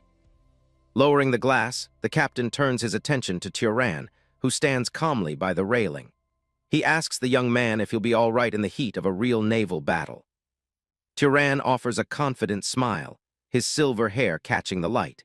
He assures the captain that as long as there are no high-ranking knights or powerful nobles on the other ship, he can handle whatever comes their way. Bolstered by Turan's confidence, the captain bellows an order to turn the ship and engage the enemy head-on. The crew erupts into cheers, raising their weapons in a defiant roar. From a high vantage point, the two ships are seen drawing closer, their hulls cutting white lines through the turquoise sea. The pirate vessel maneuvers aggressively to pull alongside the merchant ship. The pirate ship draws close enough for the shouts and taunts of the attackers to be heard clearly. A group of rough-looking men stand on the railing, laughing and demanding the merchant crew surrender their lives. Turan stands at the forefront of the crew, his expression flat and unimpressed. He asks the bosun beside him if pirates actually keep their word about sparing those who surrender. The bosun scoffs, replying that sparing usually means being thrown into the sea after having their legs cut off. Turan acknowledges this with a simple nod, his boot stepping firmly onto the deck as he prepares to move. With a sudden, explosive burst of speed, Turan leaps across the gap between the two ships. He moves like a blur, his black cloak billowing behind him as he targets the nearest cluster of pirates. Turan landed in the middle of the pirate deck with lethal precision.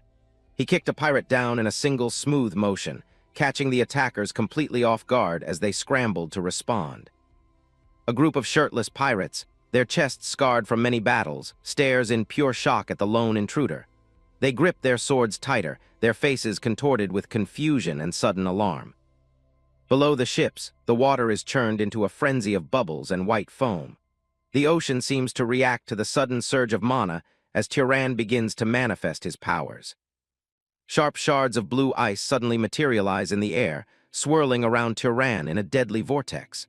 A pirate leader shouts in a panic, desperately ordering his men to kill the knight before it's too late. The ice shards streak forward with the speed of arrows, piercing through the pirates with terrifying force. One man is thrown backward, blood erupting from multiple wounds as he screams in agony. Turan's voice remains steady and low as he speaks, his expression hardening as he looks upon the pirates.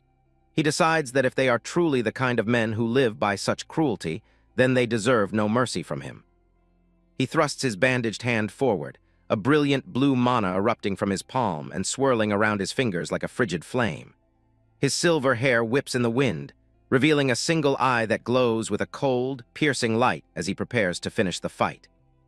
Ice shards rain down from the sky, catching the pirate boarding party completely off guard. They have no idea they've just charged into a wizard's trap. The jagged shards tear through the attackers, painting the wooden deck in sprays of red. The pirates are decimated before they can even draw their swords. Turan's lips curl into a cold smile as he watches the carnage unfold. For him, this isn't a struggle, it's just business as usual. He raises a hand, his fingers glowing with the freezing blue light of his mana. He's not done yet, and the air around him begins to crackle with frost. The deck is already a graveyard of frozen bodies, but Turan stands unmoved in the center. He watches the survivors with a detached, predatory focus. The remaining pirates try to rally, shouting for their lives as they realize the monster they've boarded. They know if they don't kill him now, none of them are making it off this ship. They surround the wizard, weapons drawn, but he just stands there, unbothered by their numbers. The sheer scale of his power makes their blades look like toys. His ice-blue eye glows with a lethal intensity. He's tracking every heartbeat on the deck, waiting for the perfect moment to strike. Water surged up from beneath the sea onto the deck, knocking back anyone who dared to get too close. It was a literal wall of frost that kept them at bay. Turan conjures a massive, jagged ice blade, ready to finish the job. The sheer weight of the weapon looks effortless in his hands. He moves with a lethal grace, carving through a pirate who was just a second away from swinging an axe. Blood spray hits the deck as the man collapses. "Don't let up," one of them screams, trying to force his terrified crewmates back into the fight. But their morale is already shattering along with their ship. Turan meets their desperate charge with cold ice. He blocks their blades with his own conjured weapon, the metal ringing against the supernatural frost. A single wide sweep of his blade sends shards flying, cleaving through anyone in its path. He's clearing the deck in one efficient motion. With his combat skills freshly tempered by Az's, Turan impaled several pirates before they could even scream. He doesn't even break a sweat, his expression as frozen and unyielding as his magic. There's no pity in his gaze, only the calculation of a predator. He steps into a lunge, his movements a blur as he strikes down another man. The speed of his attack is impossible for an ordinary human to track. Turan catches a spear mid-thrust, his grip firm and unshakable. He doesn't even flinch at the weapon centimeters from his face. He drives an ice shard straight into his attacker's chest, ending the fight instantly. The pirate's eyes glaze over as the cold takes hold.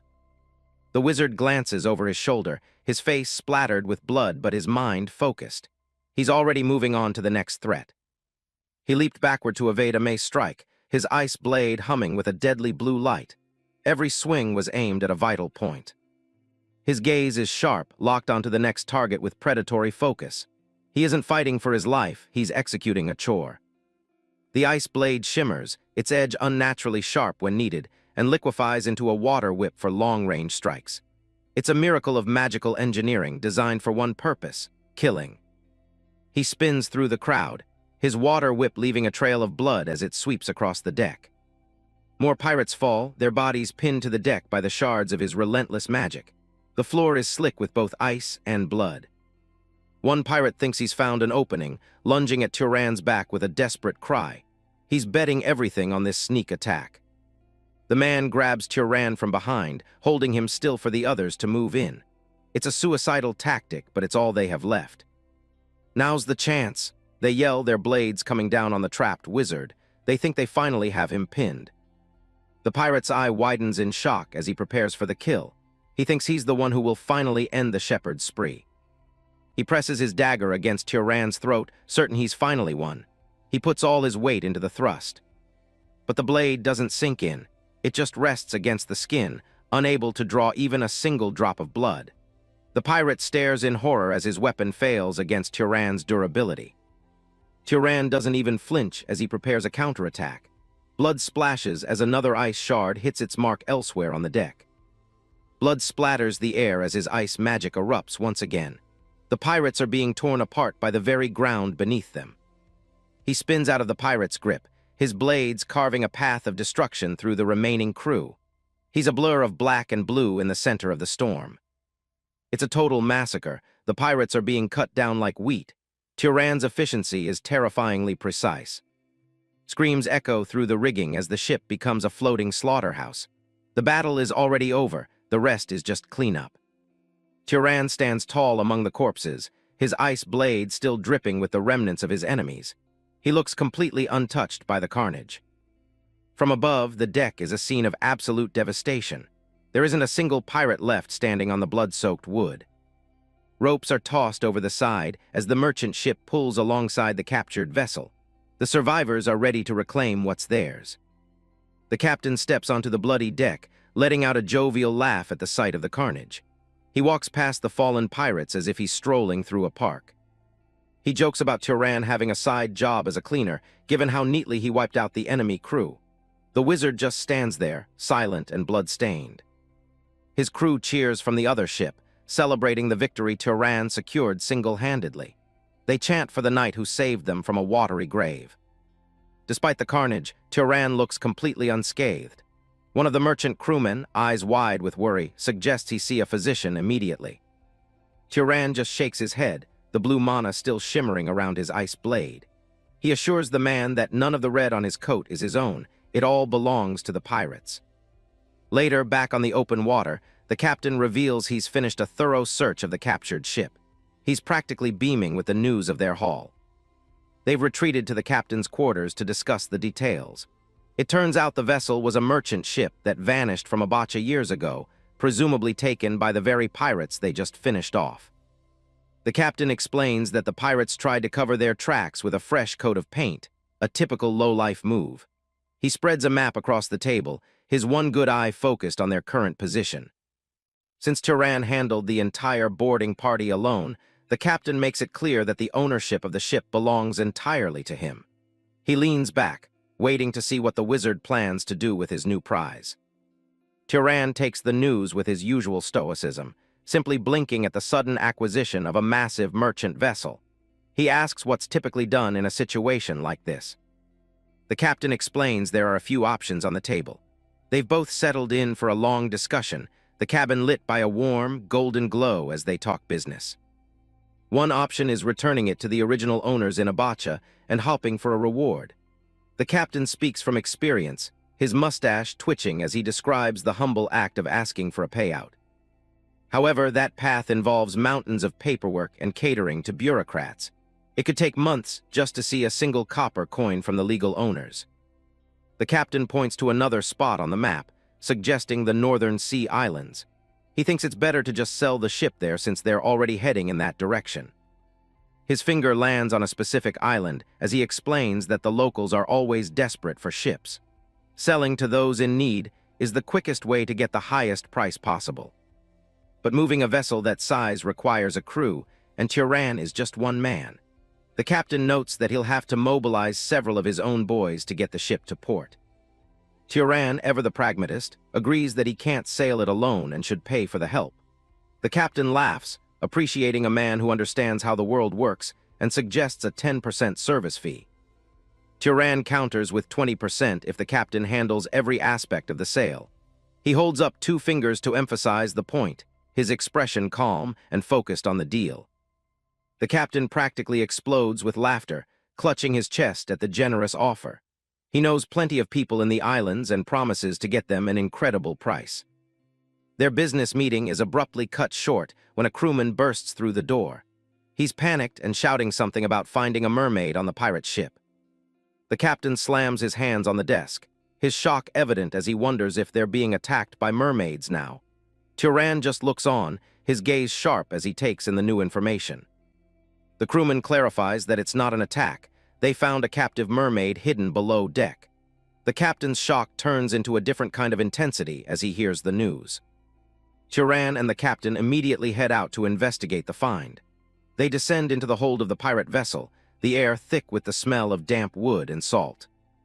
As they walk, the captain's crew is busy cleaning the blood-stained deck. They're scrubbing away the remnants of the battle, making the ship look like a merchant vessel once again. The captain and Turan walk through the corridors with the crewman who reported the find. The mood has shifted from business negotiation to curiosity about this important guest. The captain asks if Turan wants to see the mermaid for himself. Turan agrees, but his first thought is practical. He asks if mermaids actually sell for a high price. They descend the stairs into the dark, lower hold of the ship.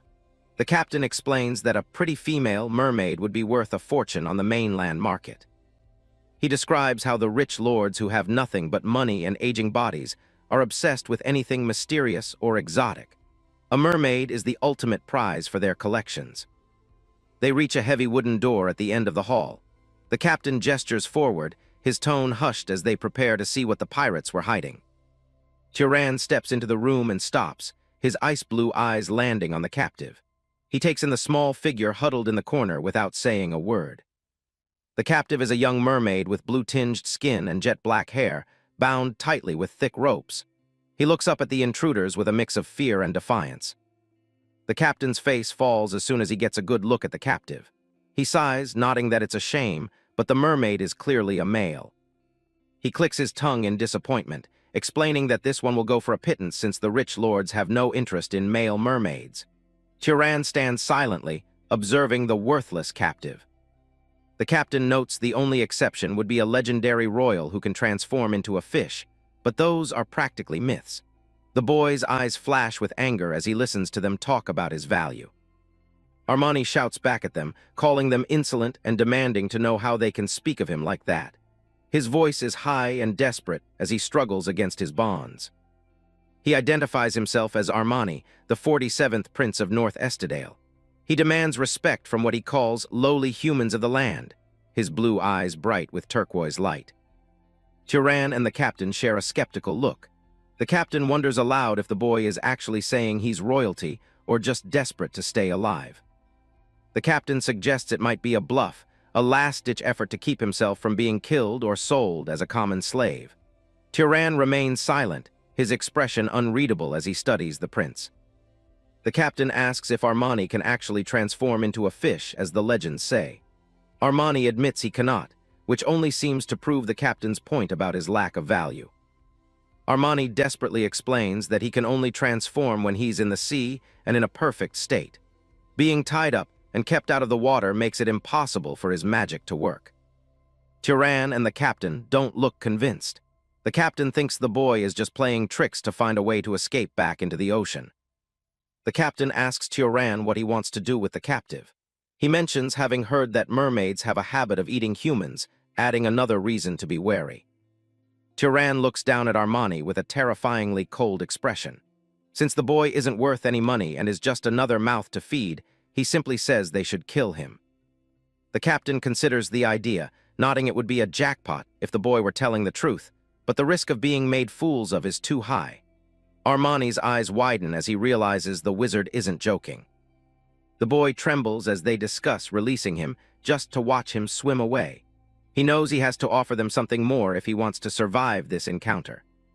Turan towers over the captive boy, blue mana gathering in a shimmering ball within his palm. Bound in thick ropes, Armani cringes back against the wooden floor, his expression filled with dread. "Estop, how dare you?" Armani screams, his voice cracking as he looks up at the looming shadow of the wizard. Sweat beads on his forehead, his turquoise eyes wide with terror at the display of power. The blue light pulses with a sharp, crackling sound from Turan's bandaged hand as the spell intensifies. The raw energy swirls around his fingers, ready to be unleashed at a moment's notice. Armani frantically pleads for his life, swearing that he has never once eaten a human being. He looks absolutely desperate, insisting that such a thought never even crossed his mind. Turan's gaze remains ice-cold and unmoving, his single visible eye fixed on the mermaid with a murderous focus. There is no hint of mercy in his expression as he prepares to strike. Armani's jaw tightens and he grits his teeth, trying to find any leverage to save himself. He knows he has only seconds left to convince the wizard to stay his hand. "If you spare me, I'll give you treasure, treasure!" he bellows, his voice echoing through the damp hold. Turan and the captain stand in the background, their silhouettes dark against the dim light. The captain's interest is immediately piqued by the mention of riches, echoing the word with a curious tone. Armani continues to shout desperately, his face contorted with the effort of his plea. He speaks of the legendary relics left behind by the Freyan gods, conjuring a mental image of a golden-haired goddess surrounded by divine weapons. The vision of the Freyan goddess and her treasures hangs in the air between them. Outside, the sun begins its slow descent toward the horizon, casting a warm, golden glow across the rolling waves of the open sea. A small, rocky outcropping sits lonely in the distance under the fading light. The ship eventually pulls into a bustling port city, the last rays of the sun bathing the stone buildings and tall masts in a deep orange light. The entire harbor seems to glow in the peaceful twilight. A collective cheer of "land" erupts from the crew as they prepare to head ashore for a night of hard drinking. They're eager to leave the ship behind for a few hours of relaxation in the city. As the evening settles in, Turan walks along the balcony of the port's overlook, his coat fluttering slightly. A man follows close behind, asking if he's finally reached a conclusion about the boy. Turan reveals that the location Armani mentioned isn't far, and he plans to investigate it and return before the night is through. He looks determined to see if the mermaid's claims hold any truth. The heavy, metallic sound of chains clanking fills the quiet evening air as they prepare to secure their guide. The iron links are cold and unforgiving in the dim light. A small rowboat departs from the stone docks, cutting through the calm water as twilight deepens into night. The silhouette of the city begins to fade into the darkness behind them. Armani sits in the boat, his wrists bound by the heavy chains, and complains loudly about the lack of trust. He insists that as a prince, his promise is ironclad and he wouldn't dream of running. "You'll really let me go if the treasure is actually there, right?" Armani asks, his voice smaller now as he seeks one last confirmation of their deal. He looks up at Turan, hoping for a sign of sincerity. Turan stands at the stern, his glowing hand resting near the hilt of his ice blade as he gives a simple, chilling, "yes." His silver hair catches the faint light as he stares out across the dark water. From high above, the small boat appears like a tiny speck on the vast blue ocean, moving further away from the safety of the port. Armani warns Turan not to be disappointed by the treasure's nature, as it is sacred to his people. The full moon hangs high in the clear night sky, its pale light cutting through the scattered clouds. Turan simply tells the boy to stop talking and lead the way. The boat glides through the dark water under the watchful eye of the moon. Both Turan and Armani fall into a tense silence as they reach their destination. Leaving the boat behind, Turan dives deep into the ocean, swimming down toward the darkened structures on the seafloor. He moves through the water with surprising grace, heading for the shadows below. Beneath the surface, Turan navigates the silent, blue world, his silver hair flowing as he looks around. He stripped off his heavy coat, moving more freely as he searches for the promised relics. He holds his breath, his eyes scanning the depths for anything out of the ordinary as small bubbles escape his lips. The pressure of the deep sea doesn't seem to slow him down. Suddenly, the silhouette of a colossal creature emerges from the darkness, its serpentine body coiled around glowing white rocks. The massive beast looms over Turan, its presence filling the deep underwater canyon. Turan swims closer to the massive beast, its scales shimmering with a cold, blue light that matches the depths of the ocean. He appears tiny compared to the sheer size of the creature's crystalline body. He reaches out toward the massive crystalline plates, the light from the creature illuminating the jagged rocks of the underwater trench. The treasure Armani promised is protected by this ancient, slumbering guardian. Under the pale glow of a full moon, Turan uses his magic to propel their small boat across the dark waters of the Freyan Sea. Armani grumbles, warning Turan that the treasure might be underwhelming by human standards. High above, the moon sits cold and indifferent in the cloudy night sky. Turan doesn't seem to care about the quality of the loot. He just wants the guide to keep moving. The boat cuts through the waves, leaving a trail of white foam in its wake. Armani keeps rowing, his expression a mix of nervousness and lingering defiance. Turan remains silent, his sharp gaze fixed on the horizon as he waits for their destination to appear. A rugged island looms out of the darkness, its rocky cliffs silhouetted against the bright moon. Armani confirms they've arrived at the spot. Turan reaches down, his fingers skimming the surface of the water as he prepares to use his magic. He closes his eyes and activates his search magic, a soft blue light pooling in his palms and reflecting off his face. The magical pulse ripples through the ocean, illuminating the depths and revealing the marine life drifting through the currents. Sharks and strange deep-sea creatures glide through the dark, unaware of the wizard's prying eyes scanning their territory. Turan notes with a hint of satisfaction that Armani hasn't led him into a merfolk ambush, at least not yet. The boat approaches a jagged rock face, where the tide crashes violently against the stone. They find a calmer stretch of beach and pull the boat ashore, the dark forest of the island waiting for them. Leading Armani by a heavy chain, Turan walks through the dense woods, the boy stumbling slightly as he searches for a landmark. Armani suddenly stops, peering through the trees as he spots the clearing he remembers. Turan steps forward to see what has caught the boy's attention. In the center of the forest lies a glowing inland pool, the abyssal spring, its waters shimmering with an eerie light. Turan looks down into the depths, questioning if it's as shallow as it looks. Armani admits it's actually about 300 meters deep. The wizard stares at the boy, who shrinks back under the silent, intense scrutiny. Armani lets out a cry, as Turan begins wrapping thick ropes around a nearby tree trunk. Turan ties the boy securely to the tree, ignoring his frantic questions about whether this is just more imprisonment. Armani shouts in a panic, realizing that if Turan dies down there, he'll be left here to starve to death. Turan sheds his coat and tells the boy he'd better hope for both their sakes that he makes it back. Standing at the edge of the pool, Turan's reflection ripples in the water as fish swim peacefully below. He takes a final, deep breath, his lungs filling with air before the long descent. A massive splash echoes through the quiet clearing as Turan dives headfirst into the glowing spring. He plunges into the dark blue void, leaving a trail of bubbles as he swims toward the bottom. Turan keeps his eyes open, scanning the surrounding darkness for any signs of movement or treasure. The pressure builds as he descends further, his body cutting through the water with focused determination. He reaches a cavern floor covered in glowing aquatic plants that provide enough light to see his surroundings. Turan swims through the strange underwater forest, his eyes darting around as he searches for the specific location Armani mentioned. Suddenly, he freezes mid-stroke as a gargantuan shape emerges from the shadows.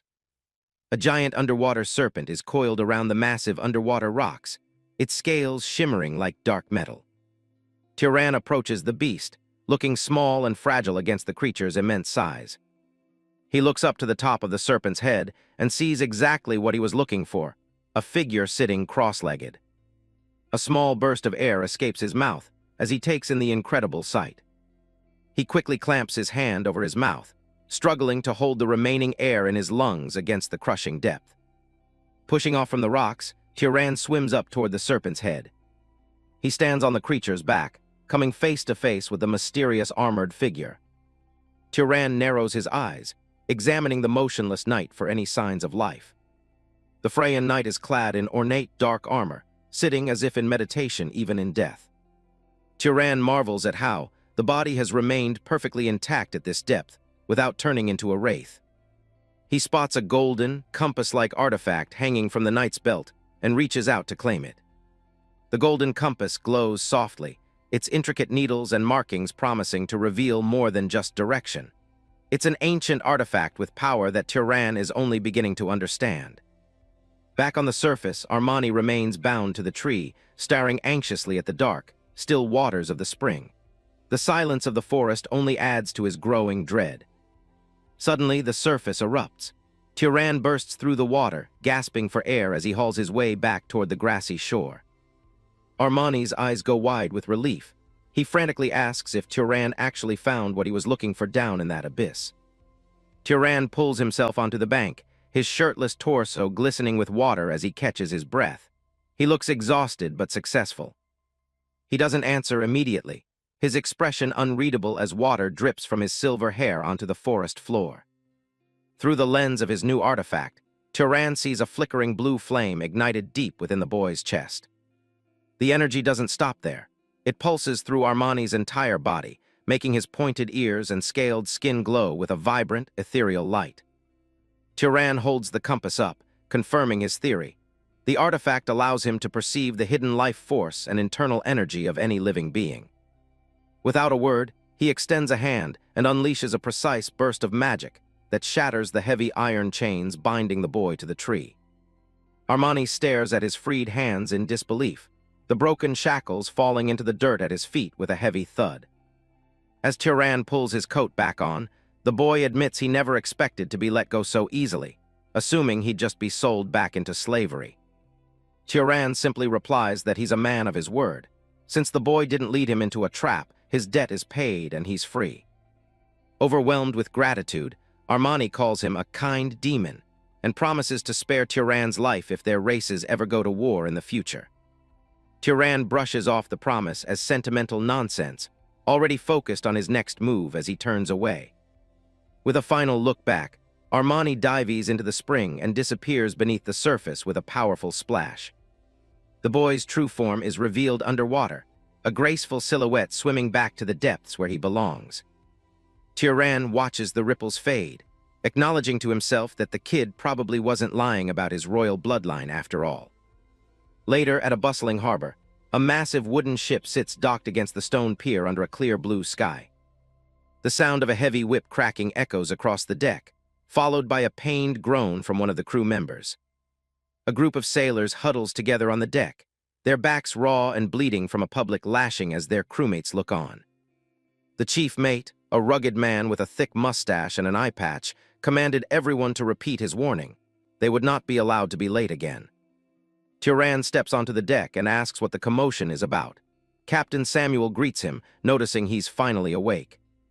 The whipping continues without pause, the chief mate making it clear that insubordination is a death sentence on his ship. The chief mate explains that these men weren't just late. They caused a massive brawl at a tavern, and this is the price for ignoring his orders. Turan watches the punishment with a detached expression, his mind focused on something other than the sailor's immediate pain. He looks through the compass again, and the sight is different this time. With every strike, he can see the sailor's vibrant life force leaking out. The blue and orange flames of their internal energy flicker and fade with each wound, visually representing the physical toll of the violence. Leaving the deck, the scene shifts to the warm, amber glow of a tavern where the real business is about to go down. Turan sits at a heavy wooden table across from Captain Samuel and his associate, the atmosphere thick with the smell of old wood. Samuel's one good eye narrows as he looks at the wizard, his face a map of scars and hard-earned maritime experience. He gets straight to the point, acknowledging Turan's presence and asking if they can finally settle the deal for the ship. The captain introduces himself and his one-handed associate, joking that between the two of them, they've got just enough parts to make a whole man. He offers a lump sum of 1,000 Zahar gold coins, a fortune, expecting a quick handshake to finalize the sale. Turan leans back, admitting the price is fair, but states that there is one significant problem with the arrangement. He explains that carrying around sacks of gold coins is inconvenient and asks for payment in magic tools or holy relics instead. Their associate let out a dry laugh, telling him that such rare items couldn't be found in a place like this. He would need to go to Kamed for that. He describes Kamed as a city ruled by the House Derman, a powerful tamer bloodline that controls beasts of all kinds. Turan considers this, thinking that a beast capable of understanding human speech would be a massive asset on his long journey. Soon after, the anchor is raised, and the great ship sets sail, its white canvas catching the wind as it heads for the open sea. On deck, the sailors are in high spirits, considering the voyage a lucky break after their previous run-in with pirates. The mood shifts instantly when the lookout in the crow's nest shouts a frantic warning. Dark, ominous clouds are rolling in ahead. The storm strikes with sudden, violent intensity, swallowing the ship in a vast expanse of dark, churning water. The ocean has turned into a wall of shadow and spray. Massive waves crash against the hull, and torrential rain blurs the line between the sea and the sky in a chaotic dance of nature's fury. On deck, the chief mate screams over the howling wind, ordering the crew to furl the sails and secure the cargo before everything is lost to the deep.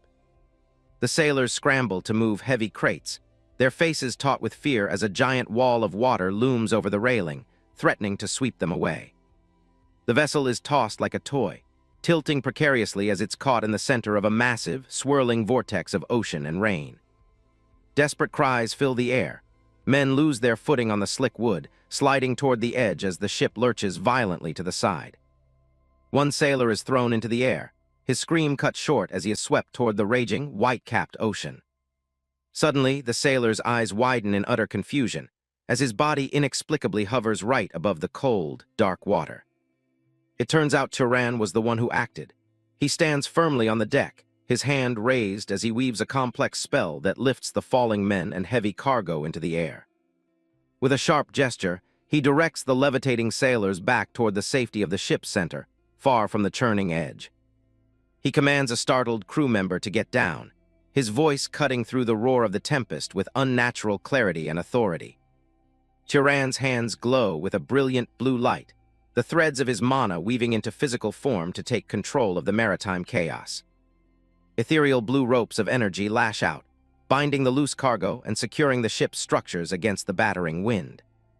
Barrels and crates that were once sliding toward the sea are now held firmly in place by Turan's magical, glowing grip. Lightning fractures the sky as the ship survives the first wave of the assault, the hull groaning under the immense pressure of the storm. Deep inside the hull, the passengers and crew huddle together in the dim light, shivering from the cold and the sheer terror of the ocean's wrath. Turan enters the crowded hold, his presence immediately drawing the eyes of every frightened person in the room. Relieved whispers of gratitude break the silence as Turan checks on them, his calm expression a stark contrast to the violence outside. The captain, drenched and exhausted, thanks Turan, admitting that they surely would have sunk if he hadn't furled the sails in time. He looks around at the shivering group, wondering aloud if they can really withstand the rest of this brutal storm. The people pull their blankets tighter, their teeth chattering as the damp, biting cold of the sea seeps into their bones. Turan remains silent for a moment, his serious gaze fixed on the shivering survivors huddled on the floor. He suddenly commands everyone to gather in a tight circle around him, his voice leaving no room for argument or hesitation. The captain's eyes widen in alarm as he asks if Turan intends to start a fire in the middle of a narrow wooden boat, a dangerous gamble. Ignoring the protest, Turan snaps his fingers with a sharp clack, a small spark of orange light appearing at his fingertip. A massive spiral of fire magic erupts from Turan, swirling upward and illuminating the entire hold with a fierce, golden radiance. The flames dance harmlessly through the air, carefully controlled so they radiate warmth without scorching the wooden planks of the hull. The people breathe heavy sighs of relief as the biting cold is pushed back, replaced by a deep, comforting heat. The captain watches in awe, finally understanding the true depth and sophistication of the magic Turan wields. Under the protective glow of the wizard's fire, the crew finds the strength to endure, a living testament to the ancient rule that wizards must both reign over and care for humanity.